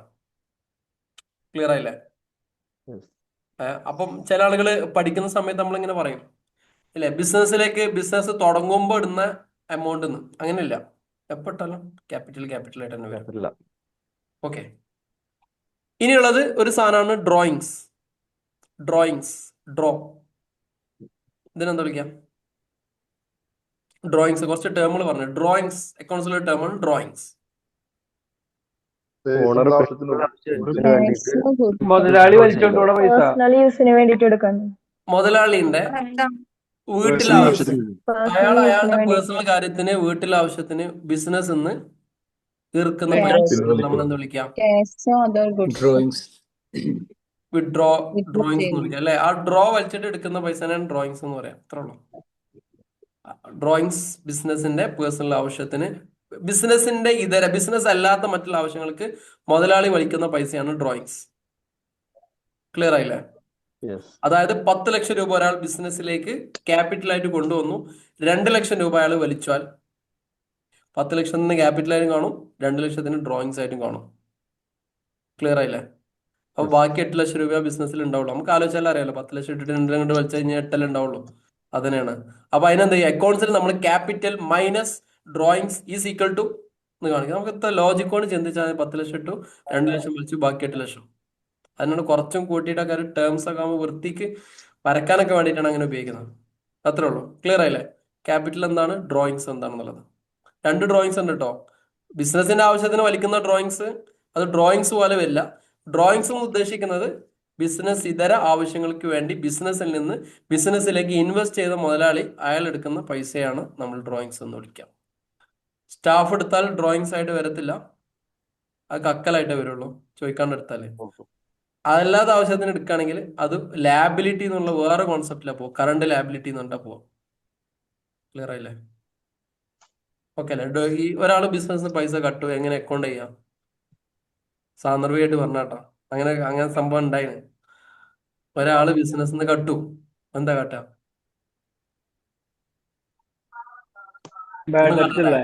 അത് സായിക്കോട്ടെ, പോയിക്കോട്ടെ അറിയാം, സാധാരണ പോട്ടെ അറിയാം, അത് സാറിന് അറിയാം. Provision for bad ഡെപ്റ്റ്. Provision for bad ഡെപ്റ്റ്. Provision for bad കട്ടാലോ? ആരൊരാള് personal company അടി കൊടുക്കണം. പൂസിക്കോളി, ഞങ്ങൾ പിന്നെ നോക്കിട്ട് പൂസിക്കോളൂ. പക്ഷെ എന്താ അക്കൗണ്ട്സ് എന്താ കാട്ടാ? സ്റ്റോക്ക് എടുത്തു, ചില ആളുകൾ സ്റ്റോക്ക് എടുത്തുണ്ടായി. കട്ടാൽ സാലറി അഡ്വാൻസ് അല്ലട്ടാ, സാലറിയും പിടിക്കാം, പക്ഷെ സാലറി അഡ്വാൻസിന്റെ ട്രീറ്റ്മെന്റ് ആയിരിക്കും അതിന് വരിക. Very good. അങ്ങനെ ഒരു അസറ്റ് ആയിട്ട് അവിടെ കിടക്കും അല്ലേ? ഒരാൾ നമ്മളെ പൈസ നമ്മൾ അസറ്റ് ആയിട്ട് കിടക്കോ, ലാബിലിറ്റി ആയിട്ട് കിടക്കോ? കറന്റ് അസറ്റ് ആയിട്ട്. നമ്മളെ സ്റ്റാഫ് നമ്മളെടുത്തുനിന്ന് 10,000 രൂപേന്റെ സാധനം കട്ടു വിചാരിക്കും, തമാശ വേണം പറഞ്ഞാട്ടോ. അത് നമ്മളെ അസറ്റ് ആണോ ലാബിലിറ്റി ആണോ? അത് അസറ്റ് ആണ്. സാലറി അഡ്വാൻസ് ആയിട്ട് കാണിക്കും. അനുക്കല്ലാത്ത വേറെ ആർക്കെങ്കിലും വേറെ ഒപ്പീനിയൻ ഉണ്ടോ? നിങ്ങൾ മനസ്സിൽ ഉദ്ദേശിക്കണ പറഞ്ഞോളൂ, അപ്പോഴല്ലേ ഈ സാധനം പൊട്ടുള്ളൂ. ആദ്യം കൊളായാലും ഇത് റെഡി ആവുള്ളൂ, കൊള കലങ്ങാലേ ഉള്ളൂ. നിങ്ങൾക്ക് അവന്റെ പേരിൽ ലോൺ ആക്കി വെക്കാം. സാലറി കൊടുക്കാനുണ്ടെങ്കിൽ അവന്റെ പേരിൽ ലോൺ ആക്കി വെക്കാം. നിങ്ങൾ പറഞ്ഞോ, തെറ്റിക്കോട്ടെ. ആരും പോലീസ് പിടിക്കൊന്നുമില്ലല്ലോ. നിങ്ങളിത് തെറ്റ് പറഞ്ഞത് തിരുത്തണമെങ്കിലും ആണ്. തെറ്റ് നിങ്ങൾക്കൊക്കെ അറിയുന്ന ആൾക്കാരാണെങ്കിൽ പറഞ്ഞ ക്ലാസിന്റെ ആവശ്യം അല്ലല്ലോ. അവന്റെ പേരിൽ ലോൺ ആക്കി വെക്കാം. ലോൺ ആക്കി വെക്കാം. വെരി ഗുഡ്, ലോൺ ആക്കി വെക്കാം. പിന്നെ എങ്ങനെയായാലും നമ്മളെ കൗണ്ടർ ക്യാഷ് റെഡി ആവണം. നമ്മള് ബിസിനസ് ക്ലോസ് ചെയ്ത് പോകുമ്പോ ബാലൻസ് റെഡി ആവണം. ഒരു 10,000 രൂപ അക്കൗണ്ടിന് അടിച്ചു മാറ്റിയിട്ടുണ്ടെങ്കിൽ ഇല്ലേ, ഇപ്പൊ മുമ്പ് ഞാനൊരു സ്ഥാപനത്തിൽ വർക്ക് ചെയ്തിരുന്നു. അപ്പൊ അവിടെ വൈകുന്നേരം കൗണ്ടർ പൈസ ഉണ്ടോ, കുറെ നേരം ഇരുന്ന് നോക്കും. കൂടുതലോ കുറവൊക്കെ ഉണ്ടെങ്കിൽ, കുറവുണ്ടെങ്കിൽ കൂടുതലുണ്ടെങ്കിൽ എണീക്കാൻ കഴിയില്ല. ലാസ്റ്റ് നമ്മൾ എടുത്തതിനൊക്കെ കാണിച്ചു പോരും. അങ്ങനെ ചെയ്യാൻ പാടില്ല കേട്ടോ. പക്ഷെ അന്ന് ബുദ്ധിയില്ലാത്ത ജാഹലിയ കാലഘട്ടത്തിൽ ചെയ്തവരെ തെറ്റാണ്. നമ്മൾ ഈ ലാസ്റ്റ് കൗണ്ടറിലെ ക്യാഷ് ഉണ്ടാകുമ്പോൾ കുറവാണെങ്കിൽ, ഒരു 100-200 രൂപ കുറവാണെങ്കിൽ കുറെ 2-3 മണിക്കൂറൊക്കെ ഇരുന്ന് കിട്ടിയില്ലെങ്കിൽ എന്ത് ചെയ്യും? അത് നമ്മൾ സാലറി അഡ്വാൻസ് കാണിച്ചിട്ട് നമ്മളെ മേലേക്ക് കാണിച്ചിട്ട് അപ്രൂവ് ആക്കി എടുത്തു പോകും. അങ്ങനെ ചെയ്യാൻ പാടില്ല. അങ്ങനെ ചെയ്ത് കഴിഞ്ഞാൽ ഏതെങ്കിലും സമയത്ത് സാധനം പൊന്തും. നമ്മൾ ചെയ്ത എല്ലാ കണക്കുകളും ഒരു സ്ഥലത്ത് മുഴച്ചു വെക്കും. അക്കൗണ്ട്സിലെ പ്രത്യേക പണിയാണ്. ഏതെങ്കിലും ഒരു സ്ഥലത്ത് സാധനം മുഴച്ചു വെക്കും. ഞാൻ മുമ്പ് അങ്ങനെയൊക്കെ ചെയ്തിട്ടുണ്ടായിരുന്നു. എടുത്തിട്ടൊന്നുമില്ല കേട്ടോ, കായ് എടുത്തിട്ടൊന്നുമല്ല. പക്ഷെ അവിടെ ഒരു 5-6 മണിക്കൂറൊക്കെ ഇരുന്നിട്ട് വിയർക്കുമ്പോൾ നിർവാഹമില്ലാണ്ട് എവിടെയെങ്കിലും ഇത് കൊള്ളിച്ചാലല്ലേ കൗണ്ടർ ക്യാഷ് റെഡി ആവുള്ളൂ. അങ്ങനെയൊക്കെ അങ്ങനെ ചെയ്യരുത്. ഞാൻ അന്ന് ചെയ്ത തെറ്റ് പറഞ്ഞാണ്. അക്കൗണ്ട്സിൽ ഒരിക്കലും അൺനെസസറി ട്രാൻസാക്ഷൻ ചെയ്യരുത്. വൺസ് ഒരു സാധനം ചെയ്തു കഴിഞ്ഞാൽ ഒരിക്കലും എന്ത് ചെയ്യരുത്, തിരുത്താനും നിൽക്കരുത്. സസ്പെൻഡ് അക്കൗണ്ട് ആക്കി ചെയ്താ പോരെ? ഇതും കൂടി ലാസ്റ്റ് അതും കൂടി പറഞ്ഞ് അവസാനിപ്പിക്കുകയാണ്. നമ്മൾ എന്തെങ്കിലും തെറ്റ് ചെയ്താല് അക്കൗണ്ട്സിൽ മായ്ക്കണ പരിപാടി ഇല്ല, തിരുത്തണ പരിപാടി. അതിന് വേറൊരു സംഭവം കൊണ്ട് അതിനെ പരിഹരിക്കുക ചെയ്യാം. ചെയ്തൂടെ? എന്നിട്ട് നമ്മള് വേറെ റെസിപ്റ്റ് എഴുതി വെക്കാം. അത് അഡ്ജസ്റ്റ്മെന്റ് ചെയ്യാം. അത് ഓക്കെ. അത് ഒന്നെങ്കിൽ സാലറി അഡ്വാൻസിൽ പോട്ടെ, അല്ലെങ്കിൽ ഒരു മിസ്ലീനിയസ് മിസ്ലീനിയസ് എന്നൊരു ലോണായിട്ട് അസറ്റ് കാണിക്കാം. കേട്ടോ. ലോണായിട്ട് മിസ്ലീനിയസ് കാണിക്കണം. എക്സ്പെൻസ് എന്നൊക്കെ പറയുന്ന സമയത്ത് ഒരു ബിസിനസിന്റെ തുടക്കത്തിലുണ്ടാകുന്ന അസറ്റുകൾക്കൊക്കെയാണ് മിസ്ലീനിയസ് എന്നൊക്കെ പറയാം. നമ്മളെല്ലാവരും മിസ്ലീനിയസിനെ കൊണ്ട് അടിച്ചുകൊണ്ടിരിക്കുന്നതാണ്. കാണിച്ചാ പോരെ നമ്മള് ഏതിനാണ് ആ പൈസ കൊടുത്തതെന്ന് മിസ്ലേനിയസ് അക്കൗണ്ടിൽ ഇട്ടിട്ട്. അവിടെ ഒരു എൻട്രി വന്നിട്ടുണ്ട്, അതാണ് അതിന്റെ പഠിച്ചോനെ. ഇപ്പൊ തീരും. ആധാർ പത്തനായി ജില്ലക്കാർ വേഗം കേൾക്കണം. നിർത്താനാണ്. നിർത്താം. അതല്ല പത്തനായി. ഫാമിലി പൈസ. ഇനി ഫാമിലി അവസാനം അധികം സമയം കളയുന്നില്ല. അപ്പം കൂടുതൽ പറഞ്ഞിങ്ങനെ പതുക്കെ ഇങ്ങനെ അവസാനിപ്പിക്കാം. ലോസ് സംഭവിച്ചു കഴിഞ്ഞാൽ ആരാണോ എടുത്ത ആള് അവന്റെ തലയിലേക്ക് വേണമെങ്കിൽ അഡ്വാൻസ് ആക്കി ഇടാം. അപ്പത്തെ മാനേജ്മെന്റിന്റെ ഡിസിഷൻ പോലെ ഇരിക്കും. അഡ്വാൻസ് അപ്പൊ തന്നെ ആക്കിയിട്ട് പറഞ്ഞോടും. കൊടുക്കാനുള്ള സാധനത്തിൽ നിന്ന് എന്ത് ചെയ്യാം, എടുത്തു പോവാം. ഒരിക്കലും കിട്ടൂല എന്നുള്ള ഘട്ടത്തിലേക്ക് വന്നു കഴിഞ്ഞാൽ ബാഡ് ഡെപ്റ്റ് ആക്കിയിട്ട് തള്ളും. അതിന്റെ ഭാഗത്തിൽ അടിക്കണോ പൂസണോ എന്നൊക്കെ നിങ്ങൾ തീരുമാനിച്ചോളി. സംഭവം ഇങ്ങനെ ചെയ്യാം. അതല്ലേ പറഞ്ഞോടും. അപ്പൊ പറഞ്ഞു വിടുമ്പോ ബാക്കിയുള്ള പൈസകൾ പിടിച്ചു വെക്കാം. അവൻ എത്ര കിട്ടുന്നുള്ള കിട്ടില്ല. ആകാശി പോയി. പിന്നെ അത് ഡിപ്പെൻഡ് അപ്പോൺ ദ സിനാരിയോ. പക്ഷെ ഗുലാം നബി എഴുതിയ അതാണ് ജേർണൽ എൻട്രി ആണ് ഇത് വരാം. Loss due to theft, debtor to cash, or cash ആണെങ്കിൽ ക്യാഷ്, ഇൻവെന്ററി ആണെങ്കിൽ ഇൻവെന്ററി, അസറ്റ് ആണെങ്കിൽ അസറ്റ്. ഇത് ഈ ജേർണൽ എൻട്രി കണ്ടിട്ട് നട്ടണ്ട. ജേർണൽ എൻട്രി നമ്മൾ പഠിക്കുന്നേ ഉള്ളൂ. വിശദമായിട്ട് എങ്ങനെയാണ് ഡെബിറ്റും ക്രെഡിറ്റും വരുന്നത് എന്നുള്ളത് വിശദമായിട്ട് ഓരോ സെഷനിലും നമ്മൾ പഠിക്കും. അപ്പം അത്രയാണ് പറയുന്നത്. ഇനിയിപ്പം 10 മണി കഴിഞ്ഞു. അതിലൊന്നും പറയുന്നില്ല. വീക്കിലി ഒരു സെഷൻ കൂടി വരും. അപ്പം മിക്കവാറും 3 സെഷൻ ഉണ്ടാവും. അടുത്ത സെഷന് നിങ്ങൾ വീണ്ടും അറ്റൻഡ് ചെയ്യേണ്ട ആവശ്യമില്ല. ഇനി TDSന്റെ സെഷനാണ്. TDS ടാക്സ് ഡിഡക്റ്റഡ് ആയിട്ട് സോഴ്സ് എന്ന് പറഞ്ഞാൽ ഇൻകം ടാക്സിന്റെ ഒരു സെഷനാണ് അപ്പുറം പോയി കിടക്കുന്നത്. അതും കൂടി രണ്ടും കൂടി വേണം അറ്റൻഡ് ചെയ്യുമ്പോൾ കൺഫ്യൂഷൻ ആവും. ഒന്നെങ്കിൽ ഇത് ഈ പാറ്റേൺ ഫോളോ ചെയ്യാം, മറ്റേത് ആ പാറ്റേൺ ഫോളോ ചെയ്യാം. നമുക്കൊക്കെ മറ്റേ സാധനത്തിലേക്ക് വന്നോളൂ. അപ്പൊ ഇത്രയാണ് കാര്യങ്ങൾ. പരമാവധി ചെയ്യാം. പറഞ്ഞോളേ സാറേ. ഈ ഓരോ പ്രാവശ്യം ലൈവ് വരുമ്പോ അതിന്റെ ഇത് എന്താണ് എടുക്കുന്നതെന്ന് പറയുമോ സാർ? ഇനി ഇതിന്റെ കണ്ടിന്യൂഷൻ ഉണ്ടാവും. ഇതിന്റെ അതെ, ബാക്കി ഇന്ന് TDS ആണെന്ന് ഇങ്ങനെ ആൾക്കാർ പറഞ്ഞിരുന്നു. അതല്ല വൈകിയത്. TDS എന്നുള്ളത് ഇത് ഇന്ന് ശരിക്ക് ഇന്ന് ക്ലാസ് കയറി നോക്കുമ്പോൾ 88% ആൾക്കാരും പുതിയ ആൾക്കാരാ. അതുകൊണ്ട് ഇവിടെ വന്ന് ഞാൻ TDS എടുത്തു കഴിഞ്ഞാല് ഇവരെല്ലാരും ഇറങ്ങി പോകും. ഇവരെ നിർത്താൻ എന്റെ പരിപാടി, ഇവർക്കുള്ള പുതിയ ബാച്ച് പുതിയ സ്റ്റാർട്ട് ചെയ്യാനുള്ള പ്ലാൻ ഉണ്ട്. അപ്പൊ കുറെ പുതിയ ആളുകൾ ജോയിൻ ചെയ്യേണ്ടവർക്ക് തുടക്കത്തിൽ ഐഡിയ കിട്ടുന്നില്ല, ചെയ്യാൻ കഴിയുന്നില്ല എന്നൊക്കെ പറഞ്ഞു. അപ്പൊ ഇവരെ നമ്മൾ പുതിയ ബാച്ചിലേക്ക് ഓടിക്കും. ധനേഷ് സാർ എന്ത് ചെയ്താൽ മതി, അടുത്ത ഒരു ഗ്രൂപ്പിനകത്ത് ഇടുമ്പോൾ രണ്ടാമത്തെ മൂന്നാമത്തെ എന്ന് പറയും, 1, 2 എന്ന് പറയും. രണ്ടാമത്തേൽ കയറിയാൽ മതി. എല്ലാത്തിലും കയറാൻ പറ്റുന്ന കയറിക്കോളി. കുറച്ചൊക്കെ രസവും തമാശയൊക്കെ പറഞ്ഞ കുറച്ച് ടോപ്പിക്കുകൾ ഞാൻ എപ്പോഴും എന്റെ കൂടുതൽ ഇതിനകത്ത് ക്ലാസ്സിനകത്ത് എന്റെ എക്സ്പീരിയൻസുകൾ ഇങ്ങനെ ഷെയർ ചെയ്യും. എന്തിനാന്ന് വെച്ച് കഴിഞ്ഞാൽ എനിക്കുണ്ടാക്കിയ മിസ്റ്റേക്കുകളും ഞാൻ ചെയ്ത ഓരോ കാര്യങ്ങളും ഇങ്ങനത്തെ ഓരോ സാധനങ്ങളൊക്കെയാണ് നമ്മൾ പറയുന്നത്. അപ്പോൾ ഒന്നും കൂടി നിങ്ങൾക്ക് അത് മനസ്സിലാവാൻ വേണ്ടിയിട്ടാണ് അങ്ങനെ തമാശ രൂപേണൊക്കെ പറയുന്നത്. ചിലപ്പോൾ ഓരോരുത്തരുടെ പേരൊക്കെ വിളിക്കും. നിങ്ങൾ ആ രസത്തിലാണ് ക്ലാസ്സിന്റെ ഉള്ളിൽ അതിലുള്ള ആൾക്കാരെ നമ്മൾ അങ്ങോട്ട് എടാപോടൊക്കെ വിളിക്കണത്. ചിലപ്പോൾ എൻ്റെ വാപ്പാന്റെ പ്രായമുള്ള ആൾക്കാരൊക്കെ എടാക്കെ വിളിക്കണത്. എനിക്ക് നിങ്ങളെ ഓൺലൈനിൽ കാണുമ്പോൾ ചെറിയ മുഖമാണ്, എനിക്ക് ചെറിയ കുട്ടികളായിട്ട് തോന്നുന്നത്. പക്ഷെ നിങ്ങൾ പ്രായമുള്ള ആളുകളായിരിക്കും അല്ലെ. അനൂപ്ക ഇന്ന ചെണ്ണം, ഞാൻ ചെറിയ മനുഷ്യനാട്ടോ. അനൂപ്കാണ് പോയി അല്ല ഓൺലൈനിൽ ഈ ചങ്ങ ഇങ്ങനെ വലിയ ഡയലോഗ് കളിക്കും. ഇത്ര ഉള്ള ഈ സാധനം അനൂപ്ക അന്ന് കണ്ടപ്പോ വിചാരിച്ചിട്ടുണ്ടാവും. ഒരു ഓഫ്ലൈൻ മീറ്റിംഗ് ഒക്കെ ഉണ്ടായിരുന്നു എറണാകുളത്ത്. ഒരു ദിവസം 1 ഡേ മീറ്റിംഗ് ഓഫ്ലൈൻ, ഒരു 15 ആൾക്കാരെ.